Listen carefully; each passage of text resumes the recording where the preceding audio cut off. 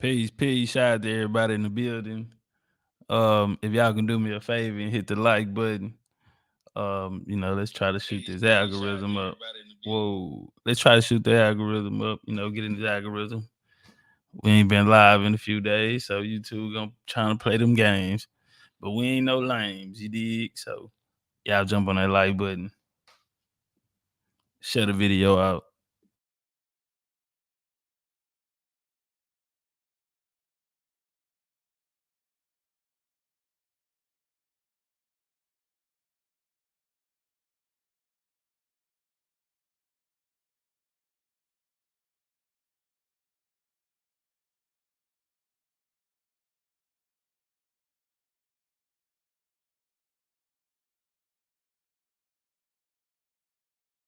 Y'all give me a few seconds. I want to share the video out myself.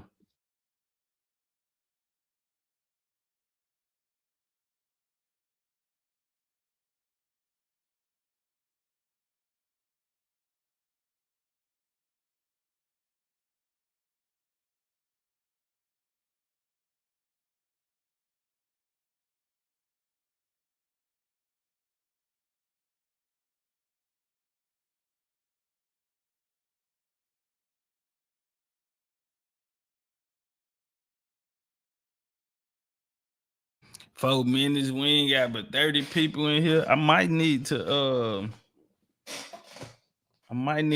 twerk this title. You feel me?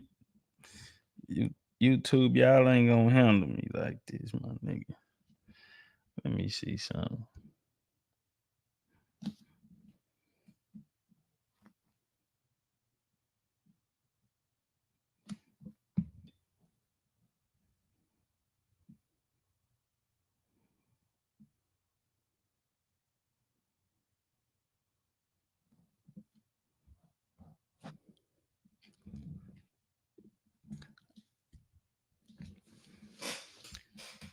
Yeah, we might have to twerk with this might have to twerk with the title, you feel me? We might have to freak with this title real quick and get big. Let me see something.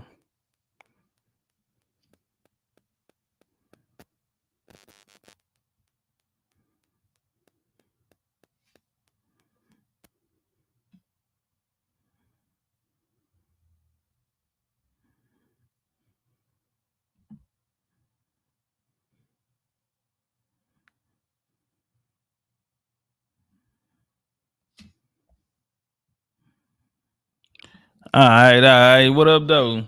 Shout out to everybody in the building. Appreciate y'all pulling up.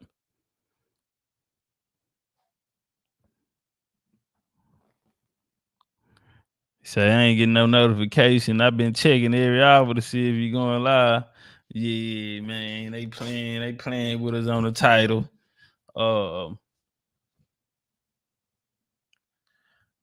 Shout out to the homie Core. Shout out to the homie Core Ray. What up, though?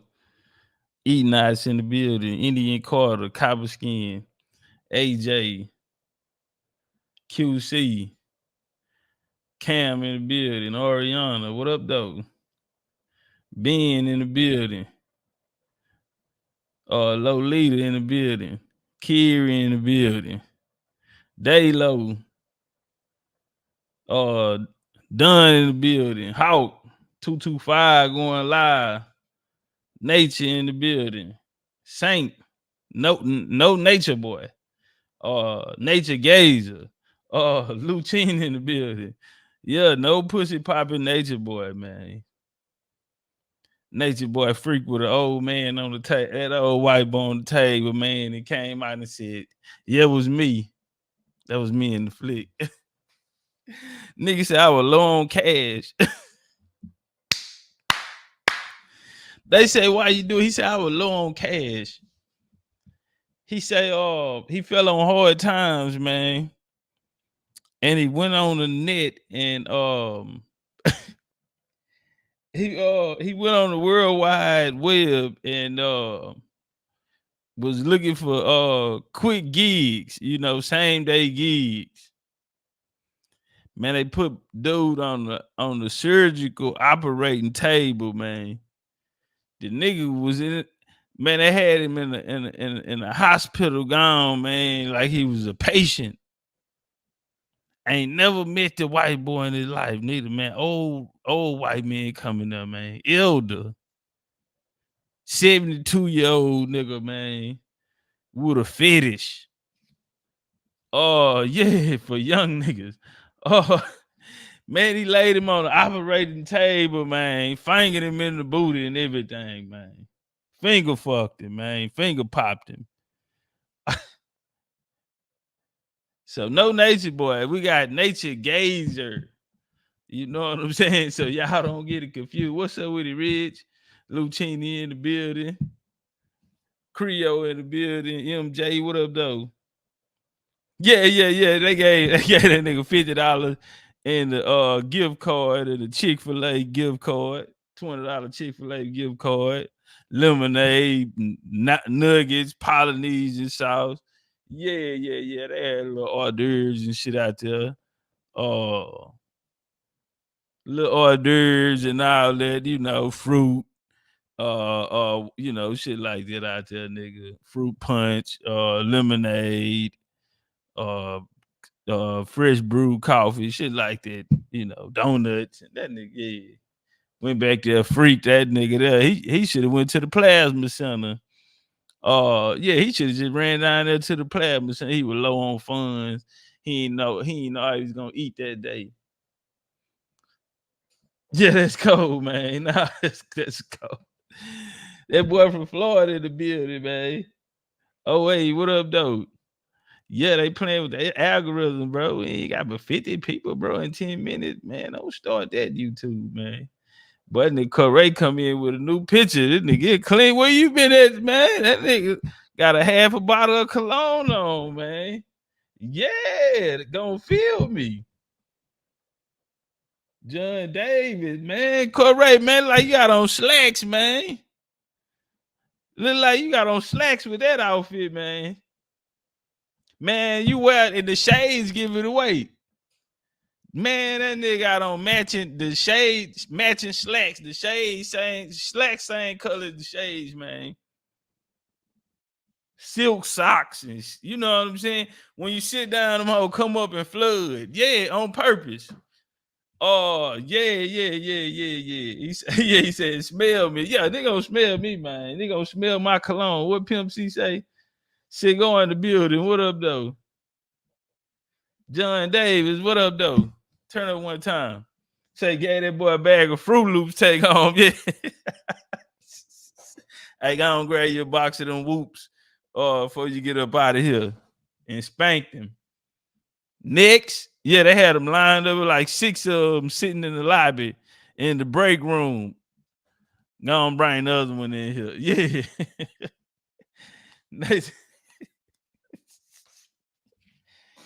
Oh, man. Remember they said he had another dude named Mike Larry or something like that. He was freaking with, met him. He was a stripper. Nah, this is a true story, man. I wish I was lying. He was a dancer. He was a butt naked dancer. And the niggas come up there and, man, just the same way with how y'all go in there and want to trick with them women. They come sit in your lap. Y'all don't strip. You go in the strip club, they go sit down on your lap. Same thing. What you think them niggas do? They in there with a G-string on. Yeah, nigga with a thong on ain't gonna come sit on your lap. You at the strip club, man. You at the butt naked. Nigga in that nature went sit down on nigga lap. Arm around him, How you doing? You want a drink? You want to buy me a drink? Yeah, man, it's the same thing. Come on now, man. It's the same thing, man. And so, yeah, it was an older nigga too. I guess he in the older niggas, man. You know them young, they want a sugar daddy. Nigga want a sugar daddy too. Nigga, you boys say, man, they were cash apping that nigga in Costa Rica. Cash apping him, taking care of him. Yeah. That my little, yeah. They sitting there at that nigga highs. Y'all know you take them girls to the highs And they just be so impressed. They be like, oh, your bed soft. These some good sheets. Oh, these some hotel towels. Yeah, that nigga got resort towels in here in this restroom. You sure don't know woman stay here?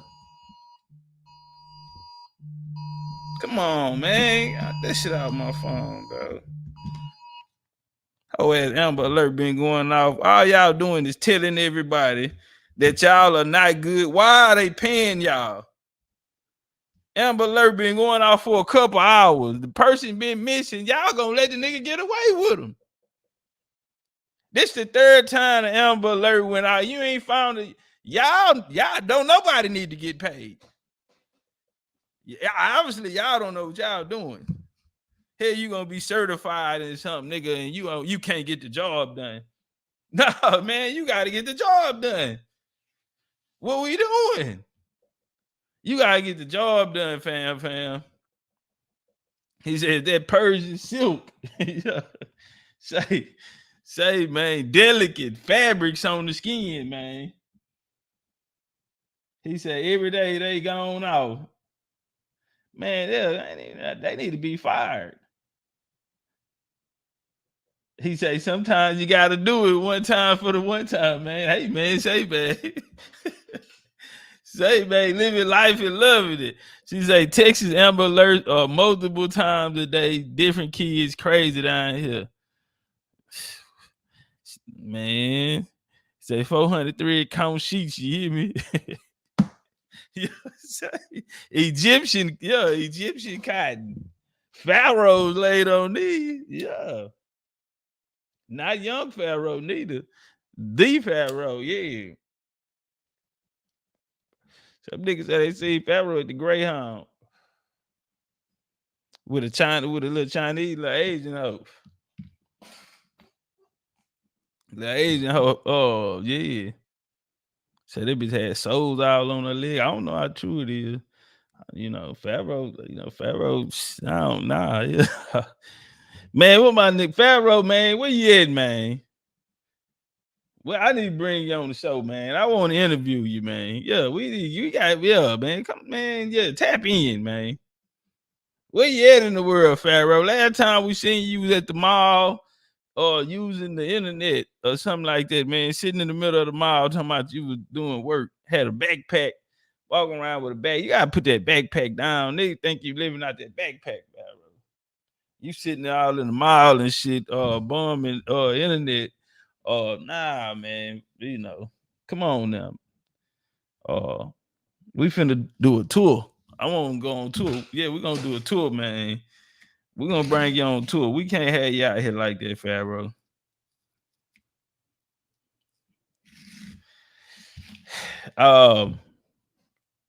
West Side in the building, man. He say Topcatz, you can Fred Hampton. I don't know. I don't know. Yeah. Why you ask though? I don't know. I'm Ken Osceola. He was the revolutionist too. You know what? Today we're gonna speak about revolution. Hold on, let me pull something up. We're gonna speak about a revolution today as well. Man, I got all this information on here, bro. This is just too much. But we gonna do it. We gonna go through it. I can't give y'all everything though, cause this Bloodlines of the God Fire. This Bloodlines of the God Fire. I'm just gonna give y'all a little something out of it. Y'all know, you can't give all the information up just yet. You have to listen. That's where you get a treasure chest from. That's why you have to have it in the vault. You feel me? You don't just give your power away. And I want to come talk about that today.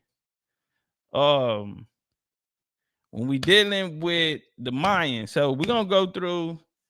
I want to give my thoughts on the bill with Taj I also want to share my experience that I just embarked on. Man, um, I ain't gonna lie, bro. It's been an emotional weekend for me. Very, very spiritual, man.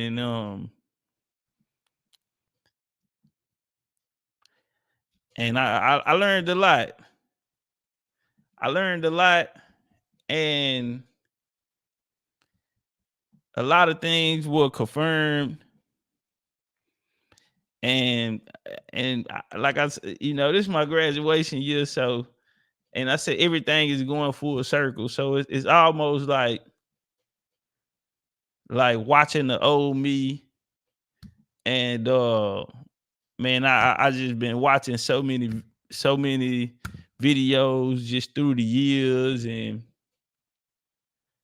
um this one this was crazy. This was crazy, bro. And I'm gonna be real, I'm a grown man. I cried like a baby. I cried like a baby, man. Big old chief, man. Big old badass chief, man. I broke down, man. But I tell you this though, even on the plane, nigga, I had my joint on my face. I'm covered up in there. Man, I just broke down, bro, just thinking about it. And it was like a Super Bowl, man. You see people win a championship. Oh man, they tears of joy. To me, very spiritual. Um then when you going and you on this, and I'm gonna tell you the number one thing that I got out of all of this, because a lot of it is you don't want to do the plane. I don't like flying on planes, bro. It's just I'm not enough. I'm not in control enough. You know what I'm saying? I don't like flying. But you have to do it if you want to travel. You feel me? So it's a lot of things you don't want to do in this here, but you have to do it. And and me, I want to hurry up and get things over with. And I had to learn before I left. I told myself that time wasn't gonna be a thing, because the tour that I took, it was almost like an all day tour, and I never been on an all day tour before. I always do the express, and if y'all came with us last time, we told him, I told him, say, homie, y'all getting out early today. Yeah. Say we signed the paper, Tree signed the paper and everything. Tree signed to take us straight back paper. Yeah, we're gonna go handle business and then we're going straight. Cause it's work. It's work, man. And I hate to take the excitement and the fun out of it, man. So I hope that's why, I hope y'all, you know what I mean. I'm glad y'all was in great spirits and y'all was able to make the best out of it. Yeah, I laid in the room and all, because when I be going, bro, it's work to me. We get a chance, we'll go out that night or whatever, and maybe have a drink or something, smoke a hookah. You feel me? Thug it in the club or something. Listen to some music, catch a vibe or whatever. But it's work to me. This trip, it work every time. It's not. You know what I'm saying? It's work. It's work. Yeah, I have to pay for it, and it's expensive. Yeah, and I'm not gonna, you know what I'm saying. And I come back and I play it for free, bring it to the people for free. So, but I pay for it's work, and then hopefully in the end, you know what I'm saying, it pay off. You feel me? So I'm just investing in it, and I'm blessed to be able to be in the position to actually have the experience, and that's what I wanted to come talk about today. A lot of negativity in the air right now. A lot of negativity, and I want to say it's like this every year. It's like this every year. Since I've been here, I've witnessed the same cycle and people not get out of this cycle. And and people need breaks. You know, you need a break. You need a break for you. You need to disattach. Some people be too invested in emotions and you know and emotionally attached to it. Some people have unrealistic expectations for the themselves sometimes and the people that they feel are for them. You know, that's one of the reasons we don't do the wrenches over here. This is not political. You look at most people chats, it's all blue. I just think about Democrats.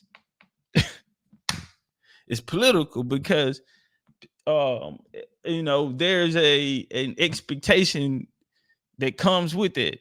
I expect you to come in. I expect you to support me. I expect you to when I'm live, you're in here with us. So this is almost as if it's because some people, you know, when they get a wrench, they feel obligated to be over there. Oh, well, I'm a moderator, so I gotta go help out. And it's like you know, it's political to, you know. So no, if you I'm not going to put you in a position where you have to be here. I only want the people that want to be here. And so I'm not gonna give you something and expect you to you know what I'm saying? I'm not gonna give you rent and say, all right, you have to support me. I need you to, you know what I'm saying, support. No, if you want to support, then you'll show up and you'll see those in green. They're supporters, they're not subscribers. Check, it's a difference. Subscribers get a wrench, supporters in green. So it's but I wanted to say this, man. What I really took out of it, and shout out to the sisters, shout out to Freedom. You know, the conversation with Taj and then me leaving and going there. Um, and I have a lot of respect for Taj. Um, I think that is the best comfort when you can do it like that, because most people, you know, when in those situations when you want to iron out some things or get an understanding in this day and in the past, because lectures and debating, this was something from time immemorial. You know, people had, you go back in the differences of opinion. We're all different people. We're all unique in our own way. We may have similar characteristics or similar, but you know, some people are different. So debating and not the intellectual, listen, the priesthoods and all of that. These are the people. These are the thinkers. These are the, yeah. So they always been the most important.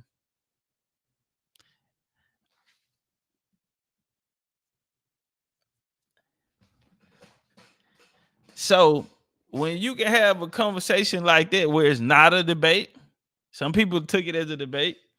It was information being exchanged, but it was in a way that people can understand.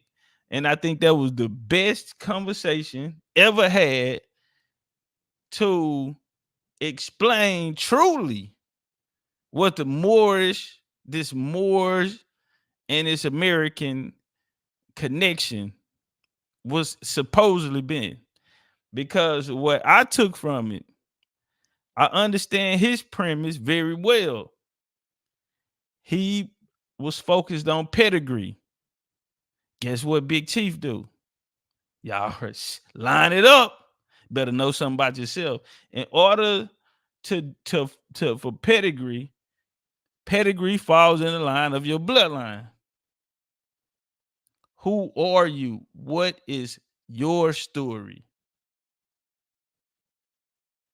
What is your story? We're not into we understand history. In order to know your story, you have to go back in history. So naturally, you become a historian. Even you can still be you use a historian. You could become a your historian. Man, bars. Hold on, man. We just created a whole nother genre. We already created Black Europeans. And I want to tell y'all, yeah, Black European. A lot of people need to just stop talking about European history, because I'm gonna be honest, it's levels to this. And if you want to know about European history, respectfully, you should come to Legendary Topcatz and no one else. Because I created the genre. I created it. So if you want to know something about Black European history, the only person you should be talking to is the nigga who created it. Because how can somebody know Black European history if they didn't create it? They don't know. They're regurgitating. They're guessing. We're gonna talk about that today, man. We got the video, man. We finna go through there. I'm gonna take y'all on a little pyramid tour and all that. I went to Spain to talk to real Moors. We're gonna speak about the Mayans. We're gonna go into a few Mayans. If you want to know American history, you need to come talk. You want to know where you want to know. You listen. That conversation with Taj Tarik Bey now listen, Taj Tarik Bey is arguably the most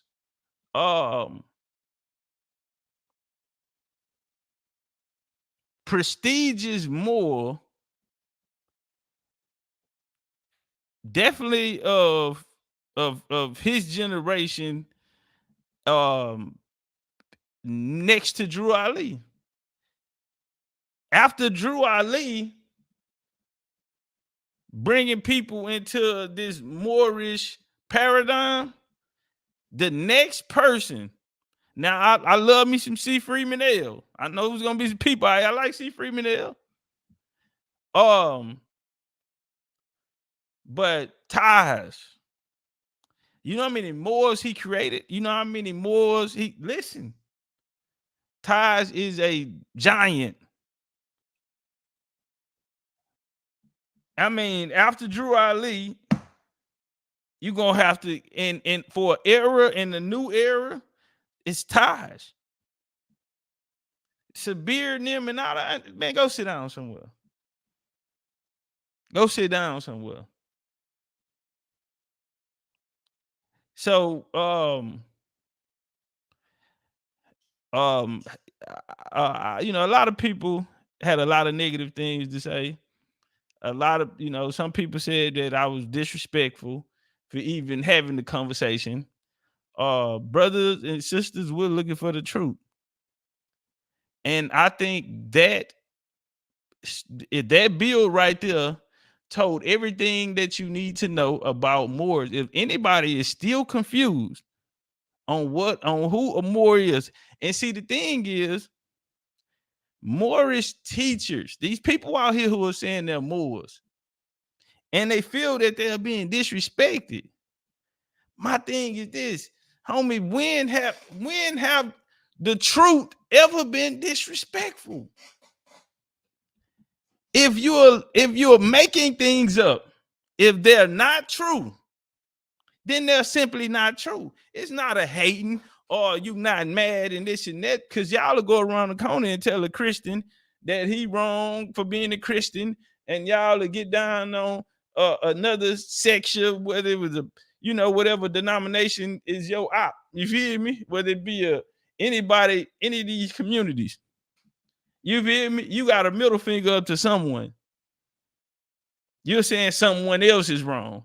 But when somebody say you're wrong, then, oh, they're enemy. Oh, they hating. They don't want to see me win and all this here. get the crying and hollering. Check. When we can get back here and get our paper, we can find out what's happening. But I'm gonna be honest.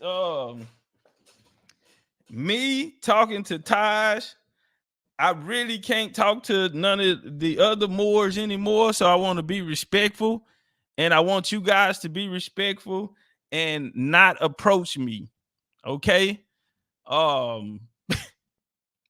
Yeah. Like when I went over there with Jabari, and since Jabari is, that guy for Pan-Africanism right now, I don't want none of y'all talking to me. Okay? Pan-Africans after that, you see Pan-African can talk to me. Who else is it to fight? Because if he the tough nigga, he the leader over there. Okay, so who else it? So what I'm gonna do? Fight out now? After I talk to y'all master teacher, and for me to be this new, since I'm the new guy, and it's impossible for me to know something, and for me to get in there and handle myself like this. I mean, I've shown. I mean, that should be telling on what level the kid is on. There should be some respect brought to this guy. And when it's not, then we understand what's taking place. Because if all of the questions, everything, what came out of that was that Moors and Indians are not the same. That was very, very, very, very clear. The questions and the answers, and OG even agreed in a lot of the situations. He also cleared up a lot of confusion. And I know where he stands. He even said Abdullah was lying. he said a lot of them was lying.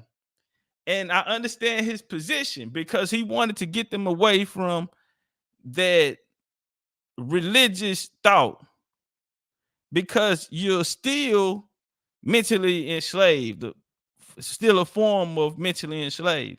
And he on some free man, you feel me? Birthright. Yeah, so that, Drew Ali brought Muslim. He created his own, gave you the circle system. He created his own. So he created his own doctrine, religious system, doctrine, whatever. And that's okay. People rolled with him and stood on it. But understand this, that was something that they converted to. And we have to be honest, family. That's the only way that we're going to get through this here. And if people are going to be emotional and not be honest, then this is not a place for you, because really the game is so watered down now, because there's simply people, and Taj even said it himself. People are out here speaking about their emotions and not what they can prove. People out here speaking with their emotions and not about who they are. And so it was a lot of great things in there. He did. I don't think nobody else could have had that conversation that way. I mean, he's a crafty fighter. He's a veteran. He know how to get off. He know how to get on. And if you don't come, like a couple times, I didn't throw my shot straight, right? And so I just changed the speed up. I get in there. That was too slow because I didn't ask the question correctly how I would normally ask it. And him being a master, he tapped me. Yeah, I ain't gonna lie. I ate a couple jabs. I'm not gonna feel bad about that. He's a legend. And right now, you're on the highest level of the game. So to me, it was, I won't just say a changing of the guard, right? Because I am up there, I'm battling with the masters. I'm in front of the masters. And what it showed me was, no, you fight your fight, youngster. Don't ever do that. Don't ever change it up. It don't matter who's standing there, because when y'all get in the ring, that same respect is gonna have to be, you are here for your respect. You gonna have to stand on that. Ain't no, now you gonna have to be all the way great. Don't switch it up. Cause I could have stuck it in there, you know what I'm saying? And so nah, man, don't never let the respect factor take you away from who you truly are. Because if I would have just if I would have just threw it how I regular, you know what I'm saying? Because it was there, I ended up having to do it anyway. So just do it the first time. But see, this is a lot of people not even gonna feel it because they never even, you know what I'm saying? They may never get to that place, or they're working on still getting to that, you know what I'm saying, that place. And so, yeah, man, I ate a couple jabs, man. Meaning, you know what I'm saying, ain't like he got off or got down on none of my information, but just for as punch through. Don't throw no lazy jab. You know, nigga come over the top of it. And you know that. You know, box, you know that. Nigga come over the top of a lazy jab. Shoot that bitch straight and put him on his ass. Don't shut up now. Come in hard. Boom, boom, boom, boom, boom. Get off on cuz. What's happening? So but not in that situation, but as an OG, that was something that I feel like he showed me. No matter the situation, stand all the way on your square. Don't switch it up or be cool or let a nigga. That's on some let a nigga make it shit. Don't let these niggas make it. Step on them. All right. What else did I learn? I learned that the true story of the Moors have never been told. And I don't even think these people know it. I don't even think people that claim more or qualified to speak it. The history that we hear from the Moors today is a doctrine that was created in the 20th century.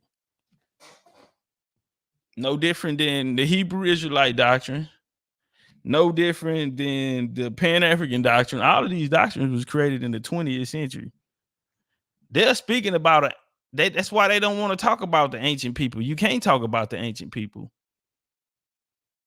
Because if you talk about the ancient people, then you are not talking about this situation that y'all ended up in after 1899 and when Noble Drew Ali came.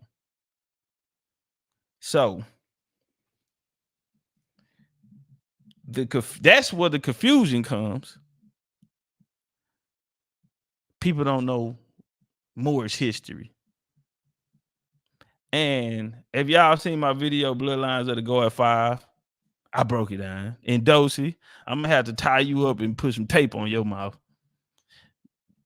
Dosey, you know what? I got something for you, Dosey. Hold on. Let me get this off the screen right quick. Let me get Kiri out for her husband call in and ask why she been up there an hour. Oh, my bad, bro. I just been going through, bro. I've been talking. I ain't even paid attention, man. Tell him no disrespect. Man. That was my bad, man. Yeah, Dosey, I got something for you. Something for BCU, period. I won't say that. Something that I want y'all to get out of this here. We finna go through this experience. One of the number one things in the Mayans And I want to take y'all back to the Wakanda. I always refer to that Wakanda movie, right? That Black Panther movie. Now, the Mayans wanted to destroy Wakanda. Why? Anybody in the chat, help me out. This is very relevant to the conversation. We're going to go through Mayan history. We're going to go through some revolutions. This is a crazy spiritual trip I want to share with y'all. But can somebody help me out? Why did in Black Panther 2, why did the Mayans want to destroy Wakanda?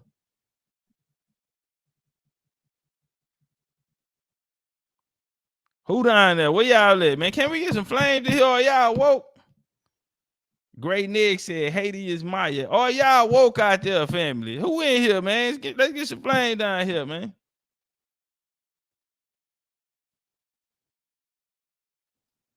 Wake up, man. Come on, get up, stretch and yawn, man. Let's do some do the hammer dance. Yeah, jumping jack. Give me 10 jumping jacks.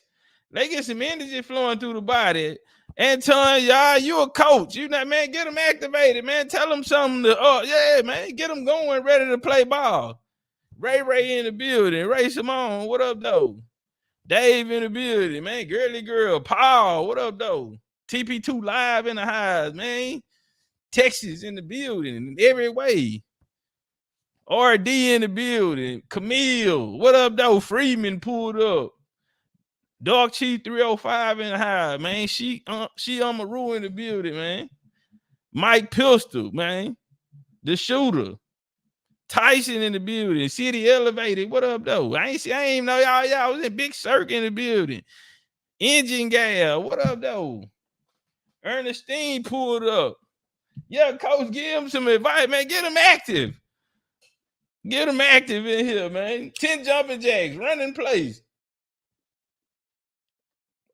Gotta get the blood circulating. What them lights looking like, man? Let's get up. Come on, man. Let's get 250 likes up there. Come on, bro. I went out there and spent all my money, man. And come on, man. I'm out here trying to go get it and come back with it for you. Come on, man. What we doing? What no sellout at? I ain't see no shout out to no sellout, man. You know, I thought about you down there, no sellout. Bro, I smoked some of the bunkers weed and man, it burned me up, man. Showed me up, man. Say, I thought about you too. I said, what no sellout there, man. He sold me some of the bunkers smoke I ever had, man, and he got me. And that's how he do me, right? He pull up there at the restaurant. You know, he like, hey, I got it, Icky, California. I said, California? Yeah, whatever you need, Icky. So he sit, you know, you go in, sit down, like at the table, they bring you menus, you know what I'm saying? Come over with a glass of water, because everybody in there, white folks, all these Europeans in here. And so they, you know, dude come serve me right at the table. Yeah, they serve me right at the table, bro. That man, listen, family. Burn me up, man. Yeah, they did that, man. I'm staying sober now. Yeah, when I go, I'm staying sober, man. That weed was so trash, man. He grew that in the backyard. That nigga told me Cali. I should have asked him what part. Yeah, I should have asked him what part. So I'm partially guilty myself, man. Greg say that Black Panther memories were burnt in Haiti in the movie. Check it out. Oh, yeah, let's get that answer. Tweety in the building. Baron, what up, though, man? Big BCU in the building. Oh, yeah. Y'all didn't answer the question, though. Look at so why did the Mayans want to destroy Wakanda in the movie Black Panther 2? Why did the Mayans want to destroy Wakanda? Chief in the building. Creekside, what up, though? BCU in the building, man. BCU gang, get on bang, man. Get bang, man. St. Louis in the building, man. So, Carrie Bay, what up, though? Man, I done looked at so many old videos, bro. I'm gonna go through it when we finna watch this build. And he said guardians of precious metals and resources. He said because they thought they broke the treaty. What was the treaty? The answer might be the treaty. What was the treaty? Some of us said it was releasing information. Okay, so y'all said it. All right, all right. That was the thing. They were afraid that they didn't mind that Wakanda had it. Remember, there was the chick at school. She ended up, getting a hold of this information. And so they wanted to kill her. We got to kill her. They didn't mind Wakanda having it. But they didn't want the information to get out. Why did they not want the information to get out? He said, got some bunk in Japan, hurt my brain. Oh, man. Oh, man. He said foreigners. Come on, y'all was doing good. Y'all was doing good, man. So why did they not want the information to go out? It's very prevalent to what we about to go through. We about to watch. Knowledge is power. Knowledge is the power. He who holds the knowledge holds the power. Sister Dosey, don't give away your power. See, and I can tell you this from experience. When I came in 2021 and I went to them apps, I was so accessible. And I learned that those apps kill podcasts. Because now the people don't have to come over here. They can sit in the place and they can sit there with a notepad and get all of the information, get all the game. They don't come over here. No, they go try to take the game and build something for themselves. That's what the Mayans understood. If I give you the game just freely, and then it's steps and it's levels that people have to go through, then they graduate. And then you move to the next level. It is different levels in it. And so you don't give it all to them right now.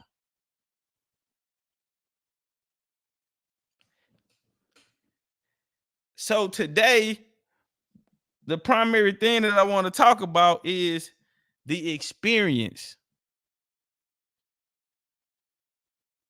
And one of the things, I'm like, man, I know I'm hard. And I don't get what I deserve, right? But it's cool though, because one thing that the game showed me is that for me just now coming in, I have time. A lot of people that's here and been here, they don't have the time anymore. They've been here. And so their time is coming to an end. You feel me? They've been here. So it's very, very obvious. A lot of people getting older.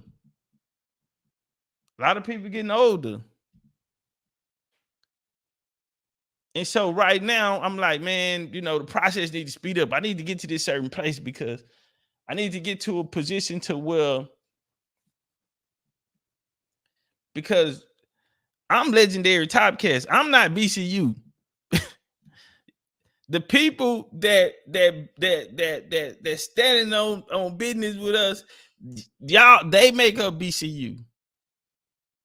I'm legendary Topcatz. The people are BCU. And man, let me tell y'all, bro, man, say, fam, we're gonna be on the map in a minute. Do you know how many people stopped and asked me, man, what is BCU? What is BCU? I'm on a plane. They Google it and I lie. I say, oh, this is just a clothing line my homeboy got. Man, why they online, man? They Googling it. I said, oh man. Yeah. Say, man, we keep, man, listen. They gonna know about it. Hey, what's it's ringing the bell. It's carrying the energy. Let me get back on focus because I want to hurry up and get this off. Shout out to the homie Whirling Thunder, man. Big Jaguar, Whirling Thunder, man. Oh, man, Whirling Thunder, bro. I went back to see the ancestors, man. They called me back. And man, bro. When I say this trip was totally Jaguared out, everything was Jaguar. And I went there with hopes of just seeing the Jaguar. You know, taking the picture, he could have been far away and everything. But I actually got to be around Jaguars. You know what I'm saying? Hold Jaguars. I got to feed them, you know, pet them. And oh man, bro, I did not think that was going to happen. But that was confirmation.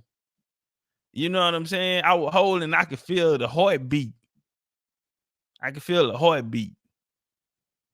And how comfortable, how comfortable the Jaguar was with me. And naturally, and let me tell you, this is how it happened. Because I wasn't even on my note. I'm slipping. I'm not even paying attention. Bro, I look down. It's a Jaguar. Cut this nigga right here on my leg. And then he like wrapped the tail around the back of my leg. Wow.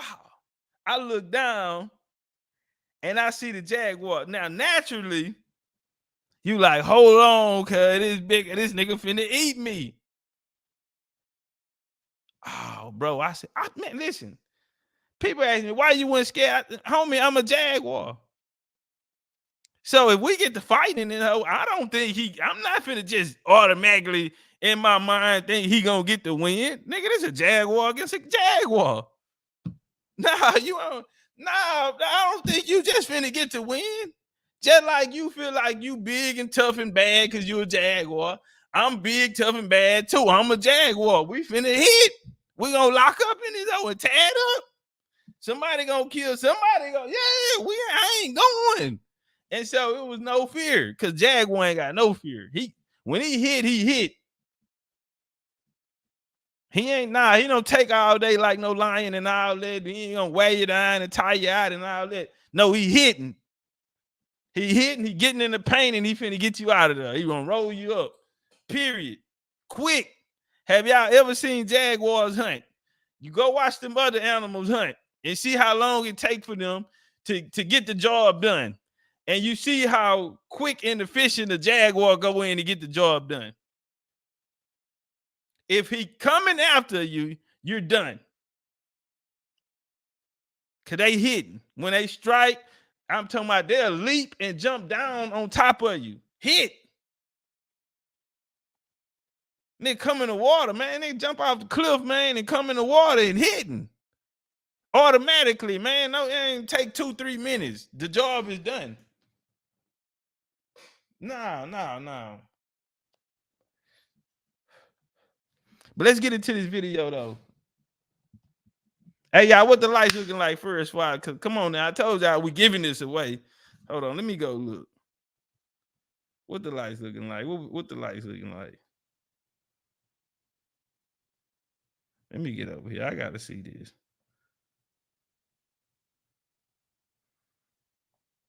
Okay, we got 240 in the building. We only have 180 likes, family. Can we get the likes up, family? We're missing a lot of likes in the building. Can we get the likes to match the views? I do want to say this here.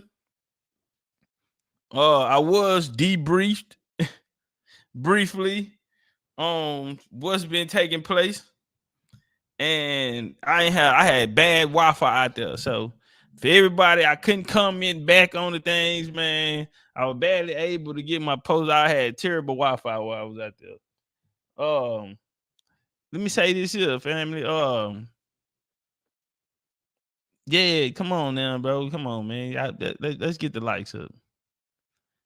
Let's shift the energy, homie. I understand. I'll just say that I understand. I understand, homie.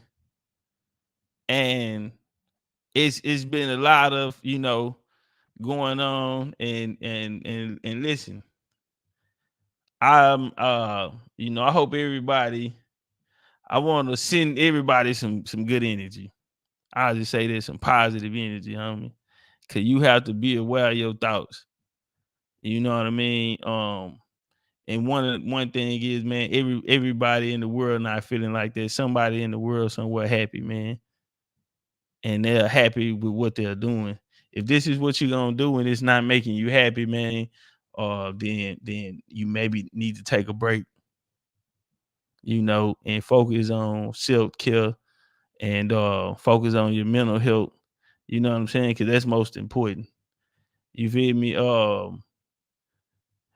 Just take a break. Disconnect. You know what I'm saying? Power back up, charge back up, man. So you can get back on the higher vibration. Where a lot of these negative things can't even reach. And that'll just be my advice to everybody that's out there. That's you know what I mean. It's crazy. It's crazy.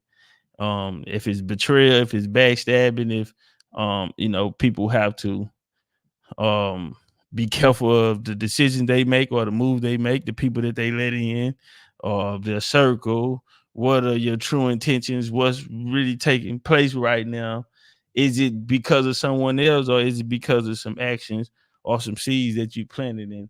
And so we gotta really, really, um, we gotta raise the energy up. BCU over here, we're gonna get the energy right. And we're gonna start by hitting that like. All right, let's turn up.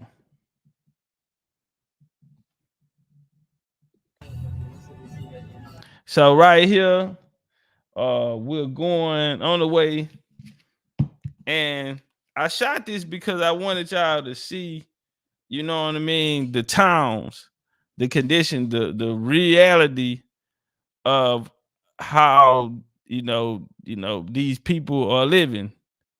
We in the jungles. This is considered a Mayan town. One of the things that they kept saying was that the Mayans, how intelligent they were. I mean, there's a meaning to every fraction of life when dealing with the Mayans. There's a purpose in it. And Tracy Trees, what's up with it? Dread son, I see you, family. That was a purpose for everything. Yeah, good. Y'all get up out of here. Again, probably somebody that was looking for some negativity. And this is positive right here. This is something that it's just jealousy. And you just gotta understand, I'm glad I don't have all the time that I to just be on here and to deal. There's so many people that are not happy in their life. And if they see you doing something like this here, you know what I'm saying, that just further lets them know they take it as they're feeling, and they're not feeling real too good about themselves right now. And I'll say this here realistically, if they really wanted to kind of get out of there, they probably should have watched it, because it was something positive and it could have inspired them. You know what I mean? And it could have you know what I mean? It could have inspired them. It could have brought up their energy, you know what I mean? But instead, some of these people are, they're in that spot because they put themselves there, and they so far in the hole, with the negativity that this right here touches their soul. But let's walk. So we're coming through this little village, right? And they talk about how great the Mayans are and were. And my question would be, how could you fall this far from technology, from science? Because today this is the reality. And if it's the same people, then we should see some form of this greatness still being shown. But if we're gonna be honest, we do not. We do not. Now, when you talk about greatnesses, people still, this is how you look at our people. See, what people don't know, that the people that are there now are implants. A lot of people don't know Mayan history. That's why when they say Mayan, they think of one person. They don't even know it's so many different sects of Mayans. And I guarantee you, a lot of these people can't even name you 5. It's different forms of people who were called Mayans. Because you gotta understand, it's bloodlines, always bloodline, homie.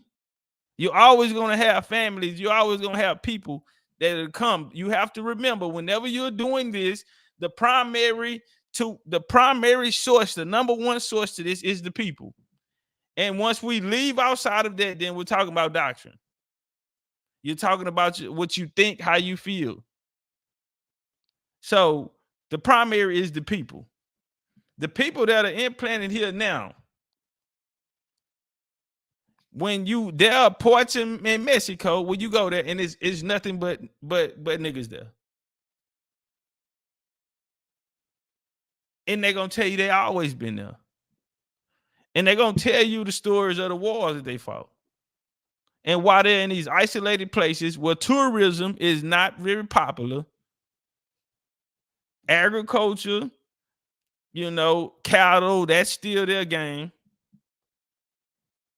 See, they had this thing where one of the games is they always talk this Mayan shit. I'm finna show y'all some shit. We finna go through there because we're gonna get it clear, homie. But I wanted to show y'all this. This is not forms of greatness. No electricity. There's none of these type of things in these houses.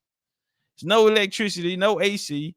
The form on how they build, we didn't build like that. You come down to the antebellum period in the 1800s. You didn't even have these styles in Europe. You didn't have these styles nowhere. Go listen, homie. Go to the Middle East and all of that. They build the same way. Everything cement. And so we know that this is coming from a different side of the world, because when you go to the other side of the world, this is how they're getting down. Now when you dealing with, you going southwest, New Mexico, Arizona, the Pueblos and all of that. Now they build in their own type. They built in there in the form, and you see similar, through Arizona and how it's set up and all of that through there. Going their way with Arizona, going out there southwest.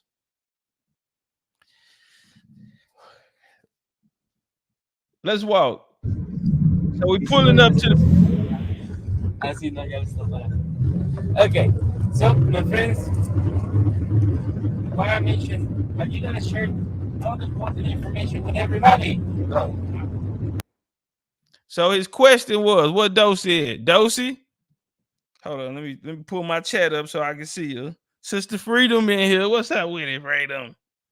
Where my hug at, Freedom? Dad Prophet, what up, though? Aboriginal Tactical.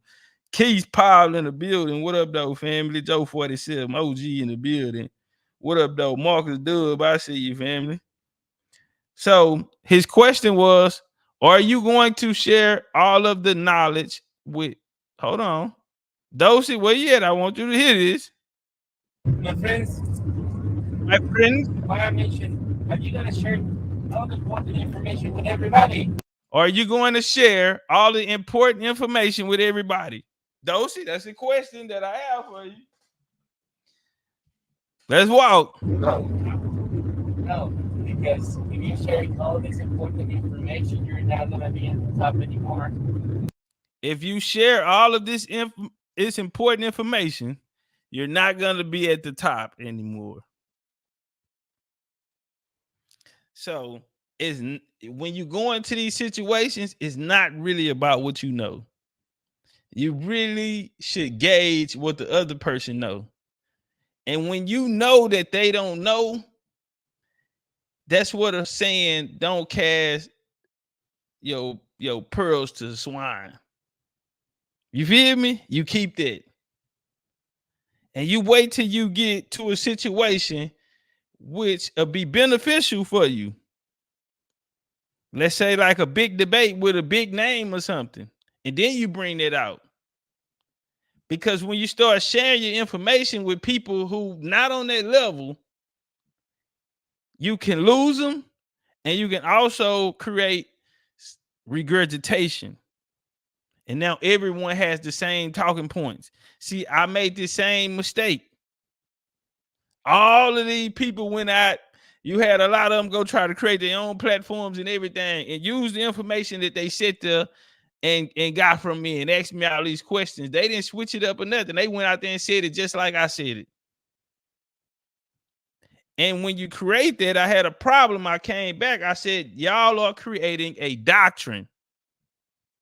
And so now it becomes church. Now it becomes what everyone else done. When you talk to a lot of these Moors, they're very predictable. Why? Because everyone has the same. And so now we got to watch out because it's creating the doctrine. And so when we start having to go in the back, you got to go in the back to come get the bills, to come get the real, because we're not just going to give it out. You give away the power, though, then you're no longer at the top. If you want to get to the top and you know you're smarter than them, and you talk to a lot of people who are not smart, I'm just going to be honest. Talk to a lot of people who don't know what they're talking about. You talk to a lot of people that don't deserve it because they'll never make it to that level. That is top information. And when you're talking to people and you surprised, you like, you don't know that? And then you just give it to them. And it was useless. This is a thunderbolt. This is like, you get like 3 of these. This is like a Superman. This is like a free man. This is like, nah, you keep that. You know what, homie? I'm going to let you make it tonight. Today your lucky day. See, I could have offed you, but today your lucky day. You know what? I'm gonna let you make it tonight. Today go on, get out of here. Today your lucky day, man. I could have scalped you. You know what? Go home, man. Be with your family. You gotta put it in the vault. Okay. So, have you ever seen something like this? I think you do. Every human society got something like this. Like people in the top, people in the top. Big Jack, Even now, this is Tippy tapping, boots on the ground. Hey, yo, belong, man. The Black Jaguar. Type shit.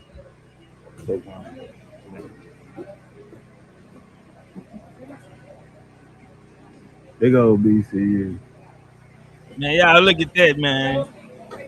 It's time for you to go to the restroom if you need it. This way,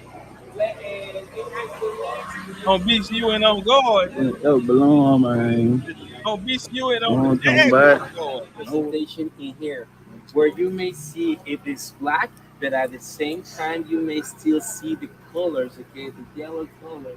Okay. Shout out to Dave in the cash out. Perfect job. Perfect work because you may see the black yellow. Okay. So, my friends, we welcome to Vibrational. Welcome to Ekbalam. I know a lot of people may never heard of Ekbalam. Well, Ekbalam translates to Black Jaguar. Okay? Black Jaguar. We are here at the Jaguar Pyramid. And I went here and they brought me in and officially made me a Jaguar guard. This trip turned me into a Jaguar guard. I'm finna go tap my whole body up and I'm finna get Jaguar spots, prints all over me. I'm finna turn. I'm officially a Jaguar guard. Let's walk. Welcome to Ik Balloon. This is the Topcatz, man. Out here on location with El and this is my first pyramid. Wow. Sorry. Check out this day. Now, my boy Ahanu say, man, he want to walk the pyramid, man. He said, man, walk the pyramid, go up there in the J's. So every time I hit the pyramids, I gotta wear the J's for the homie a new. So turn up, man. Yeah, we got the J's on, man, and we finally get to walk a pyramid. And let me tell y'all, this pyramid is 100 feet tall. It's 100 feet in the air. It don't look bad going up. But when you turn around, oh my, and I'm scared of heights. Say, homie, man, I'm looking at the whole wide world. Shout out to the homie Dave and for the love in the cash app. Let's walk.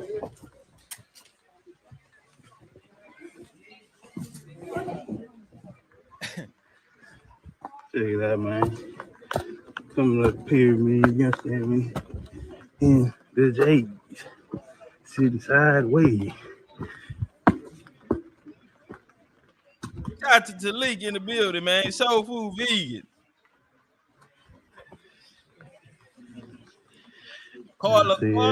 Coming up there. Hey, y'all jump on them likes. Make sure them likes out. Share it out on y'all TikTok and all that, man. I gotta go to the top.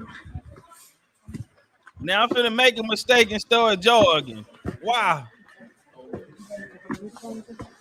Well, he gonna tell y'all why. Yeah, be careful, man.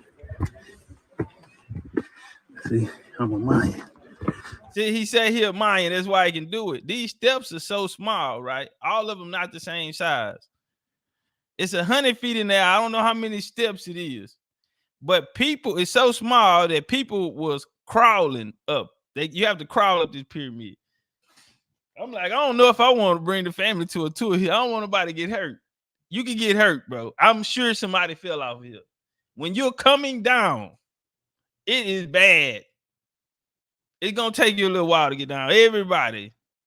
And so people was crawling. And they wasn't embarrassed because a lot of them was crawling. I had an umbrella and I just stuck it down in the ground and used it as a cane, and it came down sideways. And so I made it down kind of quick, you know, but I'm out there. I'm on my Mayan Jaguar. You know, I'm at home. I'm at the highs. Let's walk. I ain't done this shit. Y'all really be like bleachers. That boy tired. That gas on him. Look at him breathing hard. I came up 100 feet. No, and stop. Hey, man. Active. I mean, as far as I can see. Hold on, man. This is not doing anything. This is not doing nothing from actually seeing it in person. And I dropped the tip, bro. I dropped the tip there. Because when I turned around, I mean, you can see the whole peninsula. I mean, you can see so far back. It's nothing but jungle. And man,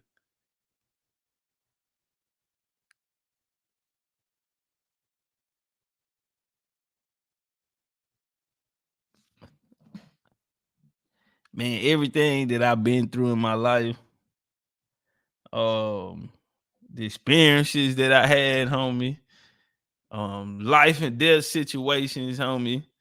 Man, I've been through a lot, and for me to get that opportunity, homie, when I turned around, you know, I'm just like, man, you know, I just knew I was blessed, and I feel like, you know, they brought me there for a reason, and it made it official. You know, the guards wanted me there, and you know, they brought me in, crowned me Jaguar guard, Yeah. Jaguar go return. And as y'all see, I'm all the way at the top. Where's some other go? Let's see if we can get up there, B. See if we can get up there. What's that with it, brother?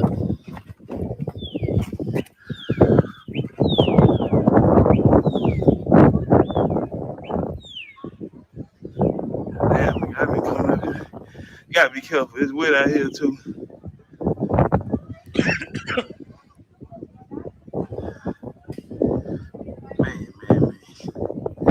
I can't explain the feeling. I can't even explain it, man. This shit is wild to me. Jaguar, no filter. Jaguar, no filter. No filter. Hit.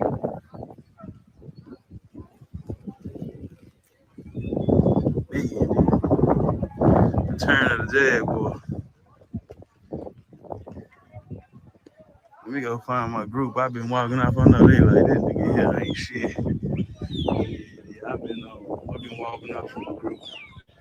I'm finna go catch up though. Oh yeah. And I climbed them in Jay. And they're a little dirty. We throwing them away after the day though. Peace. Legendary Big T Topcatz. Right here, El Balloon. I mean, y'all can take a good look around. See what's going down. Check your boy out. Tapping in, man. On some big Jaguar type of shit. And take y'all to the trap. Come fuck with me, man. Just swing y'all niggas by the trap. We keep the bricks, all that funny shit y'all niggas come running here. Gonna gun you down. Right here. This is my kinfolk you stayed. Come get y'all homeboy, man. Kinfolk you stay right here. Tapping in, man. I'll pull up to the high, man. Bricks, number bricks. All bricks. You understand me? Y'all come cartel shit. Gun you down. Right here, man. This I remember my kinfolk used to stay over here. They got guns right here. These trap keys here. They're really a trap door. I can go in there and come out underground on your ass.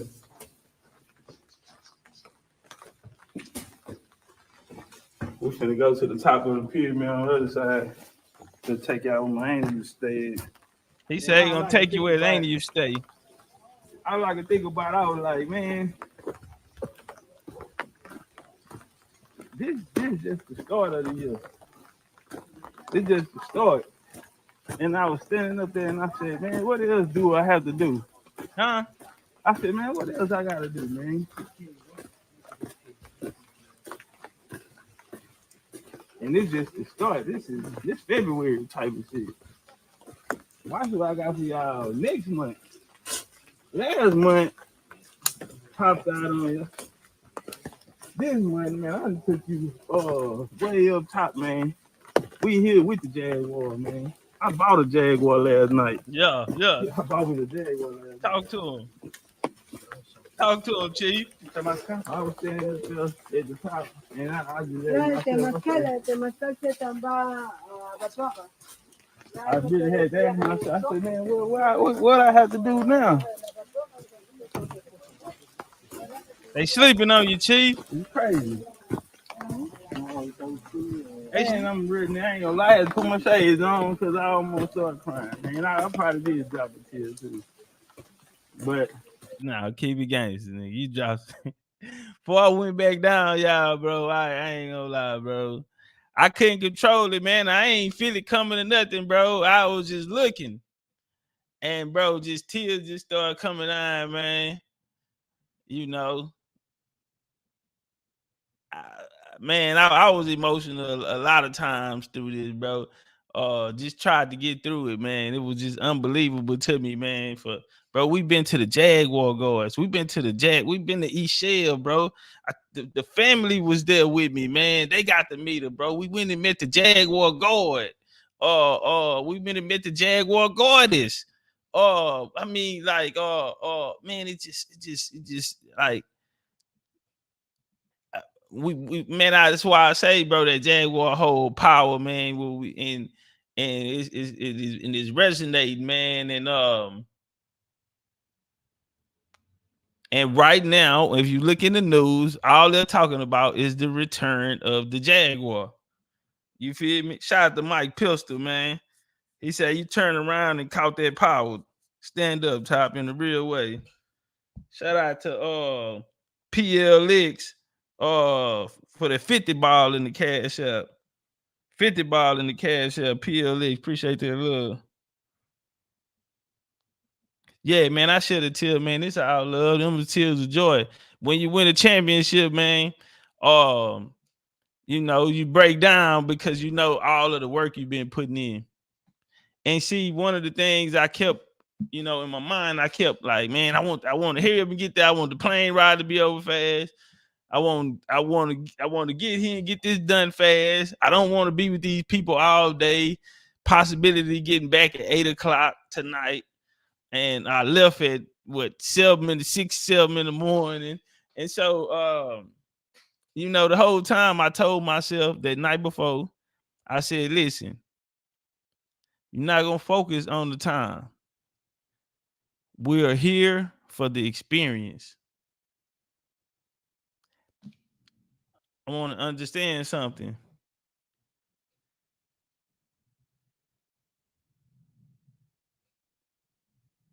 You have to do the things that we have to do so we can do the things that we want to do. Through this, things take time. So do not worry about the time.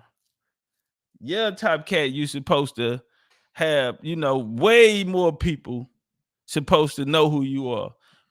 A lot of people that say they believe in the same thing know they've never supported you or tried to get, you know, any light or shine on you. Man, I tell y'all, man, it was times I tried to put together events and things, and I reached out to people, bro, and they shunned me, told me no, and closed the door in my face. And I kept trying to bring other people in on it, and it never worked. I'm standing at the top of the pyramid, homie. I'm by myself. And so I look back on the journey, just the whole thing, bro. I just kept rewinding the whole journey. All of the trips that we've been through, bro, the times that I just rewind on all of that. And I said, for the amount of time that you've been here, one thing that you had that separated you from a lot of other people out here is the experiences you've had. And so it's a journey.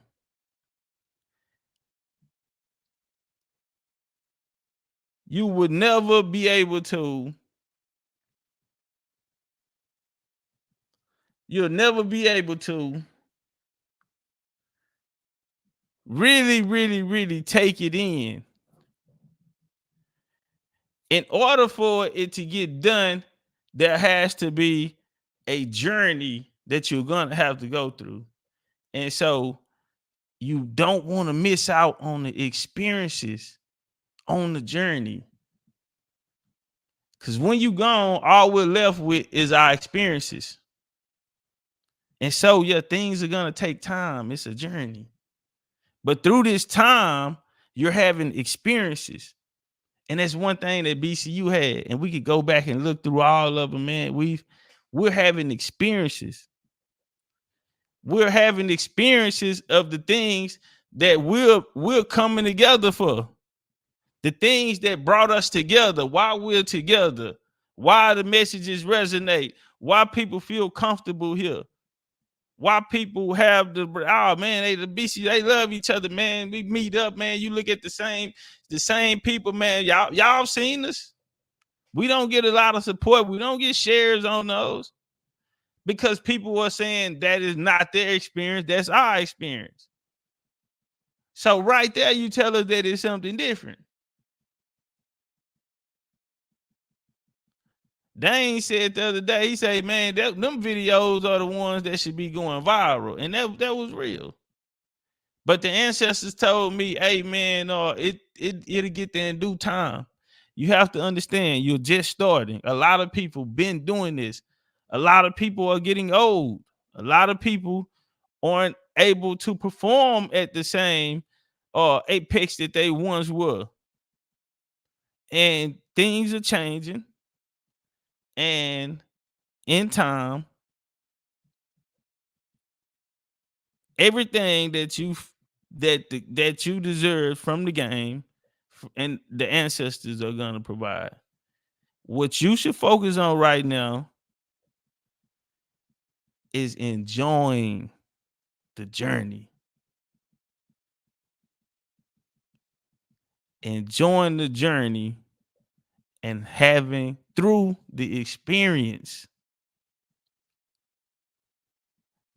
And I had to respect it. What are you rushing for? Enjoy the moment. Live in the moment. Take it in. This is a blessing. This is a blessing. Take it in. Slow down. Take your time, homie. Just wait a minute. Just stop right quick. Just stop right quick. And just think about just look around. Look where you at. Man, you ain't supposed to be in here, man. No, man, listen. Look where you at. The fact that you're here, you standing here by yourself at the Jaguar Temple. Bro, nobody was, man, the Jaguars are back. I mean, literally, the Jaguars are back in America. They all on news stations. I can play you about at least 6 clips. The return of the Jaguar to North America. The Jaguars, hold on. Oh, y'all think it's a game? Hold on right quick. I want to get this little clip out. I just want to show y'all something real quick.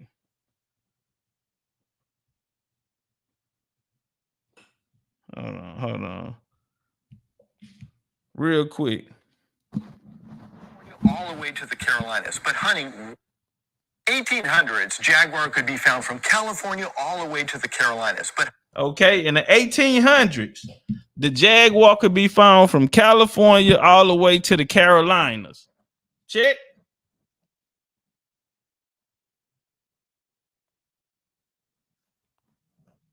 hunting wiped them out in the United States. But recently, hunting wiped them out in the United States. Mike Field, hold up.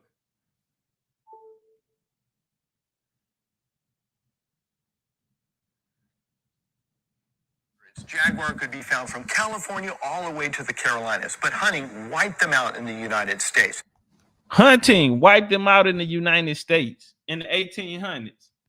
But recently, a pair of males have been spotted in the Cuenca Los Ojos region of Sonora, Mexico. I had a chance to talk to the field biologist about what this means for the return of jaguar. Listen, family, you have news stations out here talking about there is a return of jaguar to the United States. Family, why are jaguars coming into the United States?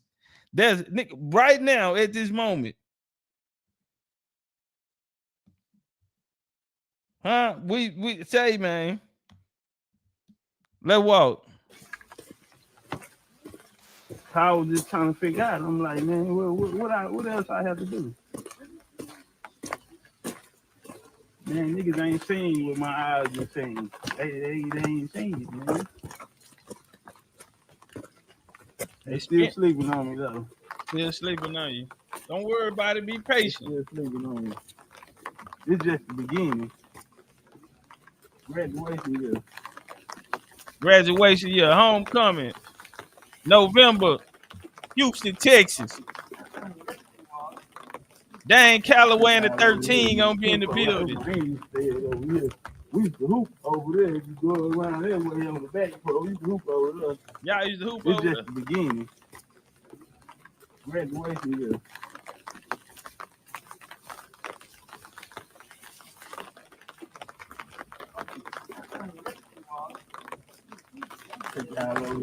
Tempo, right? My Amy stayed over here. We used to hoop over there. If you go around there way on the back pole, we used to hoop over there. I ain't used to stay over here. We come over here. These good in the hole. Let me see.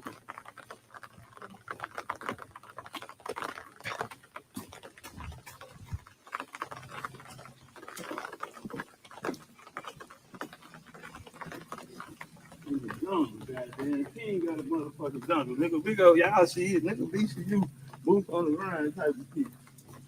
I started to go live today and argue with a nigga on the internet and debate a nigga on the internet. I said, you know what, fuck it, I'm gonna get up and go to the pyramid. Yeah, man. Before I end up arguing with a nigga for a decade on the internet. Yeah, I said, man, fuck that shit, man. I had to make a choice. I'm trying to think what I see with you. Now watch this here. Watch this here, y'all. We're gonna talk about this. I ain't go to sleep the night before. I ain't had no sleep. So I'm out here on survival mode. But I couldn't process it. I'm like, man, I seen this somewhere. It just kept speaking to me, man. And I'm like, man, and then I figured it out later.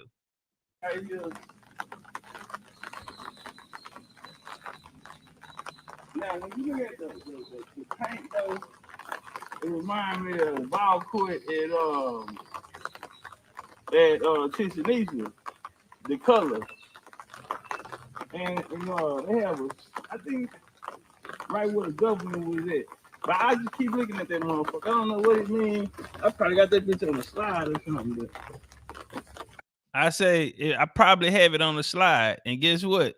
When I was sitting on the way back, I was sitting there trying to get some sleep. It was like an hour ride to the next spot.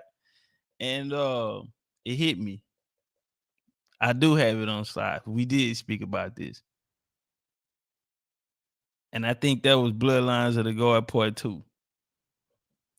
Shout out to Star. Star got Bloodlines of the God 1. Hit me up, Star. If you catch this video, hit me up.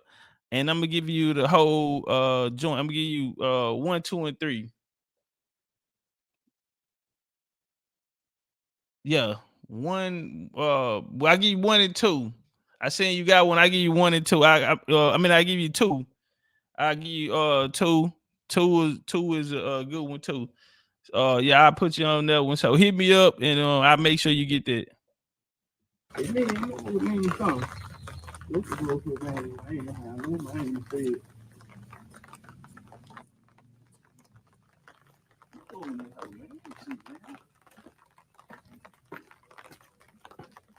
Working that umbrella.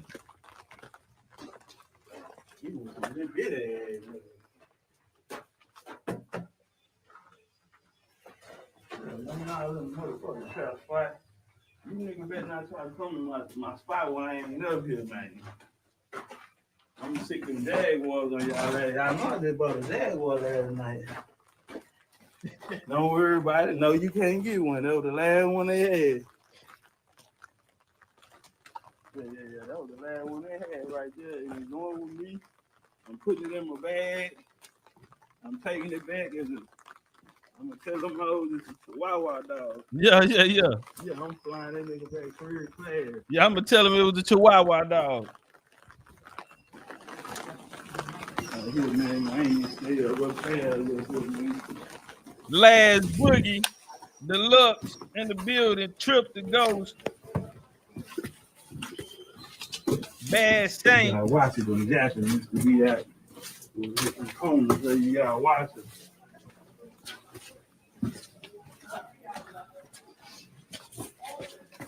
Bro, I'm walking like I'm at home, bro. I was so comfortable here.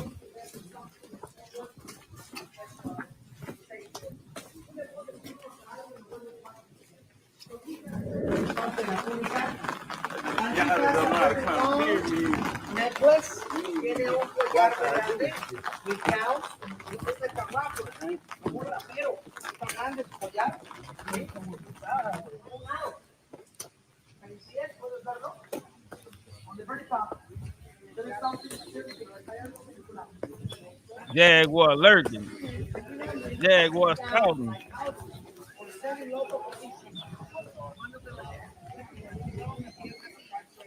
You know what it was, man. Yeah, big BTU. Watch what I got next month. Watch what come up next month. They ain't even know what it is. We're gonna go jump in the underwater portal. The underwater portal. He say we about to go to the underwater portal. He say this is this month. Watch what I got for the family next month. Watch what's coming up next month. Pyramid of the sun, pyramid of the moon. Oh man, I can't wait. I can't wait. We're going to go study the Topcatz. We're going to go study the Mashiach down there. We're going to the Anthropology Museum where all of this information that they end up coming out writing the narrative that's put out now. See y'all on the other side. See y'all on the other side. Peace, man. It's legendary Big T Topcatz. Did it boo pretty cool, man. About to take y'all to the underworld. The walk. We're going to the underworld. Get them likes up, y'all. Get them likes up, man. Okay, we can call the Notu, or better known as portal to the underworld. You take a good look and get hooked. You take a good look and get hooked. Y'all ever saw the movie Wakanda Black Panther 2? And they was talking about the Mayans, where the Mayans live underground, underwater. And they were water people. You have some called Mayan blue, which is the color of the sky and also the water. And it takes years. This is one of the most legendary of all of the cenotes. It's cenotes all around the Yucatan. This is one of the most important. And that's why we're here today. Let's walk.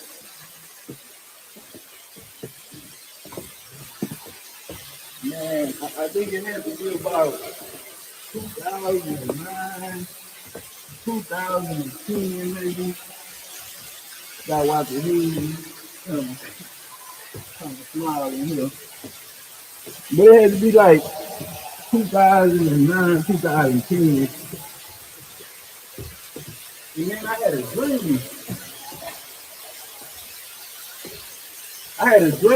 And I just kept having the same dream over and over. And I spoke about this before, man, about this dream that I just kept having. This was in 2009. And I just kept having this dream. And I'm like, man, what does this mean? Because I had never seen, you know what I'm saying, nothing like it. And I can just remember jumping down in there and being in there. And this was in 2009. And I used to have this dream often. Ever since then.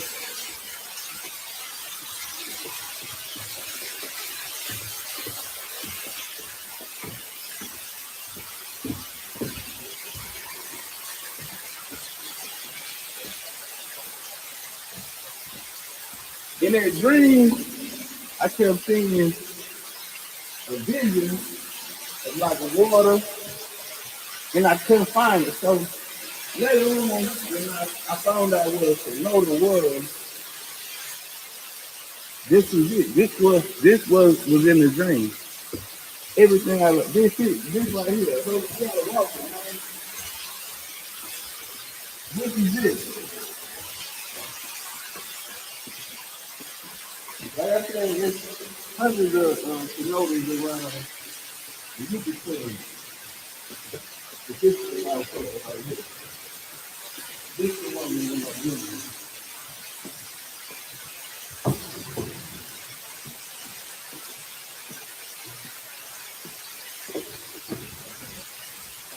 Yeah, but need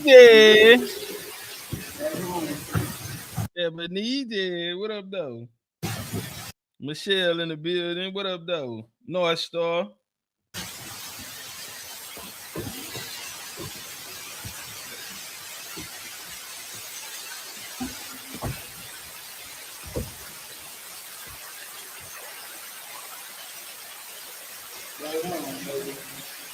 Back home.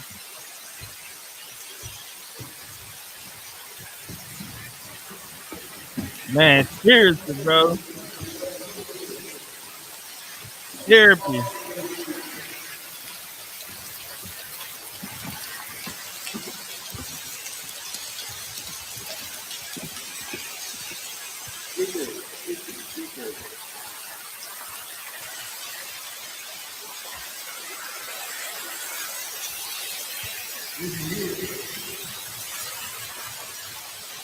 Porter hopping.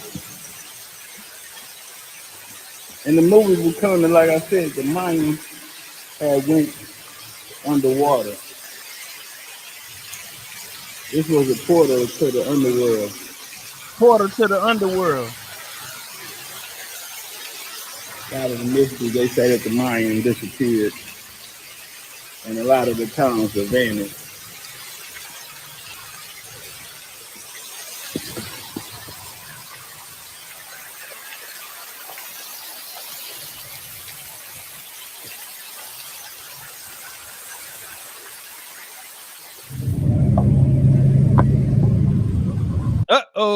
Uh-oh.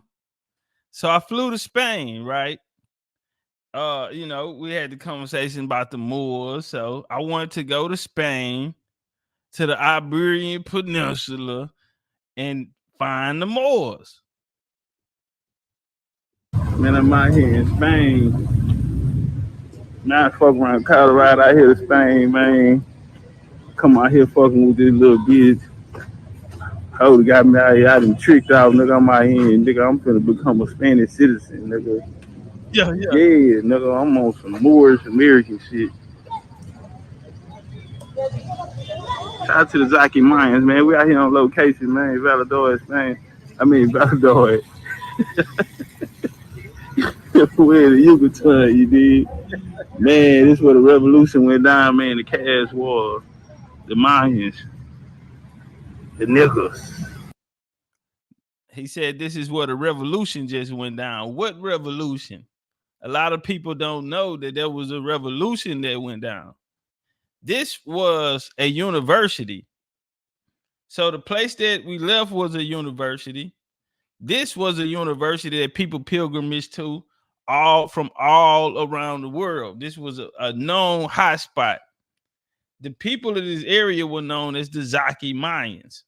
A lot of people never heard of the Zaki Mayans. If you watch Bloodlines of the Gods, then you heard of the Zaki Mayans. You know what? I'm gonna share a little of their history with y'all today. We're gonna go through some Bloodlines of the God 6. One of them. And I'm gonna share a little information on that and why this was so important and why I was here, why I needed to be here. Let's walk. The ones you don't hear about. You did. This where the Caste wars went down from here. We had a major one in 1848. British, the United States jumped in.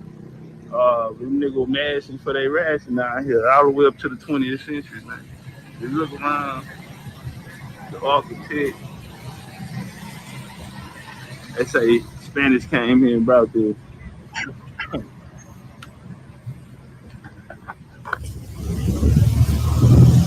Peace, tapping in. So letting that big tree Topcatz. We out here on location. Valladolid, Mexico. Man, if y'all caught that Bloodlines of the God part 4, Bloodlines of the God part 5, then nigga, watch me make it come alive. Make it come alive, G. Talking, we really walking.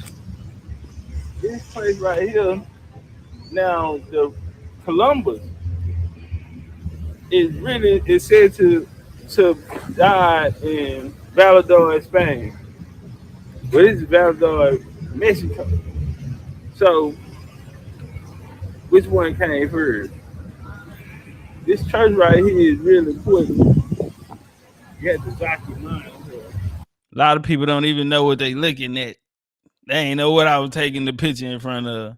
And this is why I say you don't cast your pearl to the swine. If they didn't know what they was looking at, this is further proves why I shouldn't be having a conversation with them. You gotta go get your bars up.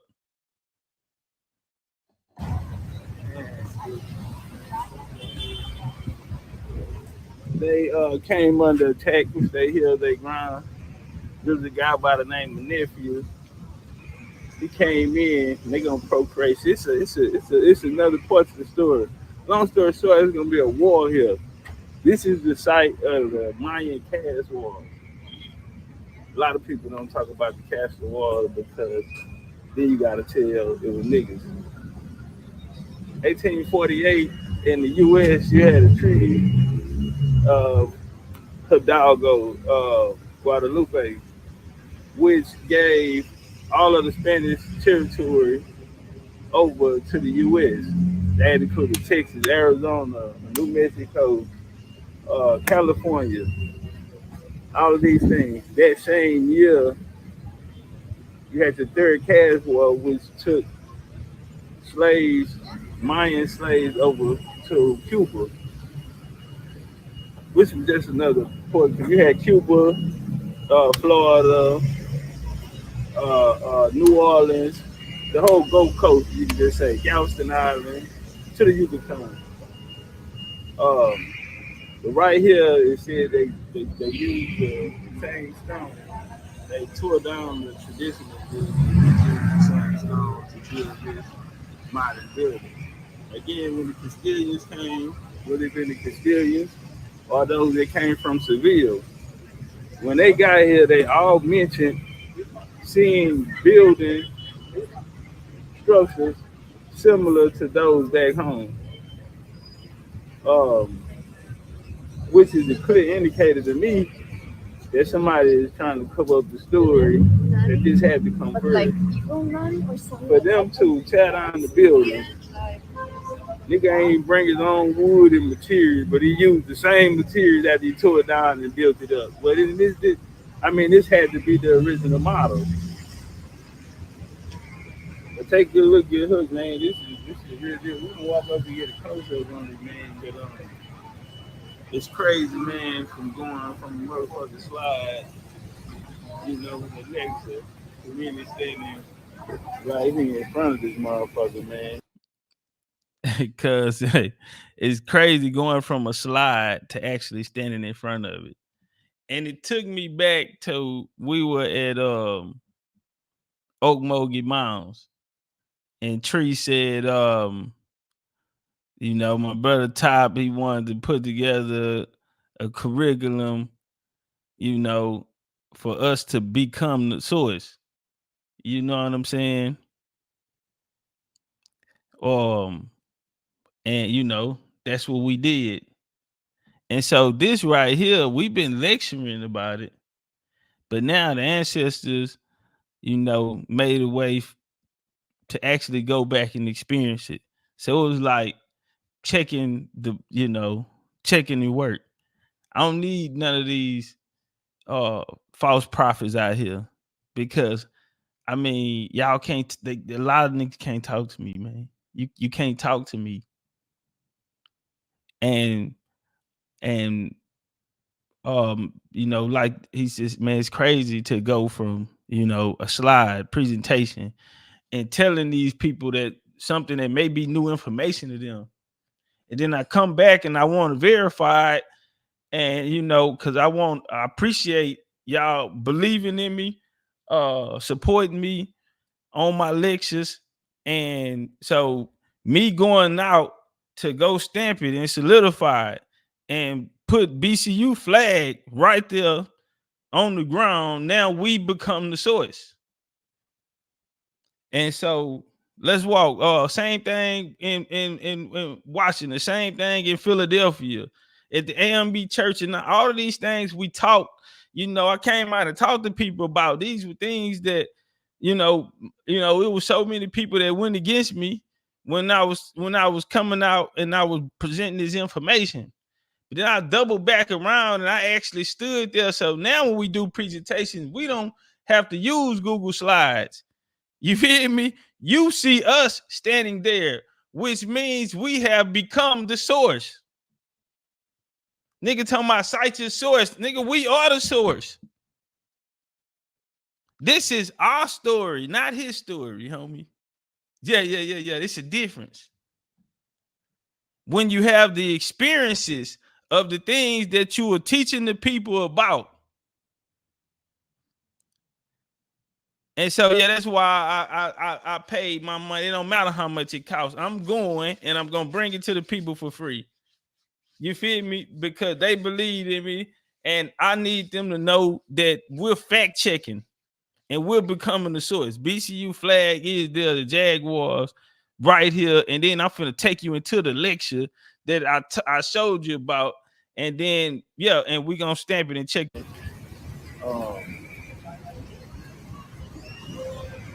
Check your boy out, man. It's deep. Let's take a walk over here. Okay.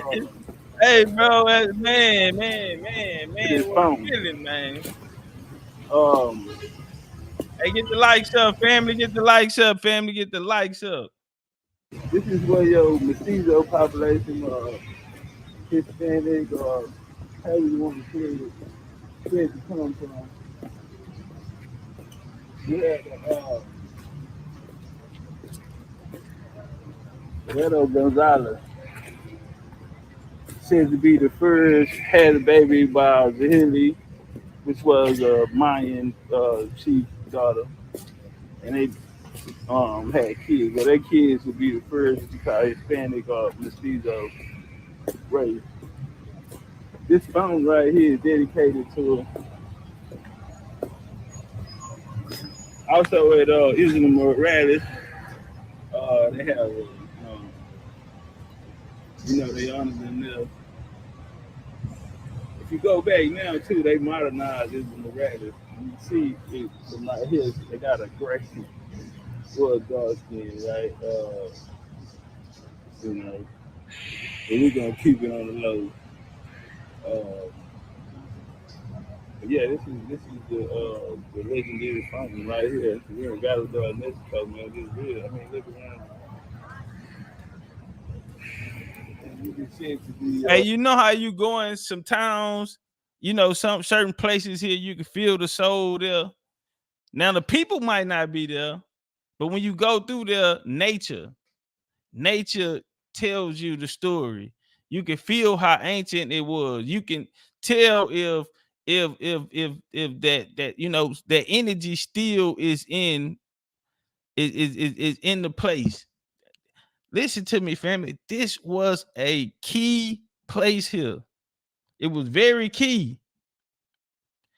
And when people talk about these confederacies and these global empires, when we talk about an empire now, that really was a empire and a network. This was one of the centerpieces to that network that went from the Gulf Coast, Cuba, Florida. This was also South America. We can't forget Brazil, Guatemala, all of that. This was a close connection. And we're gonna see them all go under attack at the same time. So when you hear about the Mexican Revolution in 1810, well, what else happens in 1810? Well, the Creeks have a civil war. They get attacked by this newly formed confederacy, which is going to be the U.S. And in the 1780s, right after the 1783 Treaty of Paris, there's going to be a meeting, and they're going to sit down, and foreign nations are going to come in and ally with the United States. Now, even though we're going to see Spain still have issues, we're going to see the French are going to be in on this, because the France and Spain are going to be people who are they're going to be the first people to come in and support when the bank of the US came, North America Bank. You had Alexander Hamilton going to come in. He's going to become the first treasurer. Right, he studied under the first guy who was on the first bank. That failed. They brought in the second bank, and now Alexander Hamilton is gonna be the treasurer over this. Well, they needed a foreign policy, so they needed to reach out and get foreign support. And France will play a huge part in this. Lafayette will play a part in it as well. Well, you're gonna have this confederacy that's gonna come together. They're gonna attack. They're gonna attack the Muskogee nations down in the southeast, and they're gonna break up this operation that's taking place from Florida, Georgia, Alabama, Texas, in the Yucatan, Guatemala. Everybody's gonna take off. In the same time, what else is taking place? The Barbary Wars are taking. I'm giving up too much game. See, y'all, man, they already put. Listen, I'm gonna give up a little bit today, and then I'm gonna get off of it. Let's walk.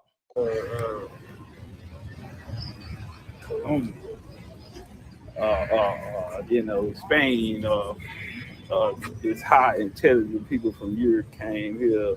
Man, make no sense. You talk about the people who didn't start the age. That age of discovery didn't start until the 1400s for them sailing. When you're dealing with a maritime people like the Mayans, we find this culture left and went all around the world. Man, y'all get my book, Bloodlines of the Goys, man. Let's walk over here. Shit crazy, nigga, really out here in the, in the building. Man, I seen something on the way here, bro, really fucked me up. It was a little kid, man. She couldn't have been no older than like 6 years old, and she was picking up cans. Man, there was no adults or nothing, nowhere in sight, and she was picking up cans, and man, that shit fucked me up. Yeah, I would have gave all the money I had in my pocket, man. That was some wild shit.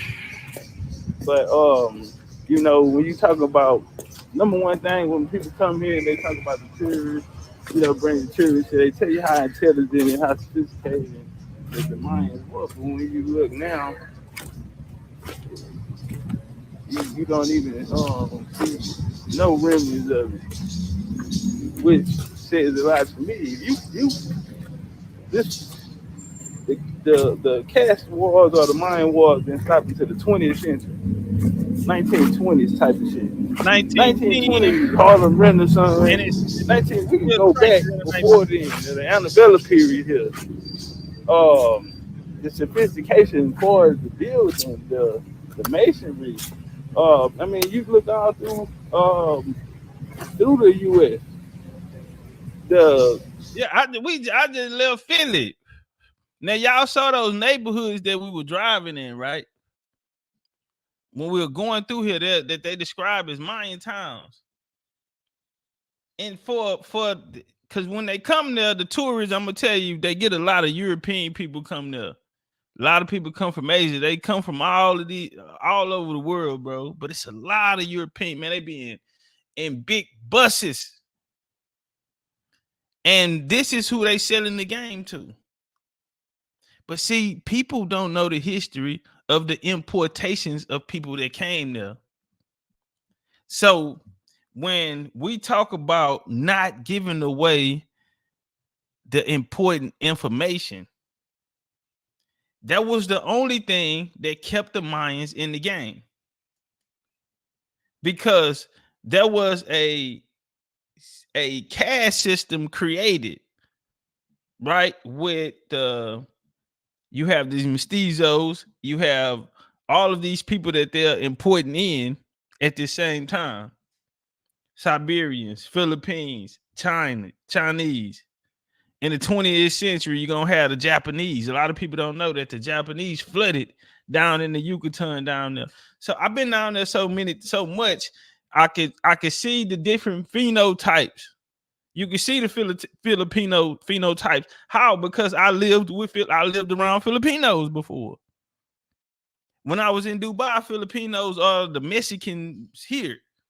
The same road that the Mexicans have here, the Filipinos have on the other side of the world. The same exact. They look the same. They women look the same. They built the same. Bro, you can't miss me. You can see the ones who are mixed with the Chinese. You can see the ones who are mixed with the Japanese. But today they call them Mexicans. They threw this label Mexican on them and made them all one people. But see, there, the people don't talk like that. How niggas talk here, they go, oh, Mexican is man. Listen, go down there and see how the people talk. Listen, there's an insecurity there. It's an insecurity there. And you know why? If you don't have Mayan blood, then you're looked at as not being you are looked at as not being original.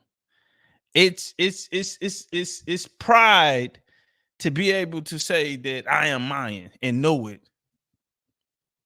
But see, that's the same thing that we're saying, nigga. We are proud of being Indian. This is what our family told us. But a lot of them people, they'll have to face the reality that they're not the real people. Because you have to understand the history that the anthropology put out. Is why I'm going to the museum, because they put out this information. We know that they gave statuses to the Chinos and the other immigrants that were brought in. In that class system that was created, the Mayans were put at the bottom. That's why the Mayans were in the wars, and that's why the wars were fought against them, and they were the ones taken in the slave trades. They're the ones that are on these isolated islands where you don't get tourist attractions to. Check. They're separated. You have to take canoes and boats to get across to them. And they're isolated because they went into these lands and into these different highlands and in these different areas and after the wars and during the war. So, and this is where you get there. And a lot of people don't know how dark Mexico really is. They don't know how dark, and they just created something on the census, but they're making them Afro. They're making them Afro, but they don't know in the culture there. When in the streets, you can walk down the streets. See their game, they'll tell you the Mayans did this, and I can make you a Mayan. I can do a ritual. A lady told Dimples and Lolita that her mama was. What she told y'all, her mama was a Mayan, and she could do a Mayan prayer for you and give you all. It was some. You know what I'm saying? And they all sell that, but they are not the people. Listen, every artifact that you see down there, the Mayans are dark skinned. They're not afraid to put the hair on to show them with the dreadlocks in their dark skin. They are not afraid. Down there. The original ones, man, it was this live little ball game man. And they had all them niggas out there with dreads on, man. And I'm talking about straight niggas, bro. Yeah, man. Like, see, you gotta go down there and see it, bro. Oh, look at the family that went to Chichen Itza with us. Family, how much of the everything that they selling? The stuff that them people selling, they don't look like what they're selling. The people that selling it to you don't look like the people. No. But see, if you want the original, because they know the original is the high price. You get the pale ones and all of that. But they trying to get closer to the original as they can. And that's gonna cost you. But you're gonna get the Mayans with and I brought back a souvenir too. Big Jaguar shit, man. With the crescent moon on there. Cause see, you go down to Chichen Itza and then you talking about these Muslim niggas. And like I told y'all, the spiritual system from here, when we went around the world, religions were created out of the spiritual system They came from here. And so that's why you find all of that. Even when you go into Suma, check, we killed that in Bloodlines of the Guards 5 too. Done. That Suma and all that broke all of that down. It didn't come before a miracle, period. And we broke them down from the guards to every, man, we ain't gonna go too far. We ain't gonna show them the rope. We ain't gonna show them how it go. Or blood walk. The genius of the masonry all came from the hands of us. You don't find that shit in Africa, so you know it wasn't there. And man, you go through Philadelphia, bro. When I was in Philadelphia, I was tripping. They still got the buildings there. And you look at these architects. And so when we go down here and you're telling me that these are these same people and we're seeing how they're living. And I've been to the other side of the world and I see how they're living. Nothing compares to here. Nothing compares to here. So the highway systems and all of that, how they're set up, that came from here. From stoplights to stop signs to all of it comes from here. The same design and model they try to use here. I mean, they use around the world. But even they building, bro, you can be rich nigga in Dubai and live in there, you know, pay a lot of money to live in some of these areas, but the way that the streets are paved different than how great-great-granddad and them and great-great-granddad and them did it. They're different. The homes are built out of cement and all of that. It's just very different. So like I say, when you come here and you see Philadelphia, and we know these is back in the 1700s, these buildings are still standing around here. You feel me? We've been getting busy. You want to talk about greatness, or you're not going to fall from grace, because granddaddy, you got to remember, granddad and them, I mean, great-granddad and them built the house. Great-great-granddad and them are the ones who built their own houses. So you talk about the greatness in architect and masonry and all of that. We had that. These people there don't have that. You see the conditions that they're living in. See, we went in the ground and got the water. We knew how to go in the cactus and get the water. We were the scouts. The people that they were fighting, these Mayans, had these same attributes. So that's how we know the people there. And you know what it said, that in this town is so important. They tell you today is one of the most prideful Mayan towns, because this is where the revolt, this is where the rebellion went down. The people there, and I'm gonna let y'all hear the homie talk about it, because I had to bring it up to him, because he talked about everything else, he didn't bring it up. And then watch what he say. He's gonna say they don't talk about it, and he's gonna explain why it's not talked about. Because there you have to, being Mayan means everything. And a lot of people, and that's like the insecurities that these people have here in Americas. When they're not really Indians and they can't prove it and they're faking it and they have all these other ways except a bloodline. Or like the OG Taj say, pedigree. Gotta have a pedigree. You have to come from a nation of people. You can't make up some shit and say this is what's going down, because now you are outside of your birthright.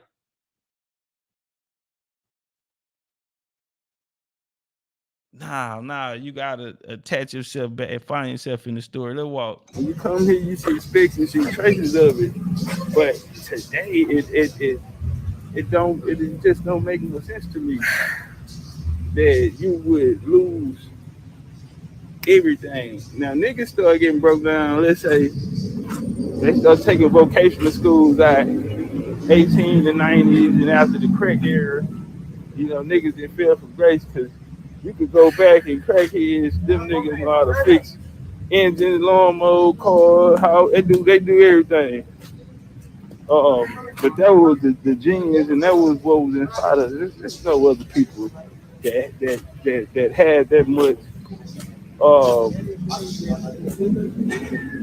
So when I'm riding through here and we see a lot of things like undeveloped, and it's impossible. You know, somebody not telling you the true story of what happened. And that's why we here. Jaguar. Y'all hear that Jaguar noise?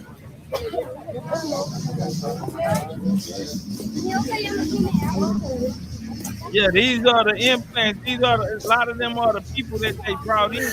Don't worry about it. I'm gonna let you here, man. Cause we gotta really get this story out. Not only just talk. That shit that just killed me, man. I understand, but then I don't. You feel me?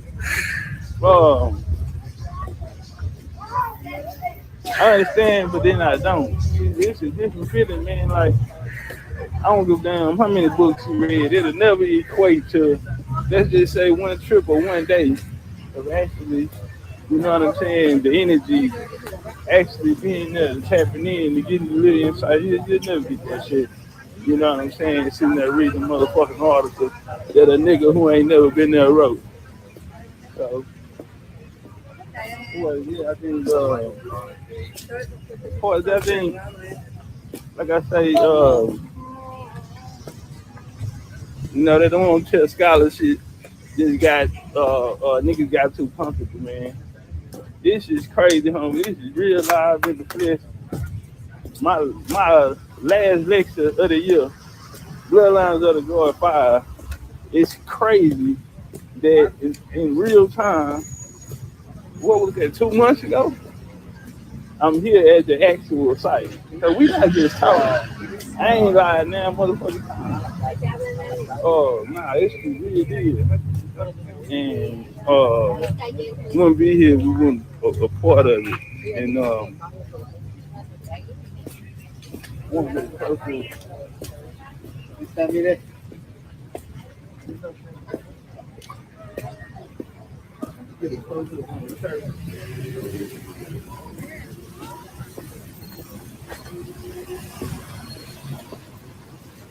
through here, one of the stories that on the way here was that 80% of the town is still Mayan and the people are still here.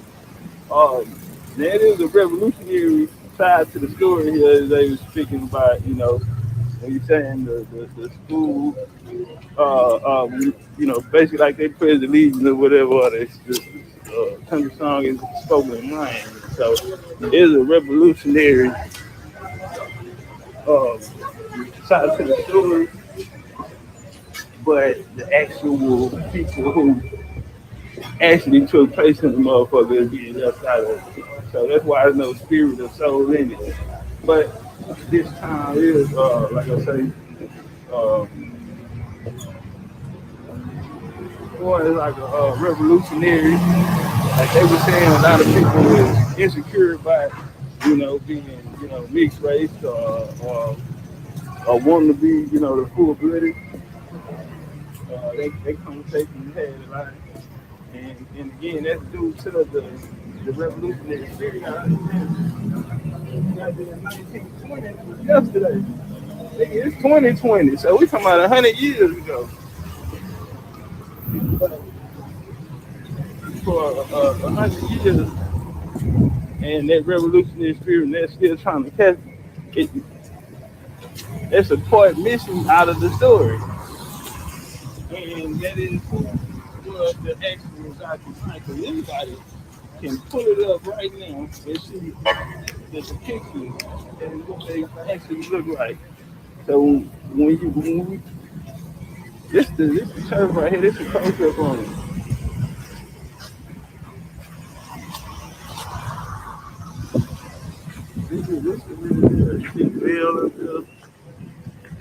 Hey, y'all get the likes up, support the show.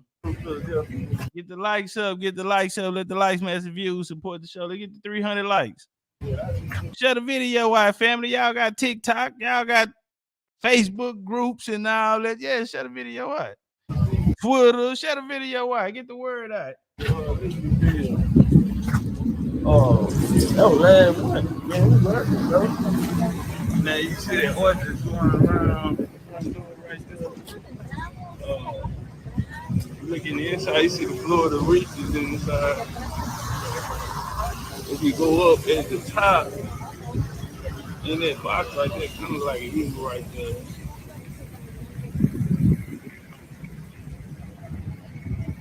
It was way different than the pistol. It was totally different. But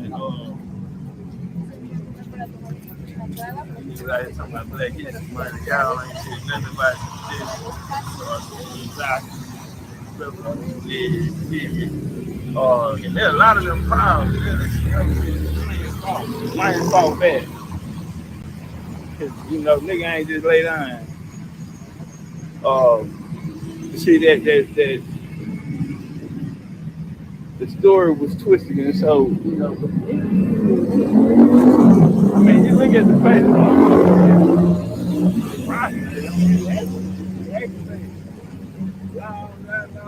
So you know, a lot of dope and money going on, but it's a lot of energy still here. For a long time, man, this was the place. This was one of the most like a heartbeat, and that's why they came for them here. And all they did was follow. Period. I'm talking about from the 1500s to the 20s. That's all they did was follow.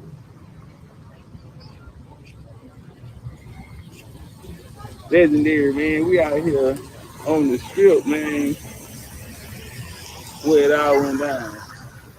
Some of the gangsters, man. You got the chippers. You got your Yucatan. You got your you got your Quiche. You got all these different forms of Mayan. One of the coldest is the Zaki though. And niggas don't talk about the Zaki. How you miss the Zaki? A lot of niggas don't say Zaki. Who the fuck is that? I ain't never heard no Zaki Mayan. The Mayans that went in the slave trade, nigga. Boy. So we right here at the high though, man.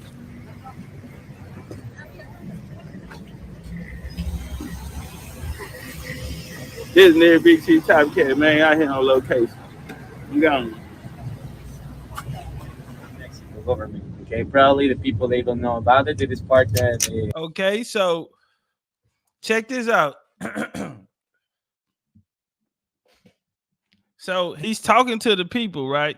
And he's telling them about how this town that we're going to is 80%.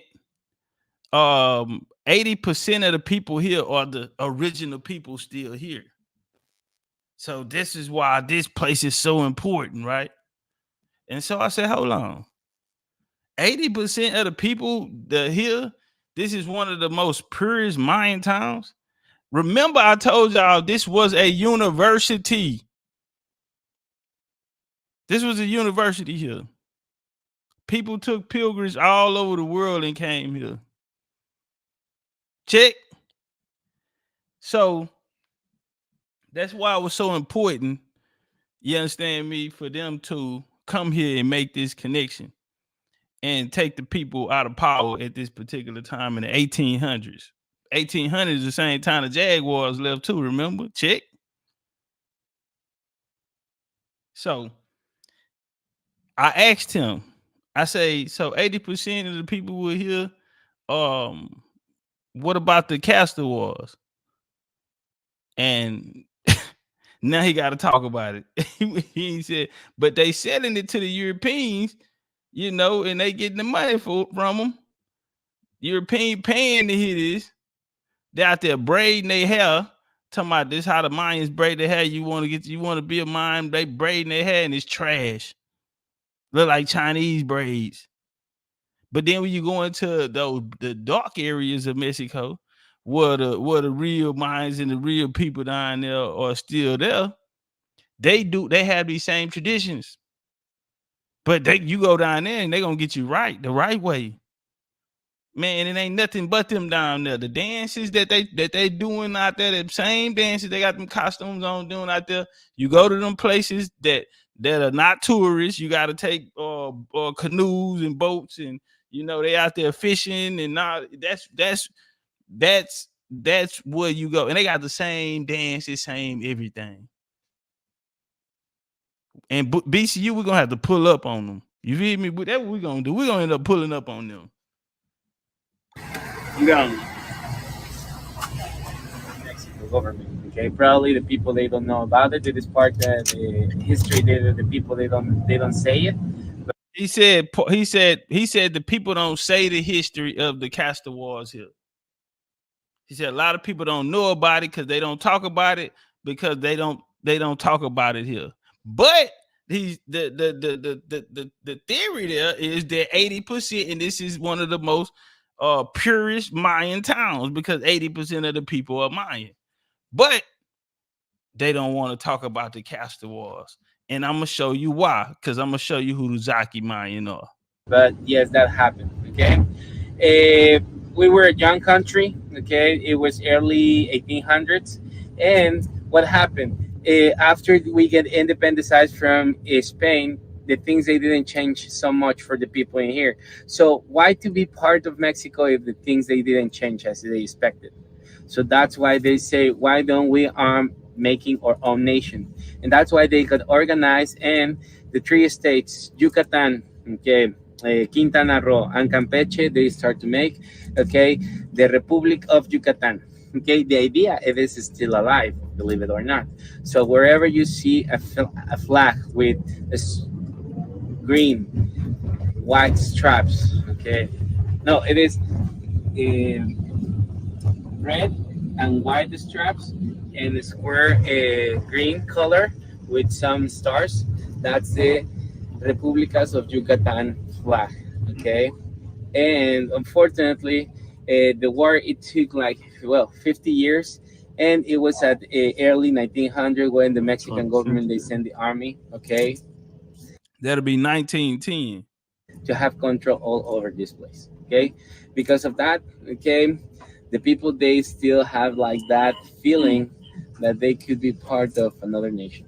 Okay, and this is the because of that reason, these people here who are the government and the people that they're pushing, the narrative they're pushing there, that you are the real people, but they actually come from the population, the implants that were brought in through the come on now watch him tell it on them.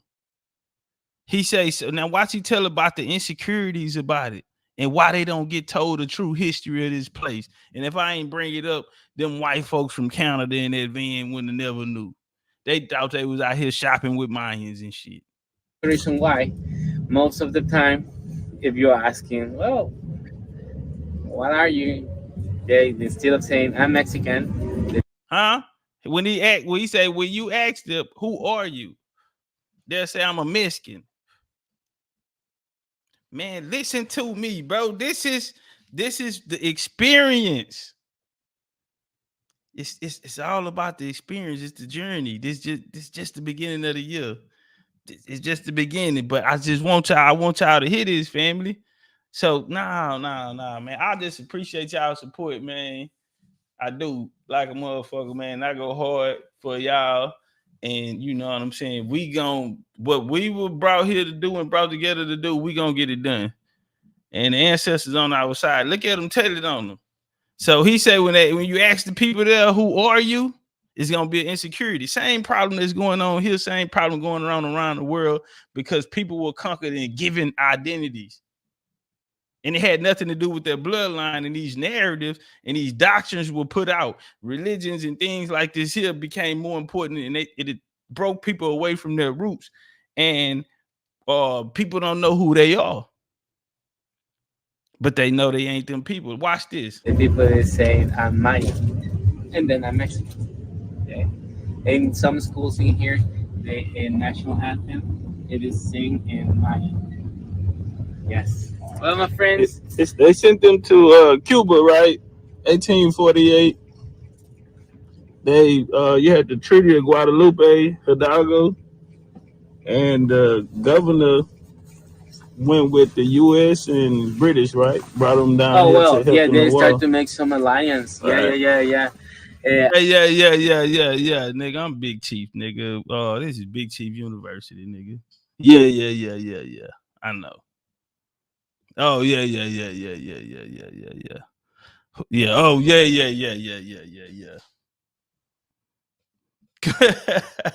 Yeah. Oh yeah. Forgot to mention that, huh? Forgot to mention that one. So let's break this down.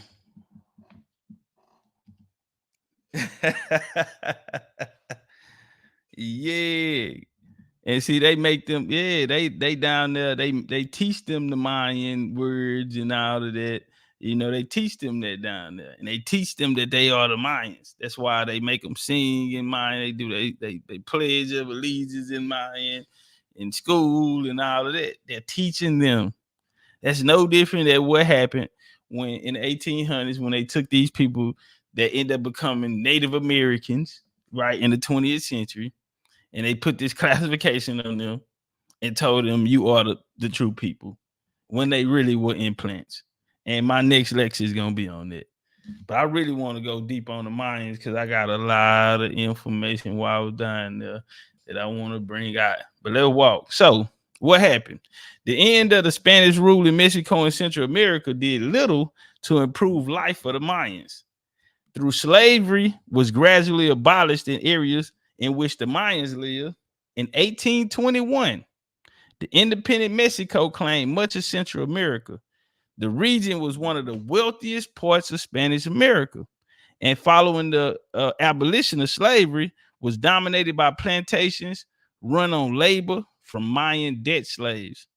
Now, in 1839, this is very recent. We could go back in our genealogy and find our ancestors in 1839.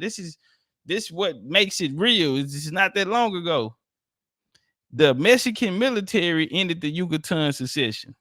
The military action rose to oppress Mayans against their overlords, leading to the outbreak of a Mayan rebellion in 1847. Okay. Now, in 1847, we have the Seminole Wars taking place. Okay, the Third Seminole War is the Seminole Wars are activated right now.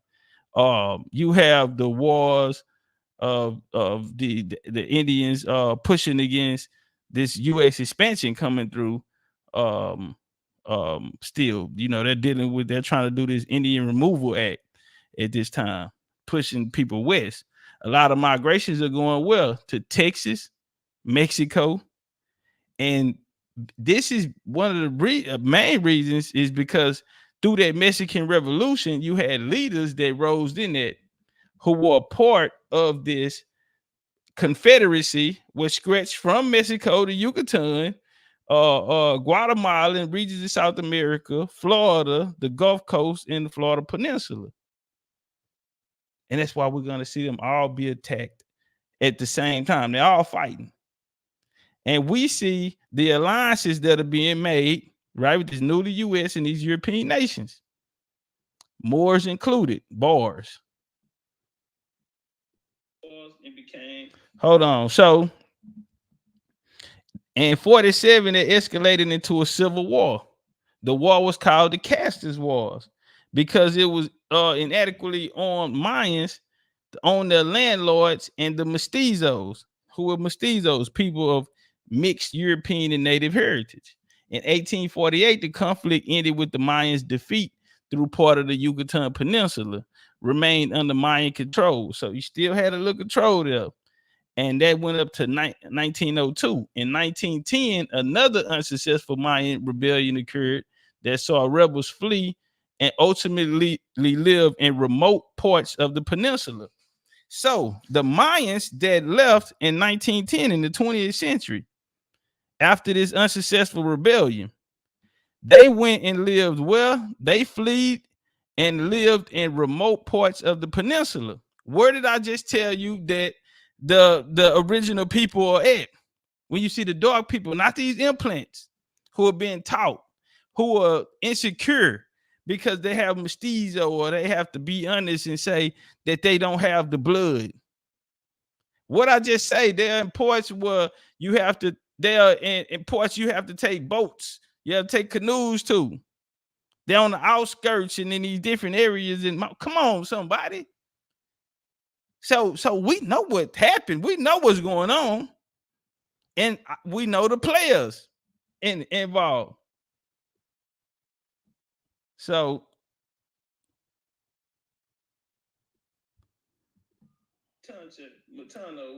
so we had this place, Vallador, Yucatan. Check. And this is where we at. You see that? You see the church in the back? It's not a church, but you see the joint in the back. Well, this is a site of the this is Zaki, the Zaki mine, right? Now it was named after Valladolid, the capital of Spain. Check. And they said the name derived from the Arabic name Balad Wawad, which means city of Wallet. Hold up.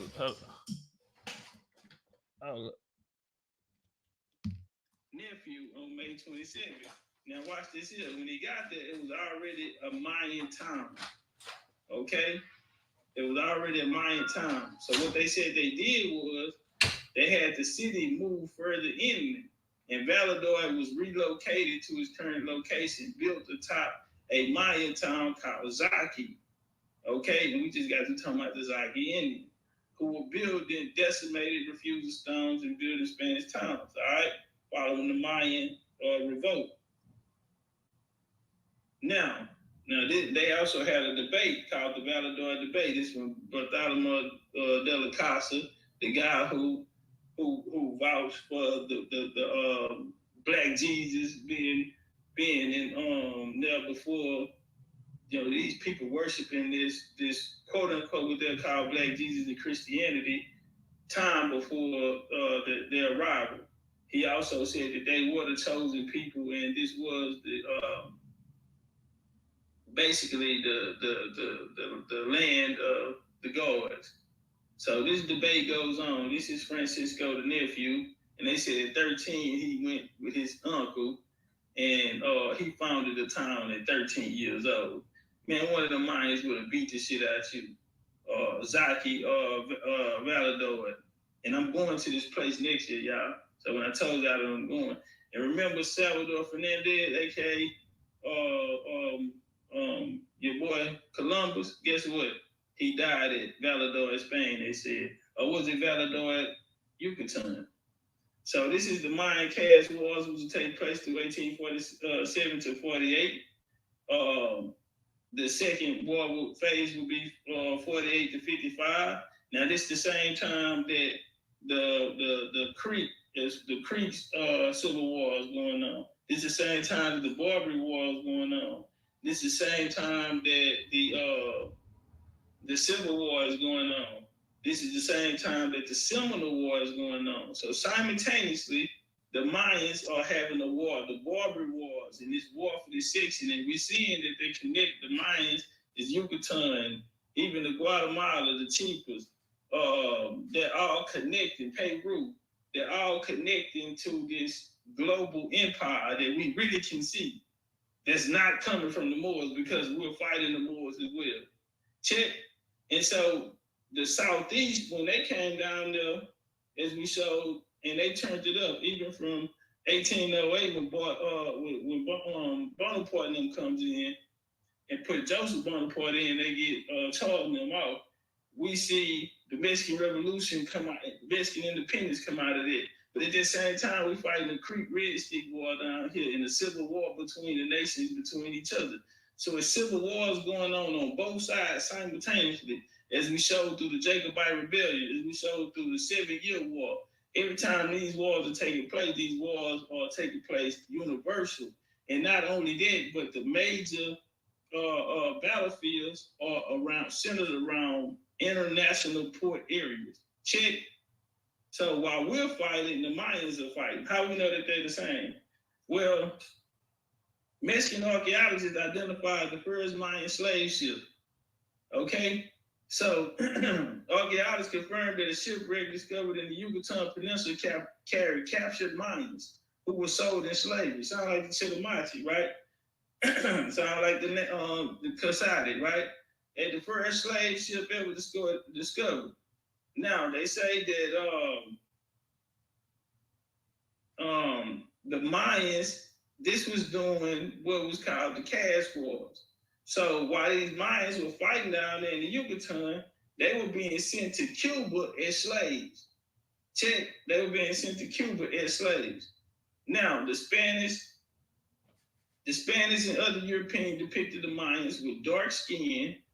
Okay, people the Spanish and other Europeans depicted the Mayans with dark skin, which can still be seen in available painting, frescoes, sculptures, and historians. They do not consider the Mayan skin tone simply as dark. They describe the Mayan skin color as warm, coppery brown. Well, we are some copper-colored niggas. We are the Mayans. Now let's go to Mayan mission into Valladolid to this place, right? Because this place, Columbus died. This is where they came. This is where the Zaki's at. We know that they fucking with the niggas over in Florida. And guess what? We gonna go to Valladolid, right? I'm going here next year too. Throughout the history, Valladolid, the Queen of the East, was the second city of colonial Yucatan. It had been a flashpoint confrontation between Mayans and Spaniards because they weren't going, right? Before the conquest of the Zaki, the capital aggressing Capu Maya, who drove Alejandro Montejo out of the region, that's the nephew, that's the nigga that they saying founded this city, right? But he just got his bitch ass ran out the block. You feel me? During the first one in 1533, 13 years later, the nephew returned to Eastern Yucatan, fierce Mayan opposition, okay, and founded a city here, that's what they say.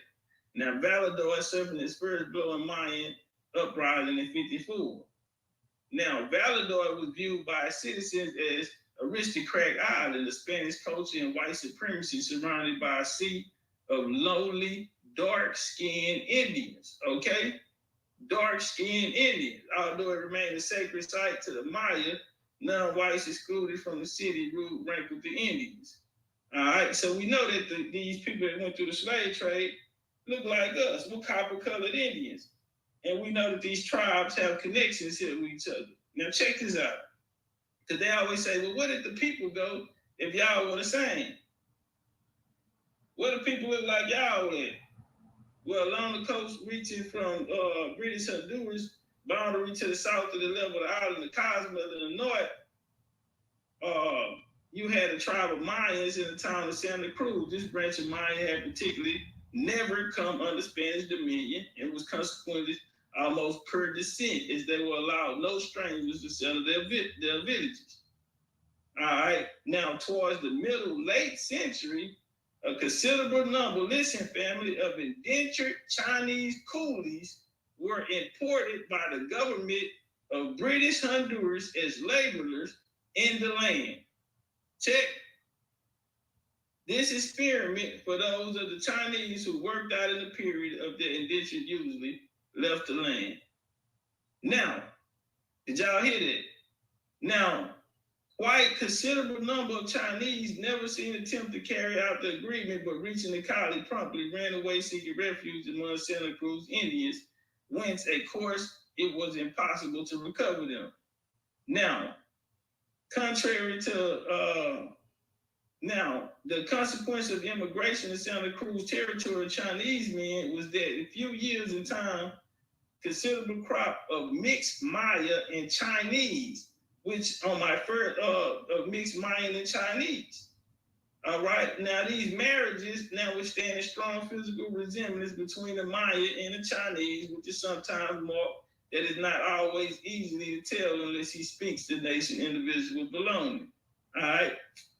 But they started accepting these Chinese people open arms.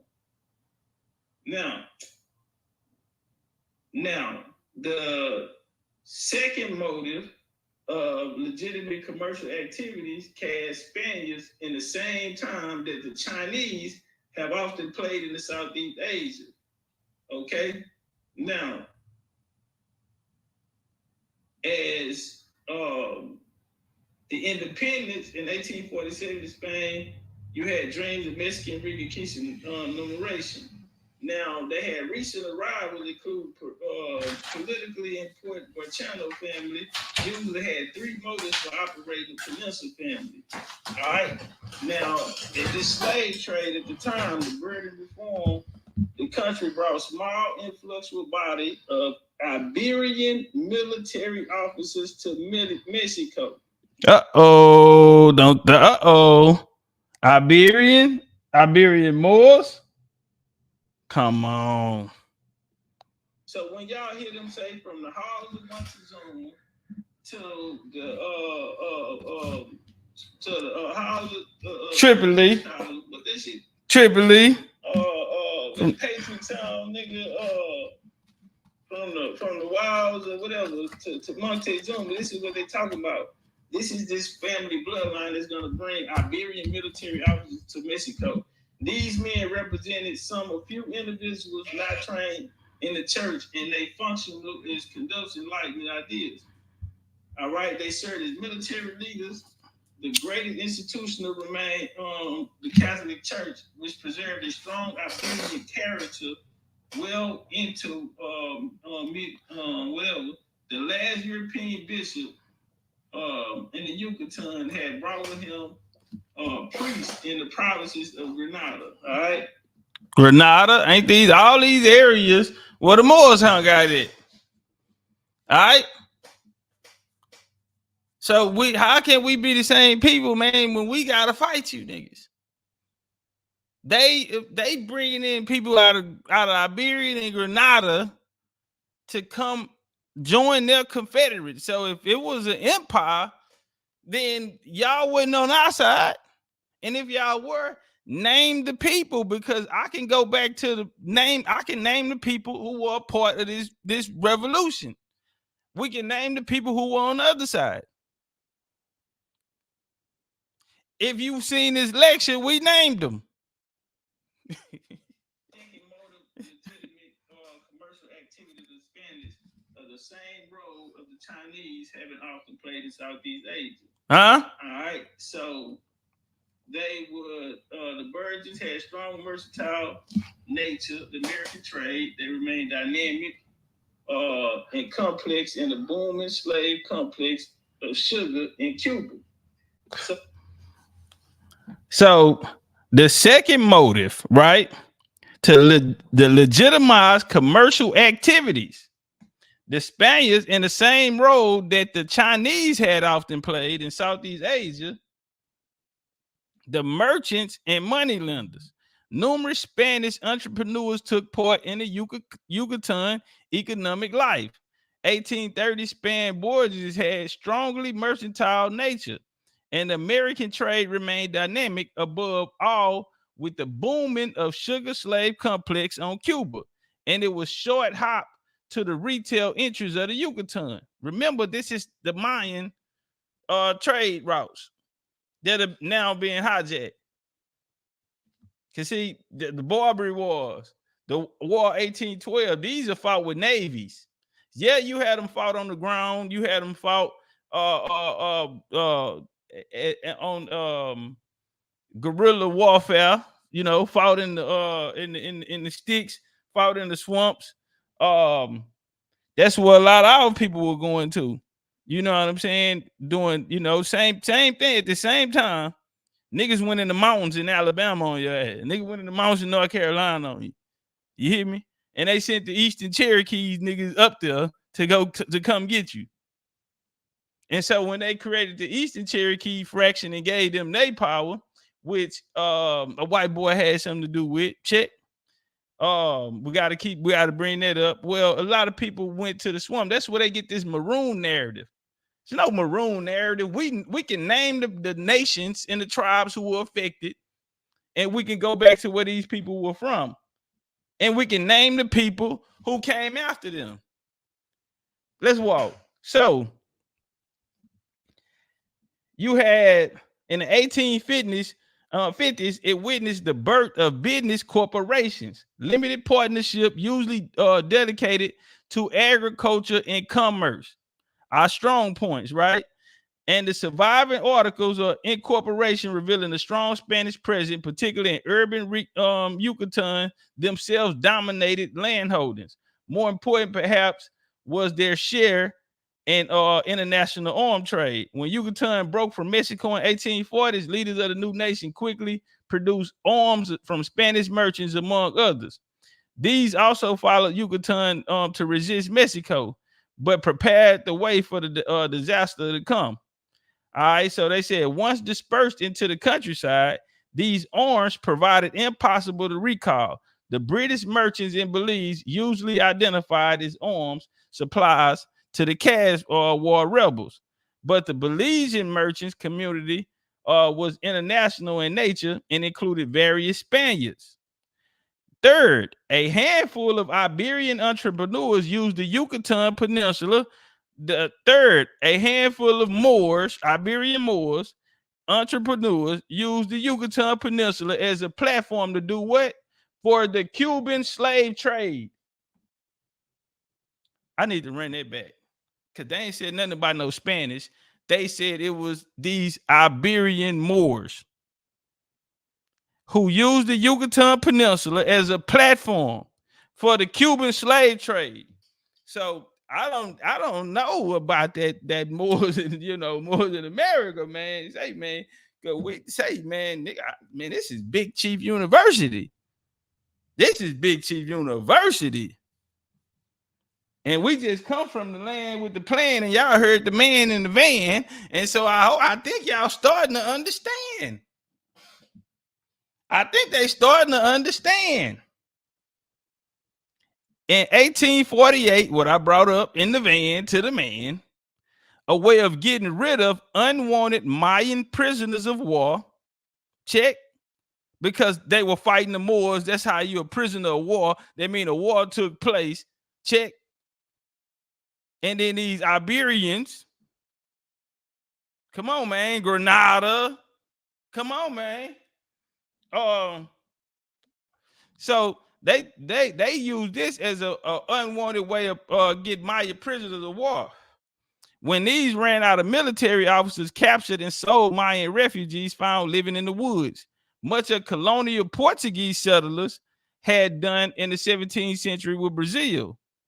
Now, the military raided middlemen with Cuban connections, and Spanish emerged to fill the gap, such as typically came to the peninsula in Cuba, still a Spanish colony at that moment, with vicarious need for human labor. Spain involvement in the trade grew at participants included Miguel. See, we can name the names. All right. You know what? I want to stop right there. I'm giving up too much game. I think we're giving up too much game, fam. I gotta stop right there. I think we're giving up too much game. I think that's too much game, man. I want to drop the link down there, man. Hit the like button and support the channel, man. Nah, they deserve some support. We just went in the back and brought Bloodlines to the go at 5 out on you. And that's just a little bit. That's just a little bit. That's a 700 slide lecture.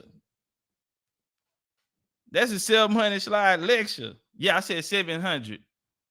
Notice that it was you had page numbers, you had the name of the books, you had even the link, you know what I'm saying, to the information.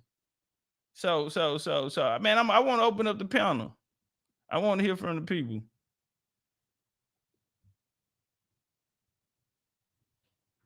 Yeah, I want to open up the panel. Mic check. Can y'all hear me? Drop a 1 if y'all can hear me.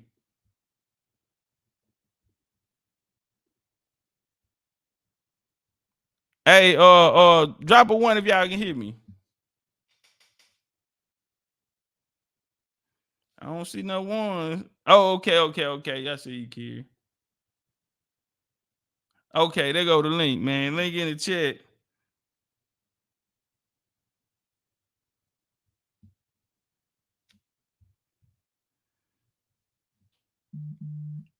Link in the chat, fam.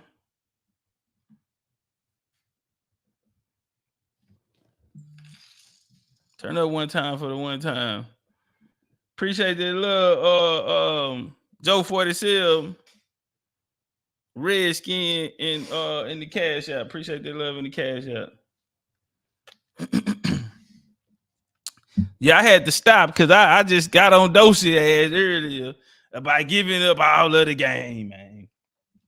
We got to hold it in the vault. You know what I'm saying? We give them a little piece so they can know we the truth.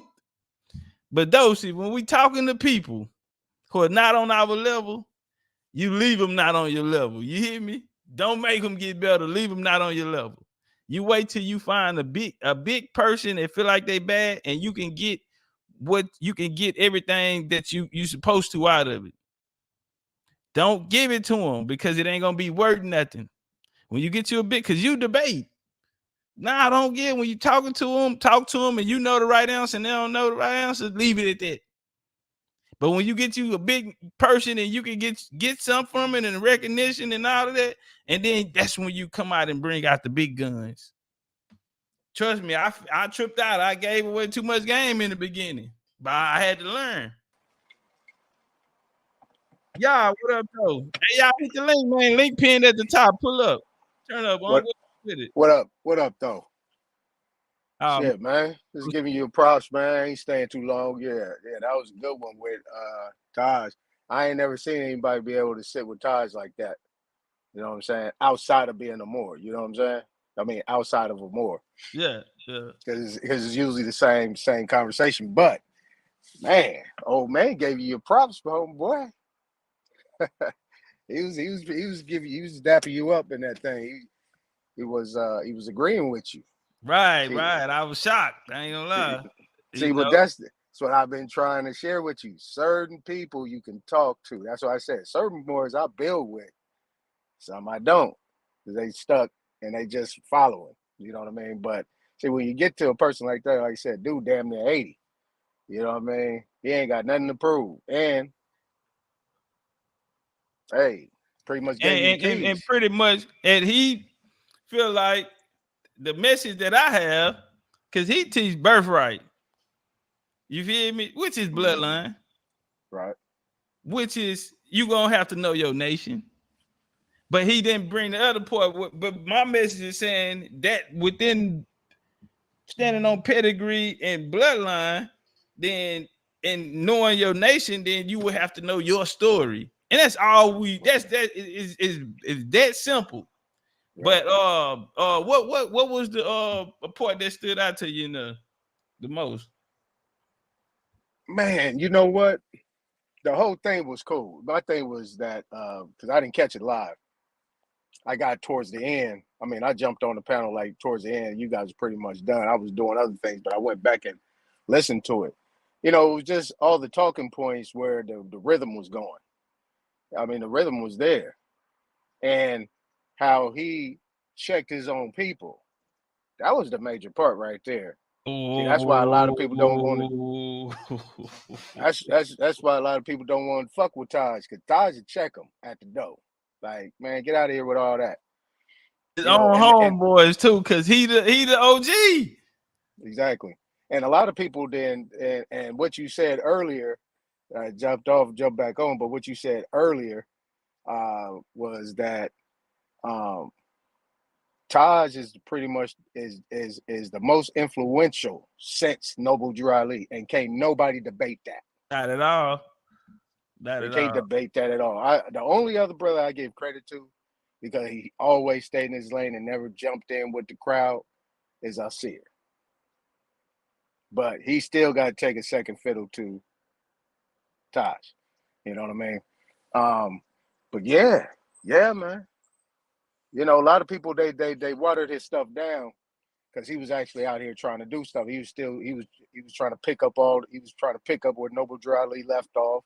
You know, whatever that Verdiachi was doing, you know, he was really trying to pick that up. I mean, he was really doing some diplomacy. He was out there moving and shaking. Moving and shaking. You feel me? For errors, man. Yeah. Errors. Yeah. And man, it was a good build, man. But I said, people ain't even gonna give my credit for me to get in there. And his fighting style, he got a fighting style. He can smother your work. He's seen it all. But man, I was able to get you know. And only thing I be looking for is for them to tell the truth. I remember I was finna go in the back. I said, I'm just gonna force him to tell the truth. Not in his situation. This was like 2 years ago when I was going to debate. I'm just gonna make him tell the truth. And when he told the truth, and then basically out of that, the conclusion was that Moors and Indians were not the same. The things that he agreed to, Moors and Indians are not the same. And he's always been saying that. But he said they were. But I think through that conversation, he ended up understanding.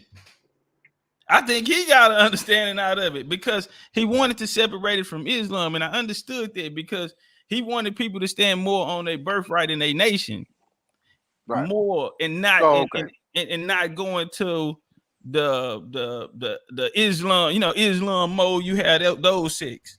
Right, and not knocking them, but you know what I'm saying? He wanted them to get away from that because the religion is a part of the indoctrination. That's going to take you off of, because now you're claiming your birthright as a religion. That's why they people tell you, I'm a Muslim. You know what I'm saying? And that's written. That's a religion. That's not a bloodline. That's not a So he was, but in actuality, the true Moors were birthed out of Islam. And there's no denying that. And I'm gonna say this here: any Moor out there who feel like they got something and they want to look at me on that topic, we can get it. Any more, I'm gonna sleep you. On my mama, I'm gonna knock you out. And I wish a nigga would. No, for real. No, for real. I'm gonna get down on him because I helped him understand something. I said, so if it's pedigree, OG, then pedigree would be bloodline. So you would have to come from a nation of Moors. The Moors were tribes and different families, real individuals that we can name in history who have descendants. So who are you descending from out of all of these Moorish nations that were here? That we can point out in that lecture that I just played a clip of, that whole story is in that motherfucker. What happened? And so he had to admit you would have to come from one of those nations. And if you don't, then you're not a Moor. What he said, you are someone out here speaking about beliefs and emotion and not pedigree. Bars. You gotta go find your story and find your tribe. Superior. What's up? My bad. Turn up on that would see, and that's why a lot of people walked away and went their own direction because they wanted to sit on that. That is what I misunderstood because, like I said, I thought he was trying to say the Moors and the Indians. I thought he was actually trying to make that point that the Moors and Indians weren't the same, but you just he was. But my questions and his answers were proving that they weren't, because he had to agree if Islam comes from, if the rise of Islam came out of the Moors, came out of that, and he tried to disagree, but then I brought up the young girl that Prophet Muhammad was fucking with, and he agreed. And I said, didn't her family take over? Wasn't her family known as Moor? He agreed. So damn, what I think I throw my hands up. Right. He was telling the truth. So if this happened, then Taj, you can't say, and I understand you're talking about the 20th century Moors. What they took on for as Muslim, right, in Circle 7, and they took on and created a fraction of Islam themselves, our self-law master. So it doesn't connect to the original story. In order to be a real Moor and not a converted Moor, then you would have to be a part of one of those Berber tribes or one of those Moorish confederacies that came out. And now, I would say fighting style is the other thing you mentioned earlier. Your fighting style. You got out of your comfort zone early. You didn't sit and see what his stance was going to be or nothing. You just jumped out there on him. I was like, because Taj go get him. Part of your work. Taj go. Yeah, he'll smother her. Boop, boop. Yeah, he'll smother her. Beep, beep. Yeah. He got that Peace, old, fam. that old man strength. Yeah, he Yeah, know how to get yeah. in, and he know Yeah. the tactics. He know the veteran move elbows, and when you getting off some good work, he gonna get. Here's the thing. Let me explain this to you. Let's go. And and when I want to get my shots off, if I'm on the point that I want, I know how to take a half step back or a whole step back or side step and get off. I'm gonna get it off. You know what I'm saying? But that takes skill, and niggas didn't even see that. Because they would have, he would have had them sitting there like a student. Anybody know? I told everybody, you listen to Taj long enough, he would convert your ass. You converted. Yeah, you a proselyte. Yeah. What's- I guarantee you. Sit down. Average nigga gonna be a proselyte before they leave up out of there. Hey, peace to the brothers. Peace to the brothers. How y'all doing, man? How y'all doing? Peace, Tom. Peace. All right, y'all got it. Turn those superiors on you. What's up, Dread? I see you up here. Hey, y'all, the link is open, man. If y'all want to come up and get y'all thoughts on the build that we just went through.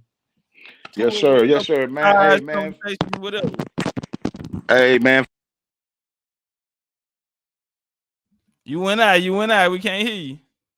Hey, y'all, let's get the likes up to 400. Let's get 400 likes. We can't hear you, Superior.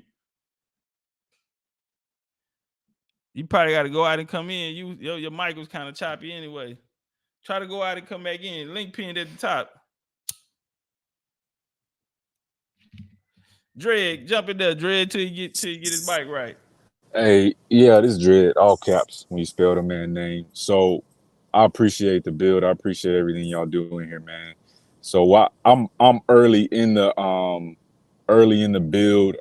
I'm watching it in pieces and parts. I'm watching it while I'm driving, making it through my day. But I did notice the information started flowing pretty early, and then it got to a point, and I'm only 30, 45 minutes in, where the timeline gets chopped up real quick. And I think just from my standpoint, and probably a lot of other people that's listening, if we could stick to chronology and geography a little bit more strict on those lines, it might help us. Because some of us are watching to learn, not necessarily to debate one way or the other. But I want to see both sides. I want to hear what's up. I want to see all the information be presented so I can go do, my own research, figure out where I'm at with it.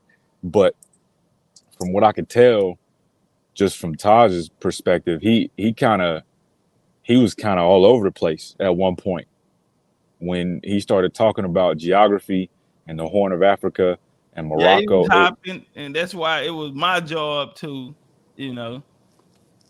make sure I get in and cut the ring off. You had to cut the ring off. Cut the ring. Talk to him, man. You got to cut the ring off, otherwise he gonna run around because he's you gotta cut him out. And he's a bigger, older fighter. He's gonna overtalk you. He's gonna do everything he can to keep the mic. Yeah, and so you got to get on the inside. You know what I'm saying? Cut the ring off, get on the inside, and force him to answer the question because he'll answer it how he want to answer it.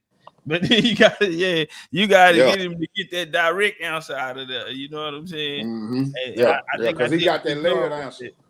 Sometimes I let him have it. I let him have his way, and you know what I'm saying? Because I don't need no point right now, and I want to show him respect, and then I get in there. Because my thing is, a fighter can punch himself out. And so, let him punch himself out. Yeah. And then jump back in there. You know what I'm saying? 8 hours, though. 8 hours, though. Y'all I got out of, I ain't do the whole 8. Shout out to you. Unscramble them. They did the whole 8. And OG hung out the whole time. Yeah, I'm just picking it apart as I go, man. But yeah, well, if you notice, man, I can tell your speed is your asset, man. You keep doing that. Oh yeah, I think I'm the best with it. You don't want this random vibe. It's a pace fighter though, man. Don't want to do that. Topcatz a pace fighter though, man. Some rounds he could pick it up, so it's hard to kind of like get a grasp on him. You know what I'm saying? Because some rounds, you know what I'm saying, you don't know how he's gonna come, and then he might switch it up in the middle of the round. You see what I'm saying? So, man, yeah, it's heavyweight type shit now, no doubt. Man, what y'all think about the tour, man? Oh Hey, man, that shit was that boss. was That shit was boss hard. powerful. That was powerful. Oh yeah, Yep. it's man. That's top level. Yeah, no, that's top level. That's top level Man, academically. hey, but That's top when he level. said the jaguar tail wrapped around his leg, I'm like, man, when I walk in my sister's house and her cat walk up in front of me, I don't like that cat, but it'll wrap his tail around my leg, like, hey, I'm here. Man, can you imagine a cat that damn big wrapping his tail around your leg like a little house cat? That ain't. And I I can't. didn't even know he was right there. That was so cold. Man, I'm just standing there, but I'm not even looking that way, bro. Cause I seen him over there in the corner. It was like a little push broom. And that nigga was chewing that bitch. I'm talking about breaking it down, bro. Push broom, And that's man. a kid. Breaking that bitch down, nigga. Oh, I'm talking about monster bites on it. And so and I turned back around. Next Like thing this I could know, be you. up This on could be me. you. Yeah, that's This could crazy. be you. Move wrong. Hey, This could be you. Hey, Top, and you know they got the strongest bite force, pound for pound. Oh the cats. yeah, They got the yeah, strongest pound for bite pound. force. Oh yeah, nigga, they squeeze, just barely squeeze, and they'll crush a human skull like it ain't Bro, shit. I think I nigga did that broom, bro.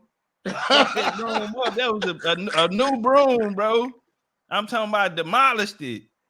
And man, I turned around, man, it was right up on me, bro. And I seen the back, bro. And I was looking, I said, man, bro, that was a different feeling. Man, I was like, hey, come here. How old it was? I don't know. It was a girl. Right? It was a girl. I don't know. She ain't number like about next. 2. It can't be that old. Nah, she was a baby. Yeah. But she was big and heavy though. Big and heavy. Yeah. I picked her up. Yeah. I picked her up. They was like, man, you tripping, man. Give her here. You know what I'm talking? Give her here, man. Come here, man. I was talking to her. I was telling her about BCU and everything. Yeah, I'm a jaguar. He hopping up on me, you know what I'm saying? I'm rubbing the head and rubbing under. Man, I'm gonna tell you, that's bro. an experience, though, man.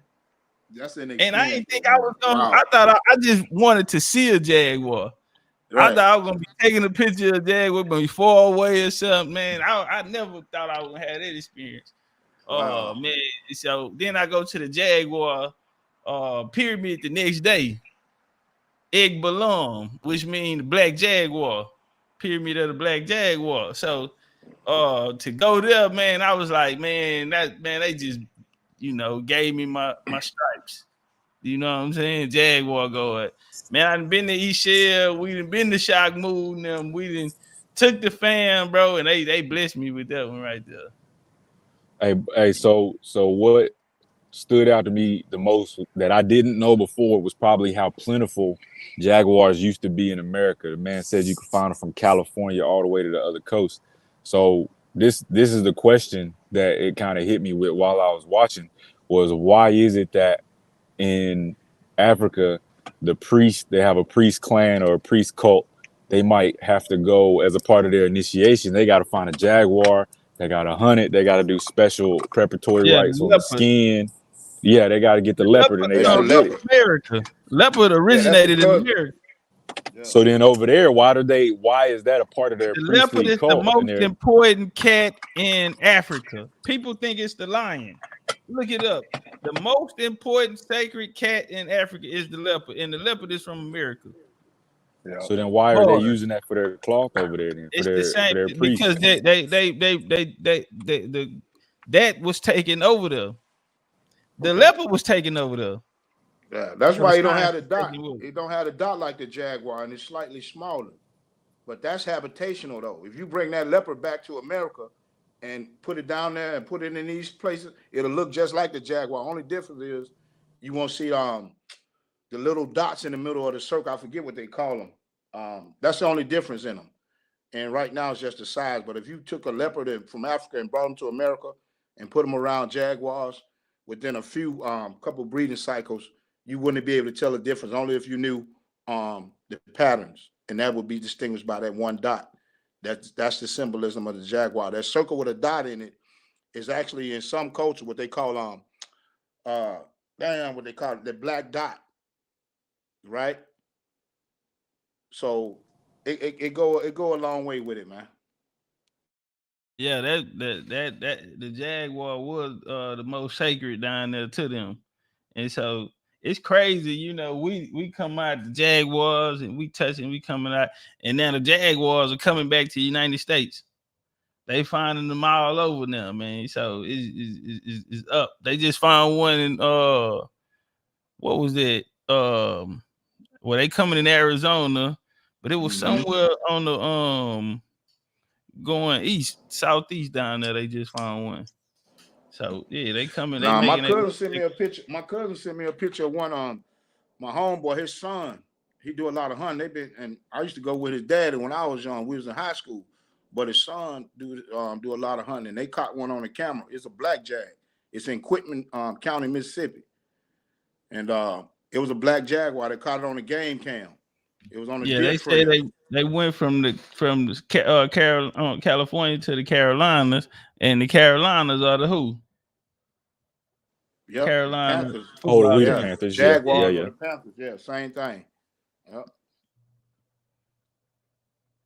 Bars. It's like yeah. So all in the marsh lands where you see alligators at, jaguars hunted them habitats. Jaguars hunt alligators. Man, I'll show y'all a video, man. The jaguar jumped, he came out the woods, out the tree, nigga, jumped down in the water and just hit. Pow, you couldn't even see the alligator in the water.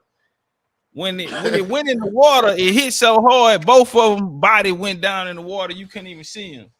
Right. And then when he came up, he was dragging him back on land. Dragging him back up. Done. Quick. Done. Not that line, you know, they'll hit you a couple times, tie you out, wait you out, they'll sit down and everything, wrist up, watch you, wound you, and, you know, weigh you down and get you, jump you. Man, Jaguar hitting solo. Can you get his man? Yeah, you rarely see a jaguar chasing anything. They ain't already got the whole place set up. Yeah. They own you, they own you. That's what that bite force is for. I tell you, bro, I ain't see that, man. He slid up on me so smooth, that's a bro. fighting style too. That's a fighting style. Yeah, that ambush, that gorilla type style like that. That's bro. Listen, man. When it hit that jet, it hit the water so hard, man. I'm talking about just died in, hit the water so hard. Pow! Oh, hold on, I'm finna try to pull it up. Y'all build. I'm finna pull it up. Now, while you pulling that up, now that part I seen when you was in Africa, now you over there trying to buy a vape from somebody in Africa. Nah. It was content. I know you. Yeah. This thing cold for that one. I said, this dude out here.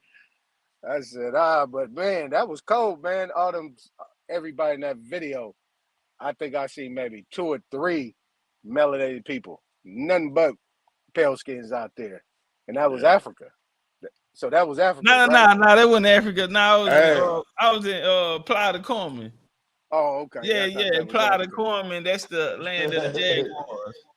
So yeah, that's why I went down there. That's why, I was just fucking. I was in there fucking with them niggas. It was one video I was on there talking about I'm in a secret location in Texas. You know? Yeah. That's what I'm talking about. I was like, this dude ain't in Texas. Then when I got out there, I was telling them niggas I was in Spain and Iberian Peninsula when I got the battle. Yeah. I was just shooting shit. Yeah, you gotta catch that wit in that though, man. You gotta catch that wit in that though. When I seen that thumbnail, I'm like, and then as soon as the video click, I like this nigga. I was like, this nigga wild as hell, man.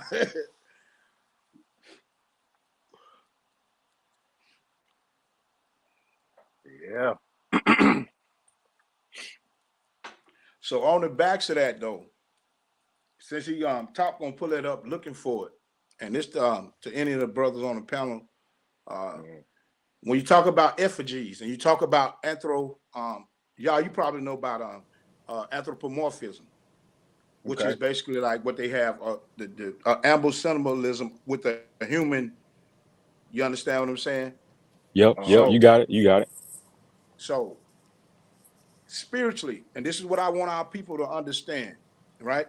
When you talk about spiritually, just as everything, you have a spirit and a soul, nature has a spirit and a soul. And there's the connection to you or whatever there's a nature part of you that resonates with you, right? And it's a reason why all cultures did that with animals, species. Right. Because if you study nature, right? If you study nature and nature is perfect, nothing is out of balance with it until man starts to alter maybe its environment. But other than that, it's still always in its natural instinct and element. It's always going to do what it's created to do, unless some outside forces are causing it to divert from its original course and path. But the most perfection you're going to see is in nature. Leaves, plants, grass, trees, all those things are going to hold the course.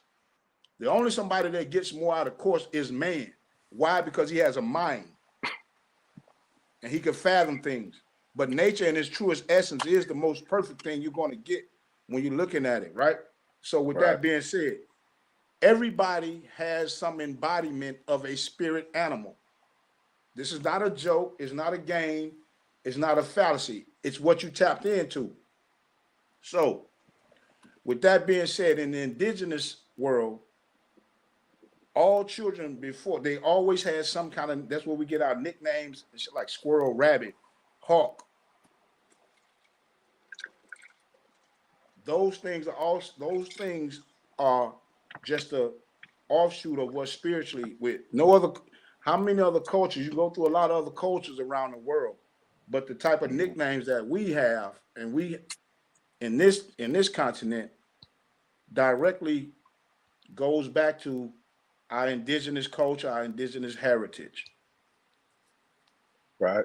Well, my thing is that, yeah, because you know, and what the opposition does, you know, and their stories and things like that, like you see on the wall, you see somebody with a jaguar head or just a rap or something like that.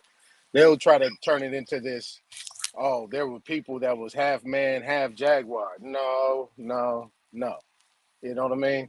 And this is how they try to distort our history.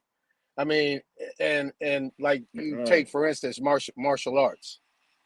You just like the old martial arts movie. You had the crane style, you had tiger style, you had these things where people live, you know, they was it was in unison with the animals. They had relationship with the animals. Right. You see what I'm saying? So when you deal with that, I mean, those are the necessary things, how people function. Like they used to call me Hawk because I could see down the street, around the corner. I catch everybody. You know what I'm saying? Like my eyes work real good. That don't mean I'm a hawk. That just means I'm like a hawk.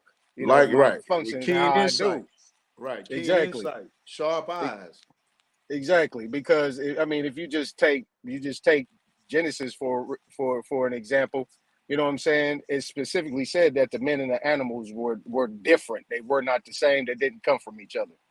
They were all just one of those things, and the relationships they have with it, like depending on where you at, you got people, you know, you got gorillas, you got panthers, you got jaguars, you got lions, you got different type of birds, eagles, and things like that. People have, and usually their headdress relates to where they're at in that location. So I think the spirit of what you're saying is right on point, because those things is what make us, you know, why we are so different from everybody else. I think why we're so different from everybody. We embrace everything. We embrace everything. Right. We don't hate on nothing. We ain't never trespassed on anybody. Everybody's always been trespassing on us. Roy Jones Jr. talked about that. He said he watched the animals and put that in his fighting style before. I heard him say that one time in an interview. No shit. Okay. When hey, hold on, watch it. Yeah, I found it. Hold up.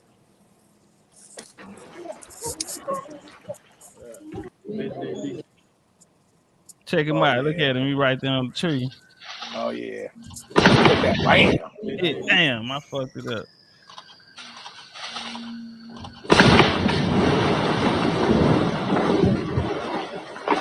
You don't even see them. They underwater. We rocking. Straight hit. Underwater. He gonna break his neck. This shit ain't gonna work today, nigga. He gonna break his neck. Shit ain't gonna work. Come on up out here, nigga. What's crazy, Top? What's crazy is their bite is so strong that they automatically just crush the skull. Look at it, bro.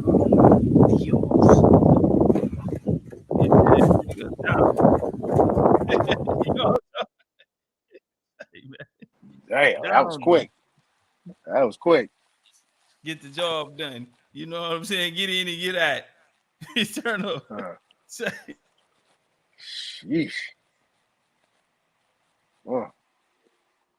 That's what they got to deal with. When they talking about standing in front of there, you got a Jaguar. He put the swim, he put the aqua suit on, nigga.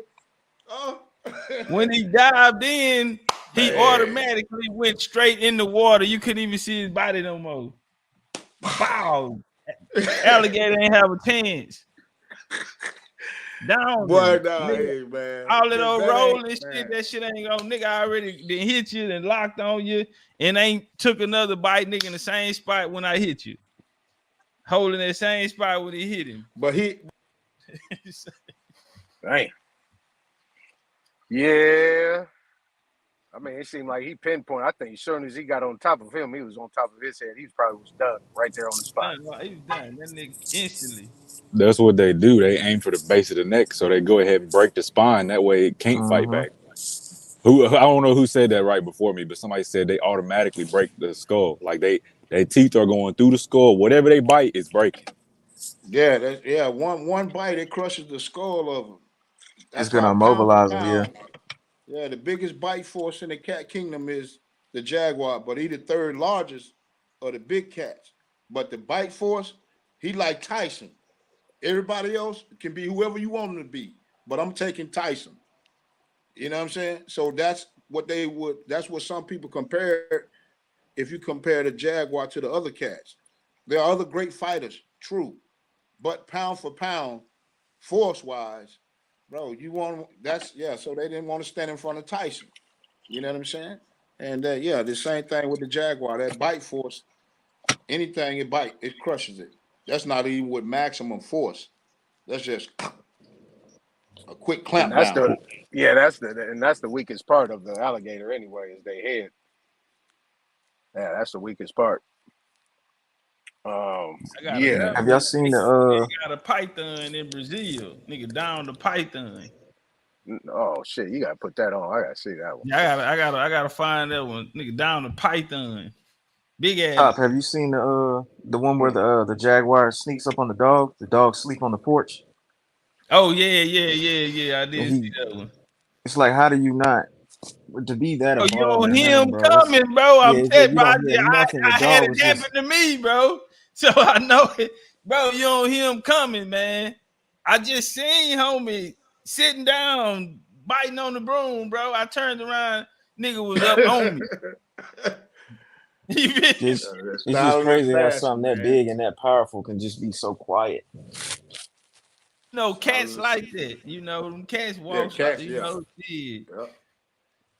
you look at the house cat, the domestic cat, and just look at you see the mannerisms. You see the chase and hunt, the stalk technique. You see that. So that's in the blood. Yeah, you even see that in the domestic cat. Yeah.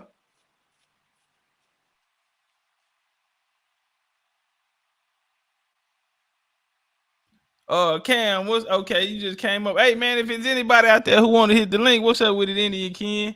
Rudy, I see you, D Norwood. Anybody want to jump on the panel, man? The link is pinned at the top. Y'all want to join the conversation? Yeah. Who was that? I seen. He said the cheetah. I seen a cheetah get hold by a lion. Everybody run them off.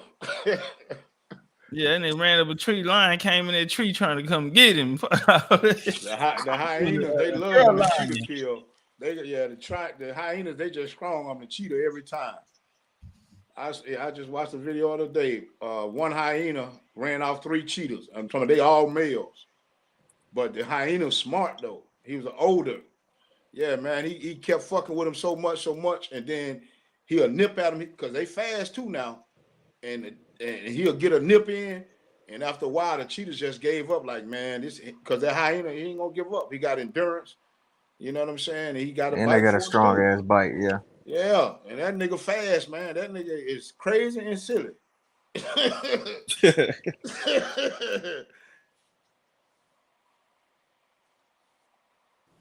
My spirit animal is my. They say, "What's your spirit animal?" Jaguar. I'm Topcatz.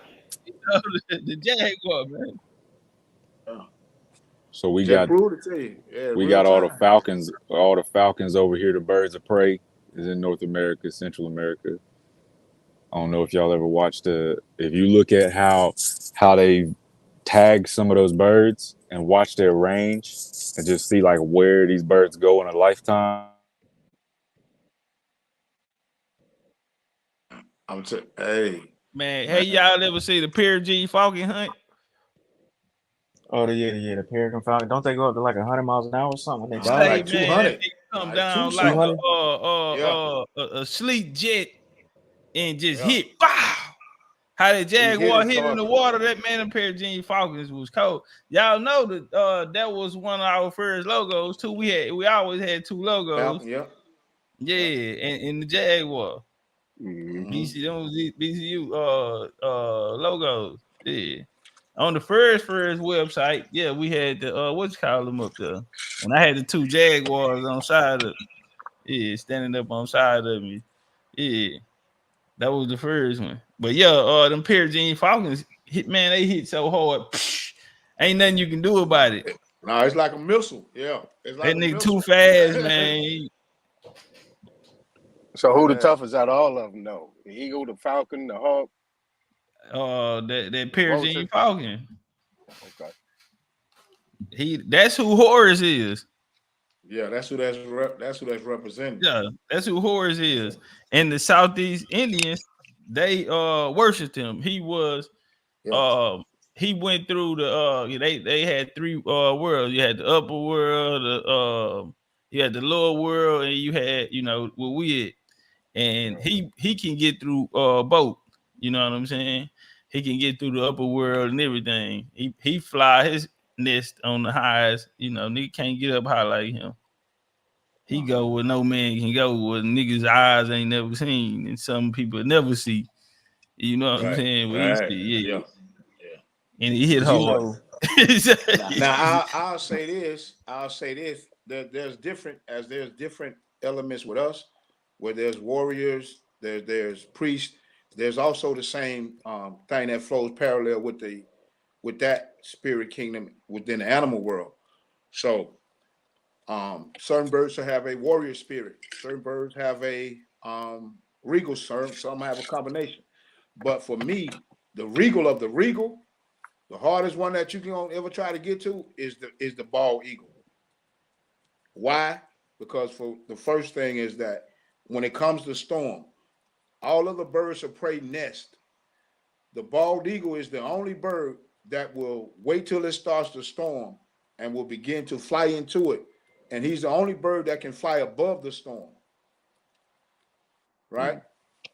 So it's a reason why they took that as a veneration of the top and protected it like that. It ain't the best hunter.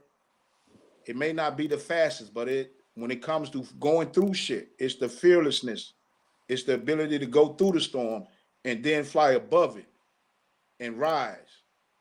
And that's why I seen one the other day, swear to God, no lie.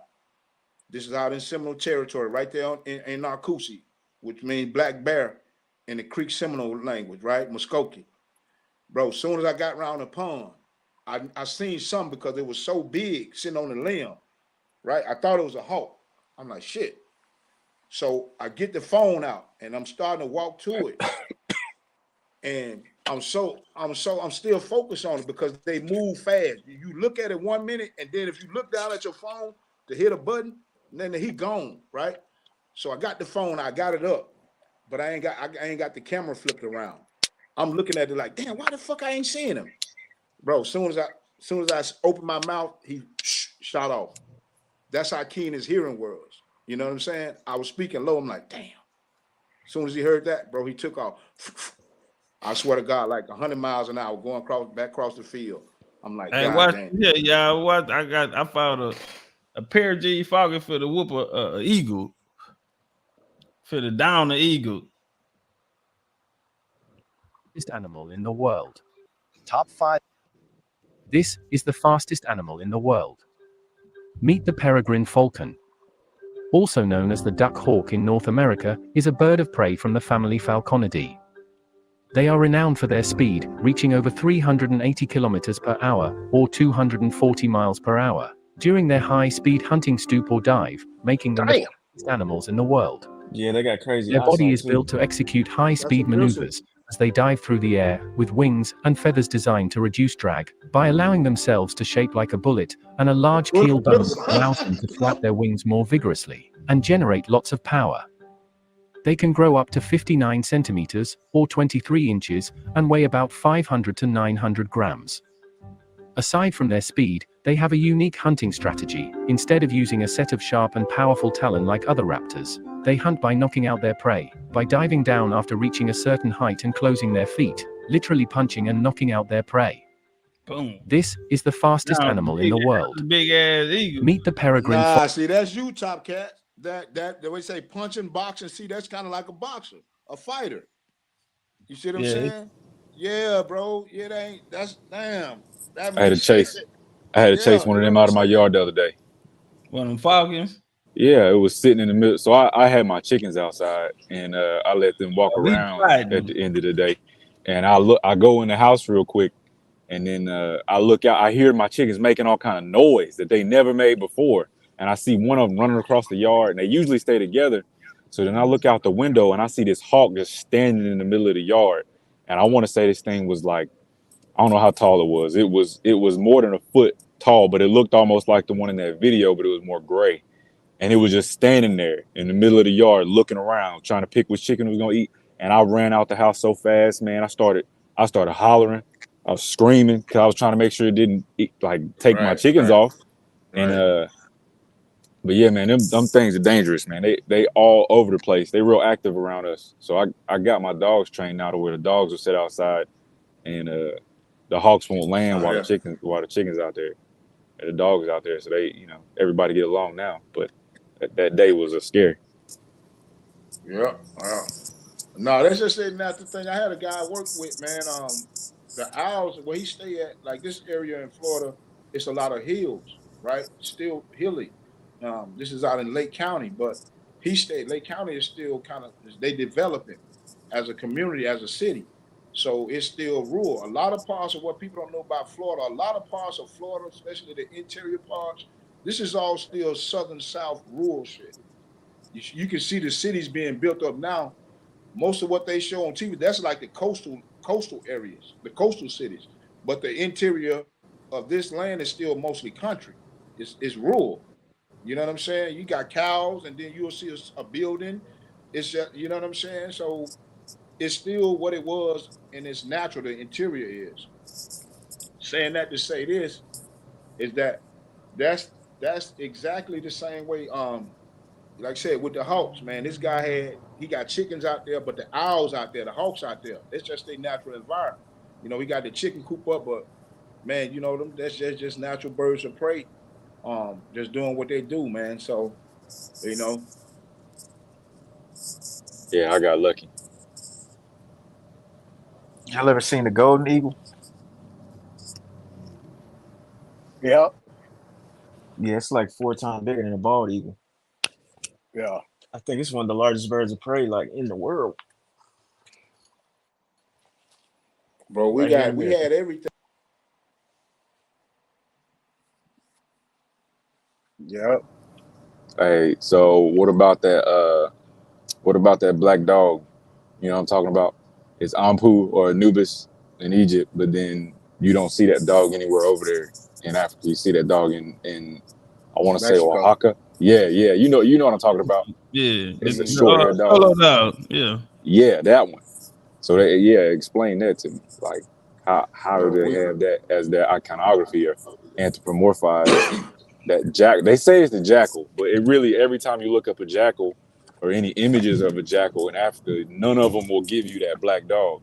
No. Right. Nah, not at all. And then the jackal comes from, I remember Shrugs broke a nigga down up here and showed them that the jackal come from America. So that breed that the jackal came from originated in America. So yeah, BCU, we've been killing all of that shit. Bro, we cover a lot of bases, man. And there's not to brag, but yeah, VCU, we cover a lot of bases. So for people that that's been that just coming in and listening out, we get bigger than just the information. We go inside the information, behind the information, and that's the other spiritual side of it. So there's a lot of great people doing great things, man. But when it comes to certain aspects of this, BCU can definitely say they the first to do it. And that's not to brag. That's just to say that when we say we are the culture, we embrace our culture, bro. Absolutely. That's what separates it just from knowing the information. A lot of people know information, but how serious they are with the culture. You know what I'm saying? So, that's key. Yeah. That's key. Because the bottom line is that everybody's just focusing on Indian. I'm like, these guys is talking about everything. Like, whatever you want, you can get it. Like, wherever you want to take this, you can get it.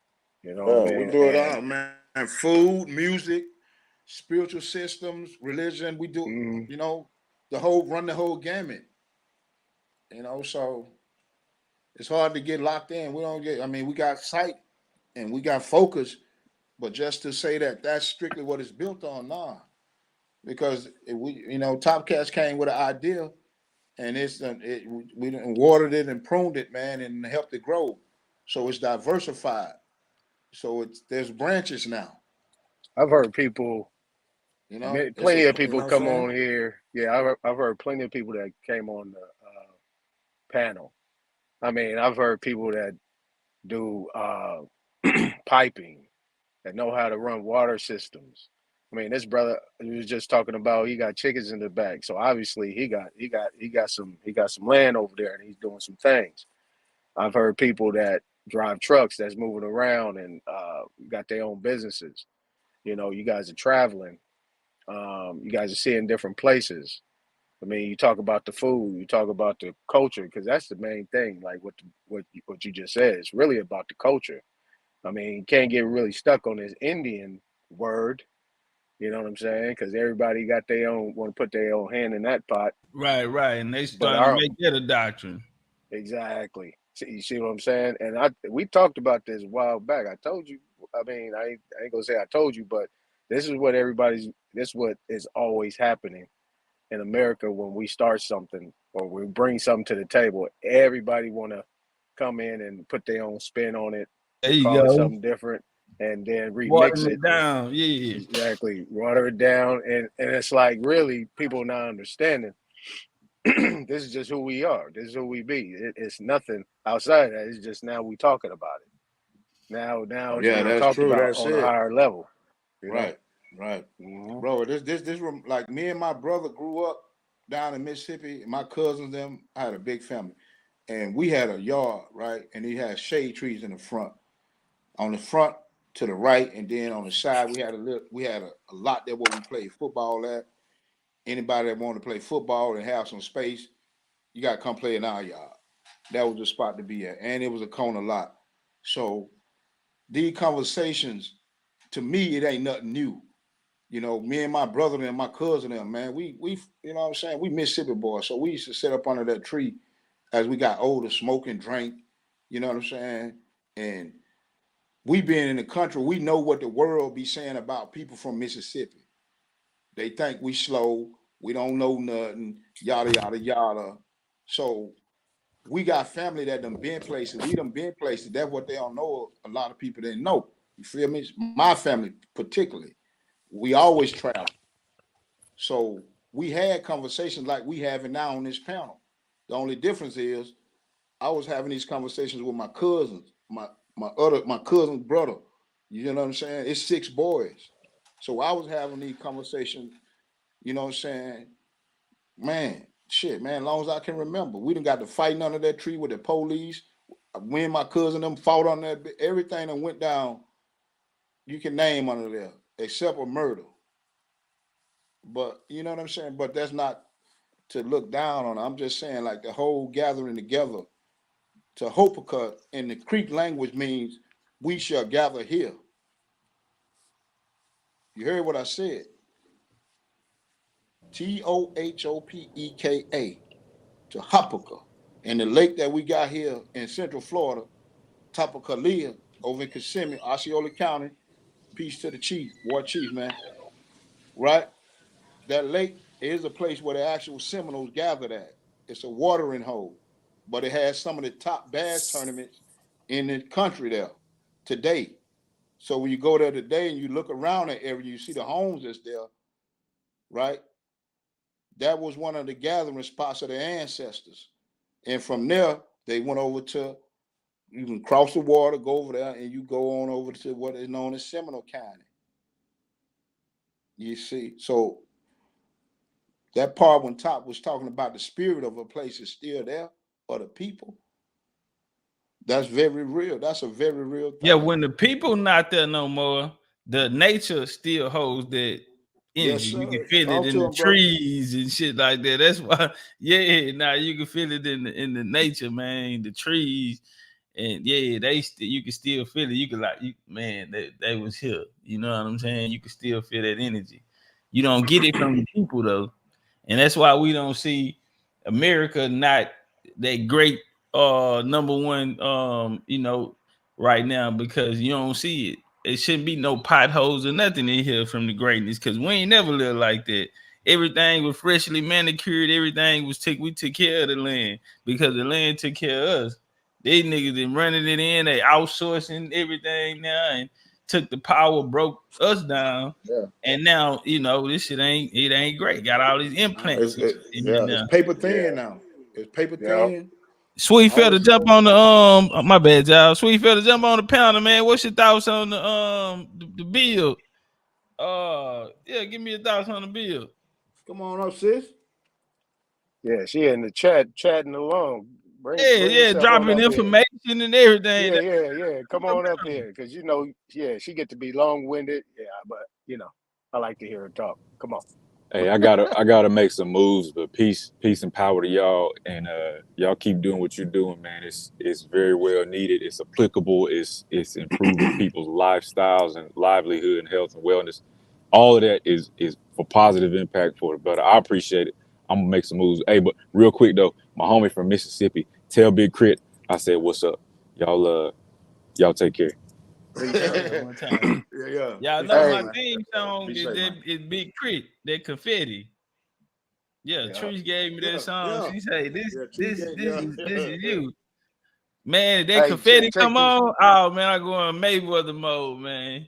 That confetti drop, man. Somebody in trouble, man. You in trouble, man. You hear that beat drop? It's over with. It's over with. Hey, check this out, y'all. Now, we got to start moving around. It's 2024, right? You got to start moving around. And I remember growing up every Sunday at Southland Park in South Sac. I mean, that place, the park used to be packed. Nothing but us. Sunday at the park. I mean, barbecuing, hooping. Yeah, man. We used to play everybody softball. Bring their whips. Yeah. Everybody ride through with their whips. Yeah, car wash. You go to car wash when you come to the park. Hey. Put on your best clothes. Yeah. You know what I'm saying? Get the bus or Niggas something. at the court, you know what I mean? on the court. They got somebody on the baseball field, softball game going. Man, the music, man, the ladies out, the girls out. The ladies out. Back to that, man. We need to get back to that, man. We need to get back to that. The legs all up and lotion up, man. You talking about the sun glistening off the skin. Come on, man. Man, we could do that. And look, because you guys are so connected in different states because you're moving around. It could be easy. Just say, hey, one person out of the BCU, you over here. We're going to do this on this day, all at the same time. We're going to have our cameras on. We're going to go live, and we're going to bust it out in wherever we at. It might not be every state, but they say I'm out here in Cali. You out there in Texas. Brother out there in Mississippi. Somebody out there in Florida. You know what I'm saying? You got all your different spots, Just get your people together. Hey, we about to go to the park. Everybody hit live at the same time, and we're going to jump on the BCU channel. Boom. Here we go. Everybody got the cameras on, kicking it.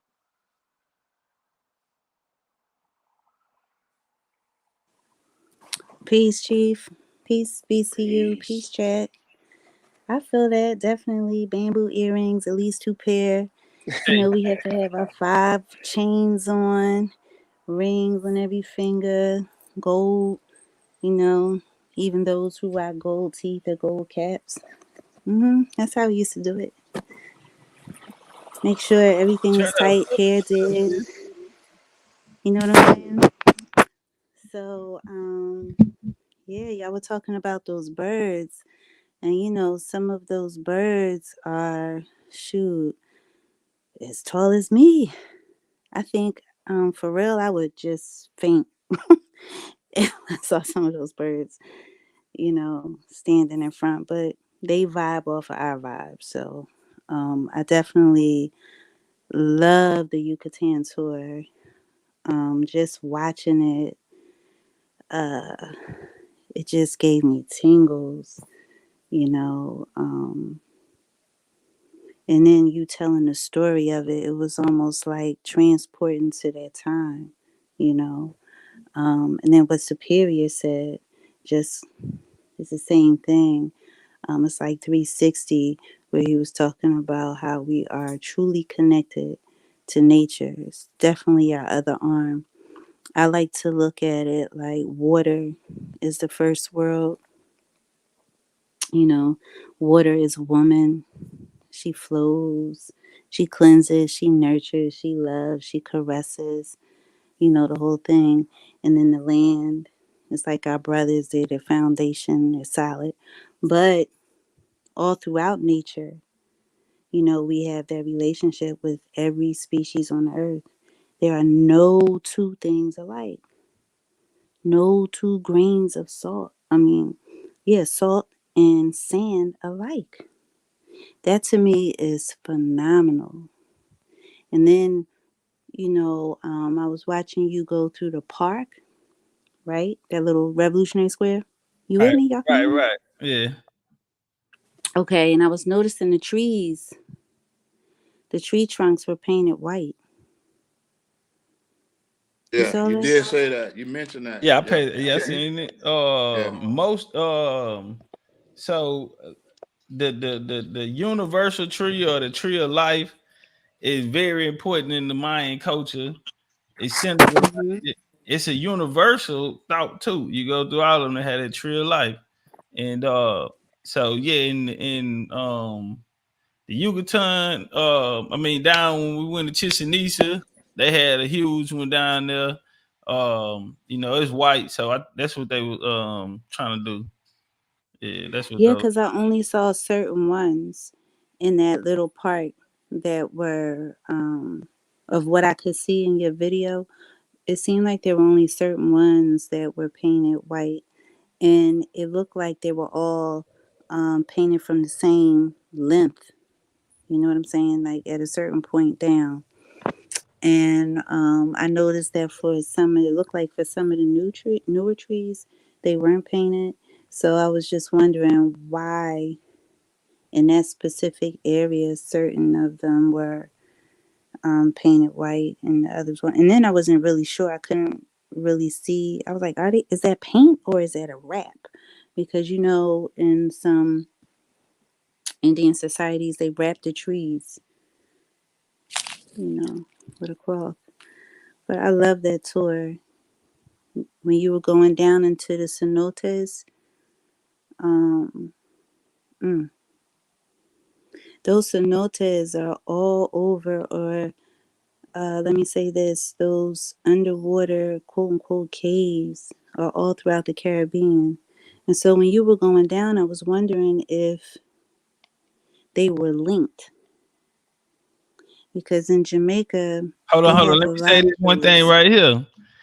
A Mm-hmm. lot of those trees right there, the original ones, because they're originally like that white color. The huge ones, Okay. they have cenotes. Most of those have cenotes under them. Most of Okay. them. There where we went in Igbalum, they had a huge one there. Underneath it is a cenote. Yeah, a large cenote is underneath there. And the Mayans, it's a portal to the underworld. So That was their Okay. Okay, because they have those, all throughout the Caribbean, but specifically, I know for in Jamaica, right? They have they're called blue holes, right? And you can dive in them. And when you get down there, the water is so beautiful. It's like this aqua blue. It glistens. And then they have springs like that are healing springs. And in some of them, they have crystals. I mean, it's just such, like you said, a portal and a vortex. It has so much energy. So I was wondering, in that cenotes, did you see crystals and things like that? Yeah, they also had fish in there too. And another thing too, a lot of them go Mm. down there, they use it for like aging. So it's something in that water that, you know what I'm saying, they don't age. So when they're talking about the what is it, the fountain of life and Life, yeah, the fountain yeah, youth, fountain youth. fountain of youth, Mm-hmm. fountain of youth. Found And the youth. it's Yeah. real. Yeah. It Some is. people do it often because it's real. It keeps you young. It keeps you. I don't know. It do something to the skin. So, yeah. But a lot of those people out there, that's why they visit a lot of those cenotes. So And let me ask you this then, Top and Sweet Feather, right? So y'all make it. So a cenote in Mexico will be the equivalent of what a hot springs in Arkansas is, yeah, you or the got them in Yes. salt water. Alabama. They all Yeah, over. yeah, Yeah, yeah. They all They call them over. hot Yeah. springs. Texas. We have them here in Yeah, Texas. Yeah, yeah, yeah. Yeah. Right. Yep. you gotta Yeah. understand. And a You know, lot in of that That them are water video, got coated. sulfur. It's the sulfur in it too. the same And people, the Mayans, were directly connected to the people here. You know what I'm mm-hmm. saying? See, that it's so many different Mayan families. When you say Mayan, man, I think of a lot of it's so many different ones. So that's why we identified the ones that were here in that bill. Y'all remember that bill, like the Mayaka and all of those people. We broke all of those down. So it's the same thing because the science is gonna leave from here and go there, especially the agriculture. You could turn it Yeah, Right. into a culture yeah. place. So Mm-hmm. when they did it, they'll do the three sisters together. And they had to do it like that because they had to engineer. When they said it was engineered, they had to engineer the land for it to become fertile that way. Because it's Mm-hmm. Ooh, man, that's good, man. You know what, Top? That's a set because I'm gonna say this right, and I ain't seen it right, but the connection, and I already got the shit. I already got it. That's why when I mentioned earlier about when you said about don't certain stuff you gotta hold, right? So I was finna put it out, but some said the ancestor said, no, hold on. Let Top boom. And then you did the build tonight. So now let me say this, what I'm gonna say about since we're talking about animal anthropomorphism and iconography, right? The connection between the vulture and the alligator in the Americas. The Mayans got some deep shit on that. Oh my gosh. You see, so this whole notion when the European paints the vulture as this nasty varmint or whatever, nah, man, you got to understand what's really going on. Right. So, and how they were used as almost like a pest control in the Mayan culture for the maize Mm-hmm. to kill the rats and the rodents. So when the Mayans would set the fields on fire or use the fire burning to clear the fields, right, for planting, well, all the rodents would get cooked. And the myth is that the vultures were there to just eat the putrid flesh, which they're just garbage disposal, right? To rid the earth of the dying and the decaying. So the purpose is there, right? So, you know, they venerate it in the culture, but then when you look at certain religious aspects, you know, it tells you other things. But yeah, I got something. Yeah, it's coming. The Okay, vulture and the yes. alligator. Okay, so the vulture, the alligator, and we were just talking about the water. And you're talking about Mayan culture. And so the last thing you said was religion, even though I understand that you mean that to be spirituality. So in a lot of the spiritual culture, right, they talk about the vulture being an ugly bird, the vulture, flying to the heavens, scorching all of their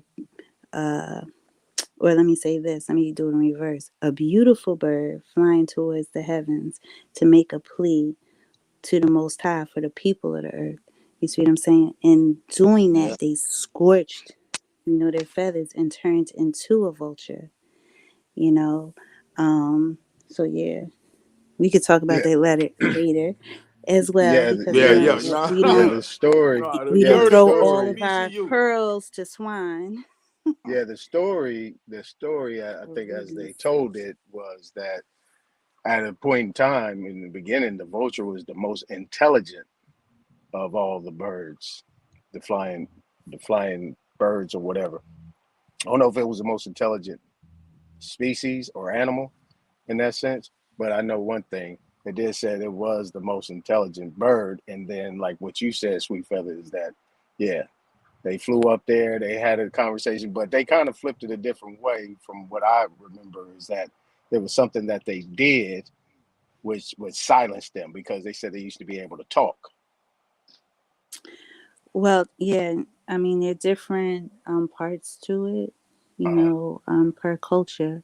So the mere fact that the bird had to go and, make a plea, to the heavens, to the spirits, to save the people, you know what I'm saying? So what it shows is like the love for the people that this bird, this spiritual entity had. It shows that she was spawned from water. She is the water.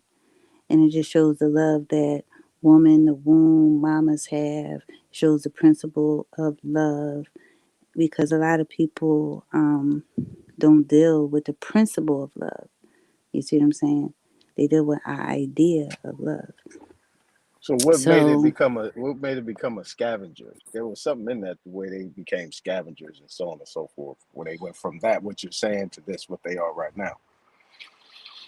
I guess if we were to talk about it allegorically or metaphorically, it could be that, look, I can go from beautiful bird to save your ass.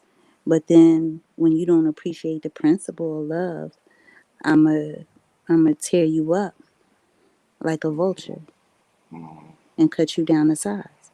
You see what I'm saying? So the same Sound way like with our water. people, huh? Sound like our people, huh? It's the same way Yeah. with water and these things. So when Superior was talking about the earth and the relationship that we have with the earth, it's like, in my opinion, if you don't appreciate some of these elements, because these elements are alive, you don't appreciate them. You see what I'm saying? You don't have gratitude. You don't use them respectfully. You don't use them wisely. You see what I'm saying? If you want to be a scavenger with it, if you want to be a glutton with it, if you want to Right. desecrate it, you see it, if you want to waste it, then the wrath will come, because too Right. much of, things can really harm you. So honey is sweet. Honey can heal you or it could choke you. Water could caress you or it could drown you. You see what I'm saying? So Yeah. these are all the elements of the earth. Right. They're bipolar opposites. So I don't say good and evil, but I say that to lay people, but it's just a bipolar opposites. They Hmm. both coexist. It's no different than north and south. Um, Only difference is the balance. You got to maintain the balance. Um, Definitely. to say that you're going to do everything, even that's why nobody can write a book in a script and tell you that if you live like this, then you will be accepted on this realm. Hmm. No one can tell you that.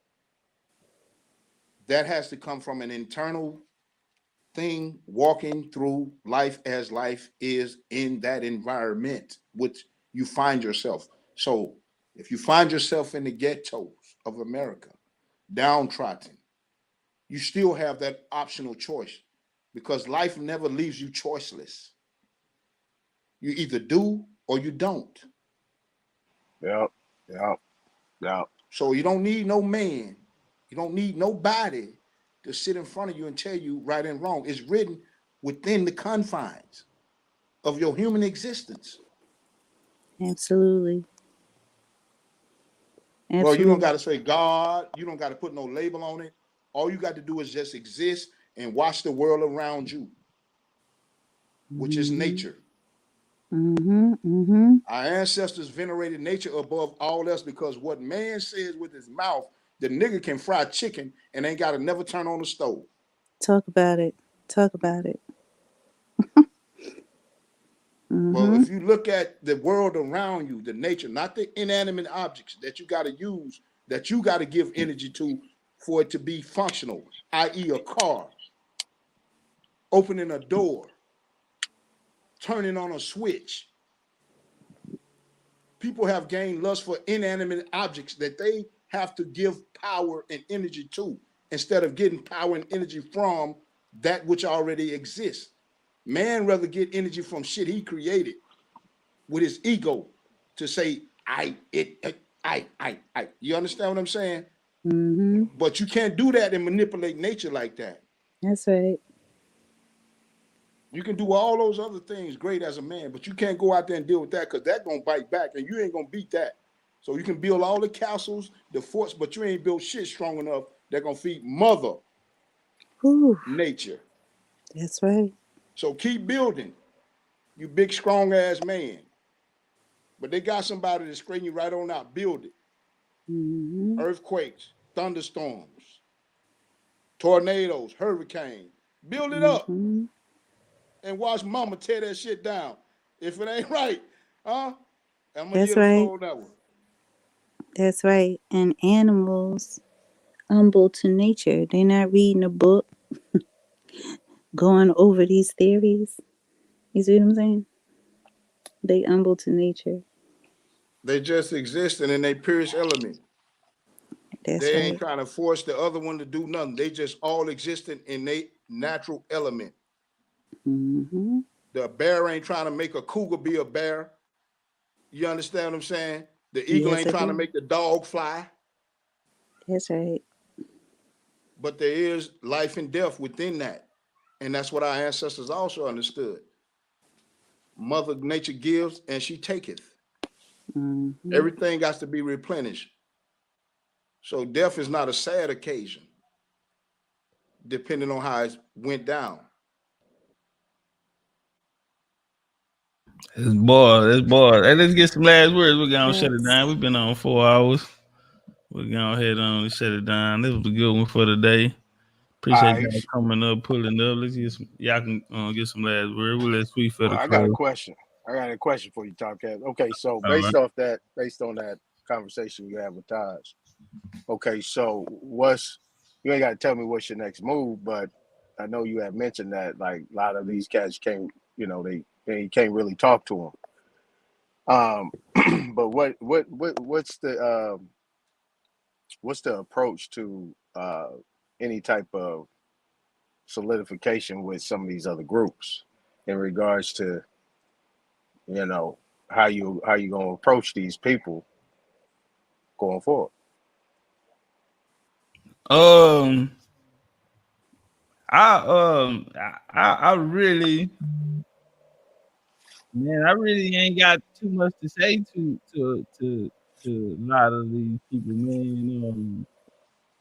My just short period here, man. I've created a catalog, and a lot of these people that been here, they shit don't look nothing like mine. So they can't talk to me. I'm talking to the top people, and and I'm gonna humbly say this: I'm on a different level than even them. So Right, Oh, right. absolutely. so I my Oh journey yeah, no is doubt, gonna no be a doubt, lonely no doubt. journey. Yeah. You know what I'm saying? It's gonna be a lonely journey. So I just feel like, man, and then on top of that, I'm finna go to the pyramid of the sun and the pyramid of the moon next month. So it's like I can't talk to these people no more, man. I didn't, I just stay out the way. It's a lot of drama. The way that they taking it and they're approaching it is from a perspective that my experience, I'm not having that experience. to sit here and have to argue with you about beliefs or about any of these type of things. Like, I want to go get to work and show the work. A lot of these niggas haven't even qualified themselves to stand in front of me now. They didn't let me get, you know what I'm saying? They let you get loose, huh? People they let you I get loose on too them. big. Yeah, I grew up to a big old natural, bro. It's just natural. Bro, when it's Man, you natural, know how many of them people closed the door? I was trying to throw events and all of that, bro. You had all type of people said no. And you know what I'm saying? And I'm glad. You know what I mean? That was the best thing that could have happened. Because now I done separated myself from the game. And like I said, a lot of these other people are getting older. And you know what I'm saying? They're on their way out. And BCU, we on our way up. And it's just clear for everybody to see, even though they not gonna say. But the you know, so that's why you don't see nobody outside of BCU give us no support. Shout out to the 13 be showing love. But we don't get no support outside of BCU. And it's because, you know, the more our message get out, then the less relevant a lot of these people gonna be. And that's why a lot of people was mad about the Taj conversation. Even though I was respectful to him, he was respectful to me, it didn't go their way. And it's like, damn, this nigga is gonna get to a point to what, you know what I'm saying? They can see it. They see shit that I don't even see. You know what I'm saying? I'm talking about me in a certain place or going to a certain place, because if I can sit down with the master teacher, that's vision, fam. That's vision. If I can sit down with the master teachers and goddamn me, I'm on a different level, then what am I? And that's something that a lot of people don't want to have to admit. You feel me? And so you know, it's gonna be a lonely journey, man. And we just got to keep it in house. I'm open to talking to more people, but I doubt if you know what I'm saying, it's gonna happen, because really nigga too much of a threat. That's why if I say any of these people name who so-called got a name, they go crazy. Duke Tears even went crazy. Nigga, y'all don't even supposed to know who I am. I'm a little nigga, right? It's people been saying things about me. Certain people I can't even respond back to now. I'm is that on right? Level. You ain't hear about that the other day? That went crazy. You don't even supposed to know who I am, bro. He got mad. You know, I did a video. He went down to Montezuma Castle and I was showing it. And really, I was just like, oh, damn, he went down there. A lot of people don't, you know what I'm saying? He outside. That's what he was talking about. But, you know, he was saying a lot of misinformation. What you want me to do, man? Where I'm from, bro, lie ain't never been disrespectful. Nah, not the truth ain't my bad. The truth ain't never been disrespectful. I ain't, bro, the information is wrong.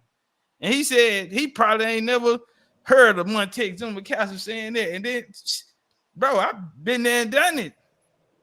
So you see, and that shows again the levels.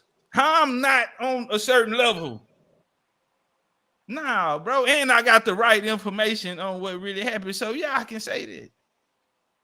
If a nigga kicking misinformation and you a giant here to some people, then that's on them. But I like a Sir Duke of Tears. But if we was to debate, that's easy work. And there's no disrespect, but it is what it is. And we can find out. We can find out. But, you know, salute to that brother, man. I like him, man. I like his wife. They're a power couple. They've been together for a minute. You know, they've been doing this for a minute, and I respect what he brought to the game, and his, you know what I'm saying, and his longevity, you know what I'm saying? And he a cool dude. You know what I'm saying? So it ain't no disrespect. You know what I'm saying? But if we was to get in the ring, that's easy work. That's right. And this is the thing, and the reason why I asked you that question. It's just that's just Indian, man. Yeah, but this is the thing. The reason why I asked the question is because of this. We all know that there's 50 states, 50 countries on this continent. It's 50 different people.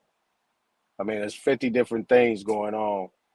I mean, at a certain point in time, man, we're going to have to figure this shit out and come together to work this shit out, because at the end of the day, I keep saying it, they all got us in that same trick bag.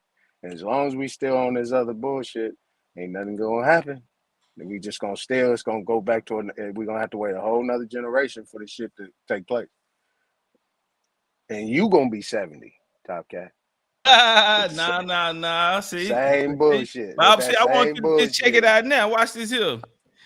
Right now, I remember before I left, you know, a lot of people were saying Topcatz is causing division in the community. You know, a lot of bad energy. People was pointing the finger over here, bro. I don't even go nowhere. I just stay on my channel for a reason, bro. And I'm trying to tell people that go to these other places, bro, that, hey, man, these ain't no safe places. It ain't like home. You gonna end up in some shit, and you gonna have us in some shit, because these it's a low vibrational situation. It's a dog eat dog. It's a backdoor situations, and look what happened. Look what's going on now. Look at all of the, come on, bro. It's and all I told, hey man, we ain't got nothing to do with that. Listen, man. The people that are over here, we don't have trouble in there. We ain't even got shooters in the chat because we don't have them type of problems over here. And so I don't travel, bro, because outside is, it's not like at home, bro. It's not a peaceful, it's not a build, it's not, you know what I'm saying? We going somewhere, we have things set up, it's not the same. It's everybody want to be a star. It's a lot of ego. And man, I ain't trying to get it. That ain't what we doing. We keeping it high vibrational. You know what I'm saying? We gonna create a space where the ancestors feel comfortable coming in. Cause how in the hell the ancestors gonna be around in this all this chaos? So man, they gonna leave. Old folks don't. Yeah, granddam ain't going for that. And why would you want the ancestors around it? You know what I'm saying? So it ain't no ancestor feel, ain't no connection to it. Come on, bro. So I see what's going on, and that's what I'm saying. All of those traveling and all these other, man, listen, y'all can have it. And because these people are not having the same experience that we're having. You know what I'm saying? It's not the same experience. And that's cool because we all have our own journeys. But absolutely. Yeah, so we do what we do, and we wish everybody the best. I'll just say that. But I see absolutely. Nah, that's what it gotta be though. And all right, brother Yah. Yes, sir. Bake Noon Sofit ain't never said that. It was always been a separation. This whole thing, and you know that, right? So Bake Noon Sofit even taught that.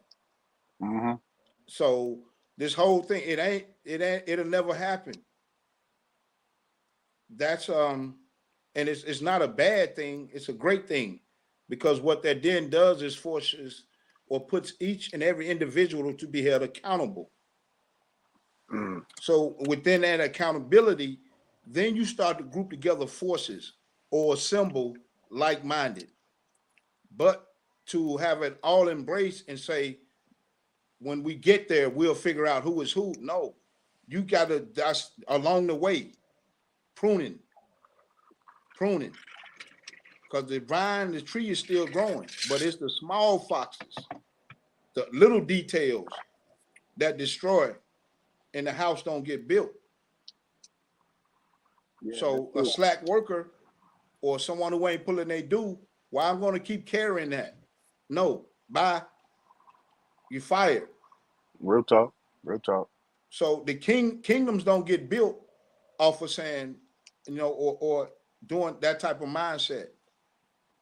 The mindset is supposed to be of high-mindedness, meaning of the highest thought, the highest caliber. I want the best for me, myself, and my people.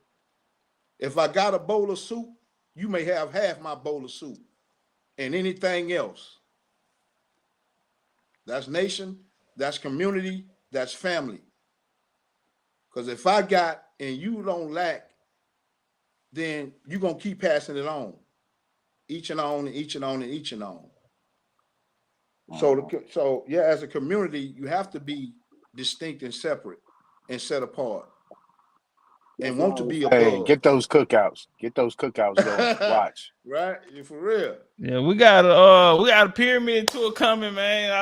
We got a pyramid tour coming in July. So for sure. Man, y'all get ready, man. We want to go down there and have this experience, man. So y'all got a lot of time to get ready. July, hit me up in the background. I'll send you the dates if you plan on coming. Hit me up in the background. Hey, if any of y'all order the booking, all right, bet. If any of y'all order the book and y'all haven't received it, hit me up. Let me know I'm back, man, so we can make sure y'all get that. Hey, Big Chief, man, peace to you. Hey, I put the check your DM, man. I put my Addy in there, man. I forgot to add it in the cash out when I dropped it in there. But I put it in your DM, fam.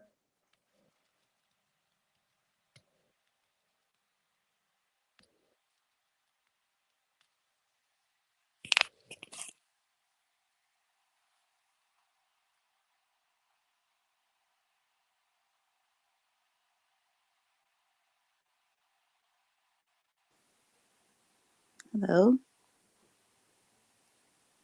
I say you there? Peace. I'm here. Is Chief here? Peace.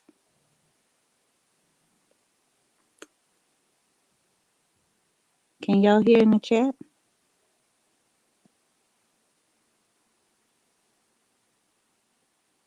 Can y'all hear in the chat? If y'all can hear in the chat. Oh, there you go. Okay. So, what I just wanted to say was there's definitely a shift in time, and it's all good. Everything is not for everyone. When we look at nature, nothing in nature is alike. You can have this beautiful magnolia tree, not one leaf on the tree is exactly like the other, and that's okay. Because each has its purpose. So when Superior Mind said that you have vision, that's because you're a visionary. And you can tell a visionary from those who memorize.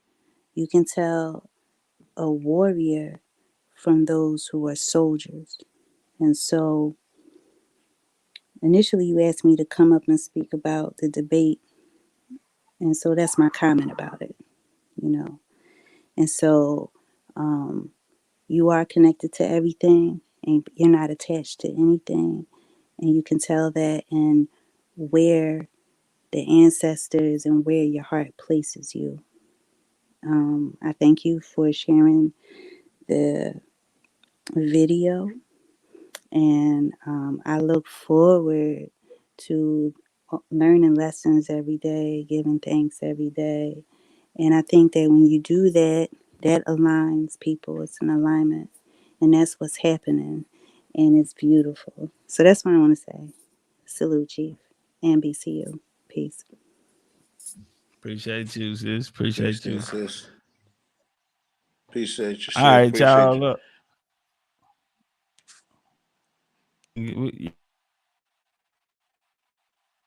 Mic check. Yeah, mic check. Yeah, we can hear you now. Okay, bet. All right, y'all can close that. Well, all right, man. Can you get the last word? Chief, yeah, again, man, just like the sister said, bro. I just want to salute you, man. And like I say, man, certain things I say to you, bro, you're a visionary.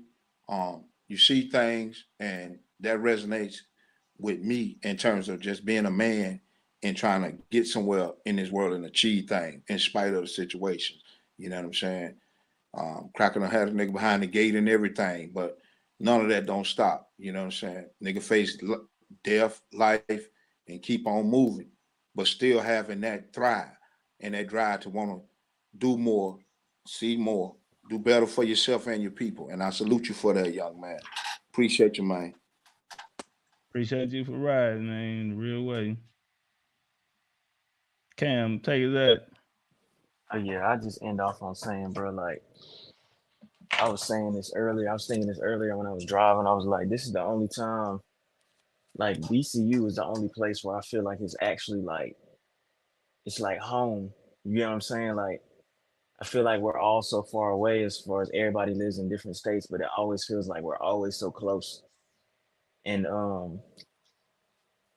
I met, I think I found your channel through Dane. Like I used to listen to Dane all the time, and then I heard him like mention you on a live or something, and then probably like a couple weeks later, I had actually fell asleep listening to a Dane video, and I woke up and your video was playing, and I woke up and I started listening to you. I was like, well, I'm gonna check this channel out the next day at work. So I started listening at work, and it's been ever since that day. It's been wheels on the road. You know what I'm saying? So you there's definitely a different type of energy with you, because I don't normally gravitate towards a lot of people, you know. So just to hear you answer all the questions I've subconsciously always had in the back of my mind, it's like confirmation that like I'm where I need to be, you know? So I would just say, you know, I'm just giving you your flowers and just telling you thank you. You not only helped me, but you've helped people around me too. Um, but yeah, that's the thing with me is like it just feels like y'all feel like family, you know? Everybody feels so close. It's like the old times, you know, when everybody was just connected, like family lived all over the states, but we were just all connected. But yeah, just you know, stay focused, stay out the drama, you know. And I know you're gonna do that, but just know we riding behind you and we're always gonna be here. In the But I'm real gonna end way. on that. Appreciate that, man. Long as we got each other, we don't need nobody else. Big Indian. Appreciate you, family. Shout out to everybody. Mic on. Mic check, mic check. Drop a one, y'all. Let me know if y'all can hear me. Drop a one and let me Kerry, what you crying for? You come give me a hug. What you crying for? Oh, that little baby. That little baby. Oh, Kerry. No, it's real, man. Now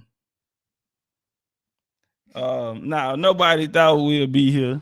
You know what I'm saying? A lot of people invested a lot of energy to make sure to attempt to for us not to be here. You know what I'm saying?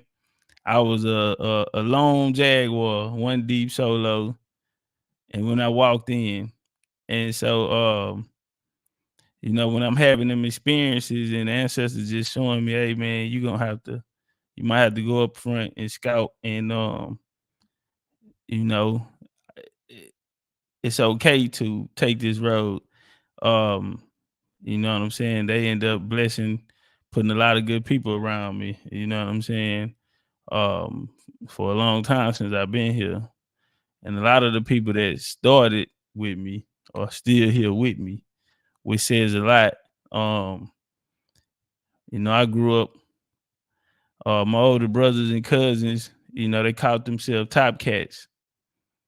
And so that's why I adopted the name. I was groomed and trained, you know, why I think the way I think, why I move the way I moved. I came up under real individuals who are legends. They still talk about them to this day. I grew up under them. They had a rule, and their rule was to whatever happens, we never fall out. And so, you know, those are principles that I brought over here to BCU. You know what I'm saying? No matter what happens, we don't fall out. If we come in together, then we leave together. And it's a journey. So some people fall off, you know, life happens, life change, and it's not, they leave. Long as we keep it going, they always gonna have a home. And so that's how I always look at it. They'll be back. You know, a lot of them will come back, or a lot of them was just here for that chapter, you know what I mean, in their life. And they brought something to it as well, you know what I'm saying? And for that, they'll always have a home. So 365 days is a long time out of the year, you know what I'm saying, to do something, you know what I'm saying? So much appreciated for the people that are here. And there are still people. One of the things I used to always say was a lot of the people that's going to come here and help us are not here today. And I always understood that. And through the journey, me meeting a lot of people, you know what I'm saying? Great people. And I'll tell you, man, we had some times, we did some things that people don't get a chance to do, you know, that people don't get a chance to experience. And we brought that family nature. That's how we move. You know, we had some hold on. Let me see something.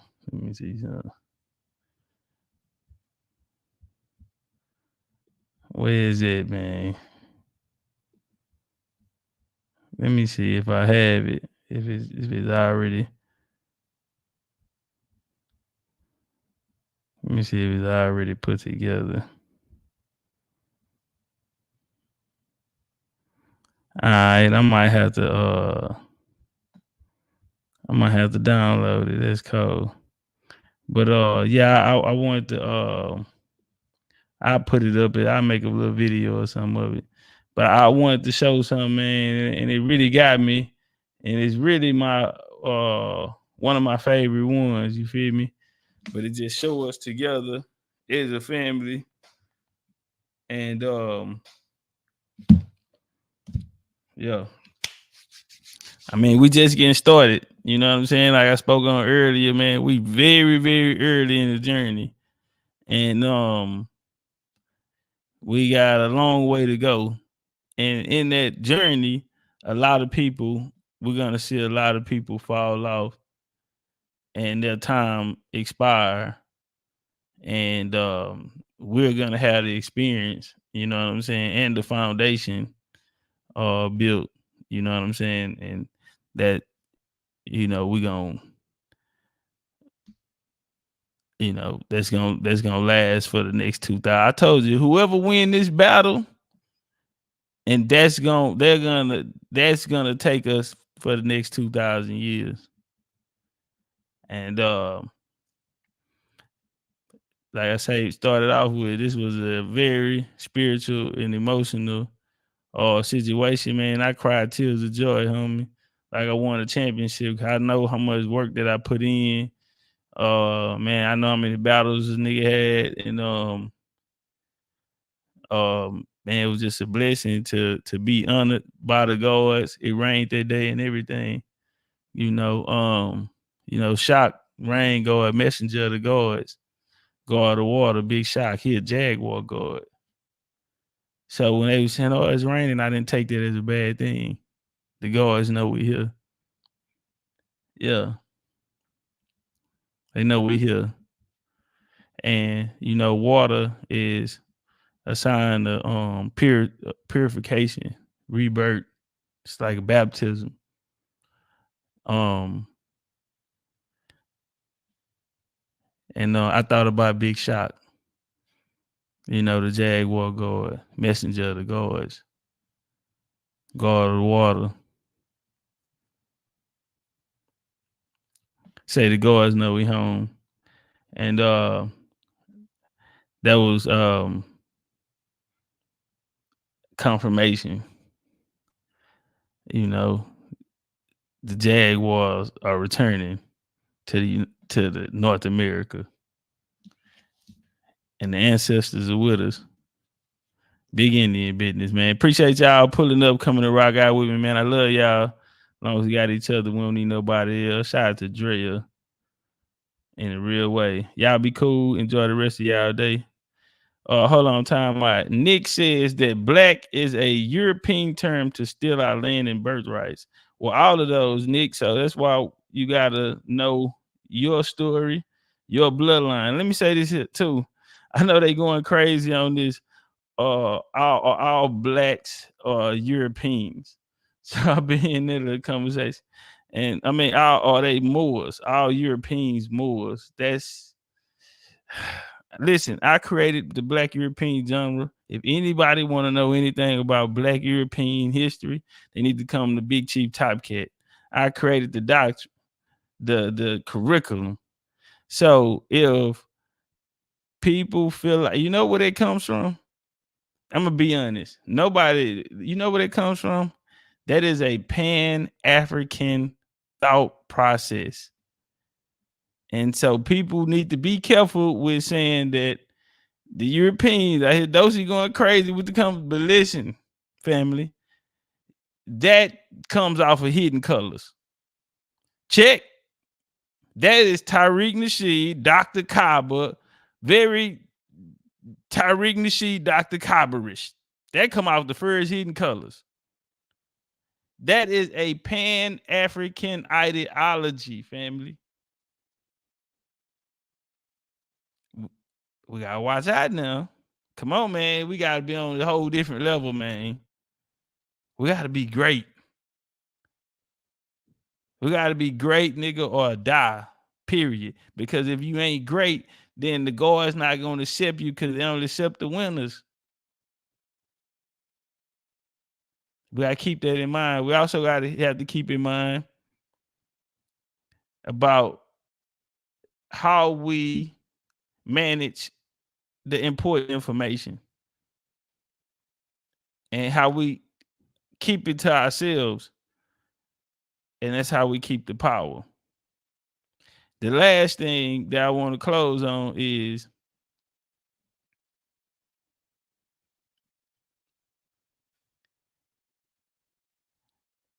what we're doing now, having experiences. We want to keep making them. Shout out to Cigar, he was down at Jekyll Island. Shout out to Big Sick, he was down at the Natchez Trace.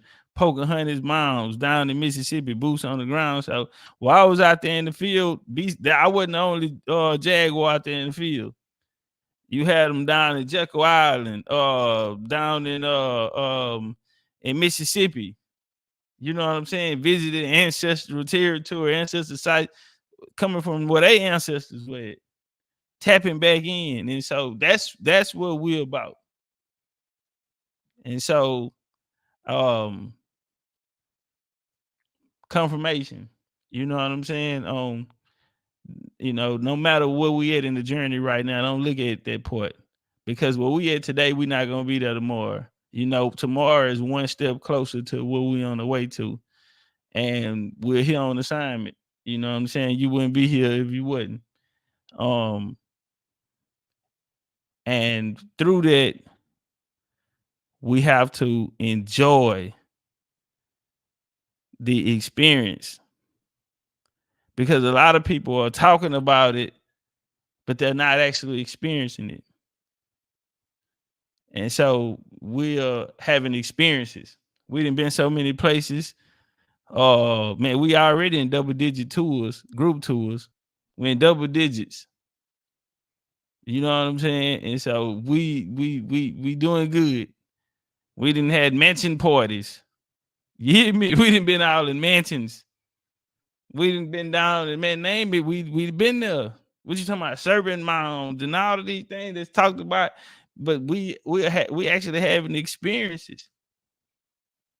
And we welcome others who want to come join us. Nigga, we ain't no code or no gang or nothing like that. We are family. Y'all want to come, you know your story and be a part of people who are on the journey.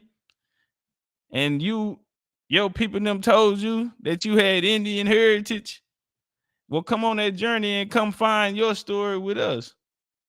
Come on that journey and have that experience and live like our ancestors lived and reconnect back to our roots. You feel me? And be a part of history. Because when we gone, BCU is going to be known as legendary. That's my time. Y'all enjoy the rest of y'all day. I love y'all. I'm gone.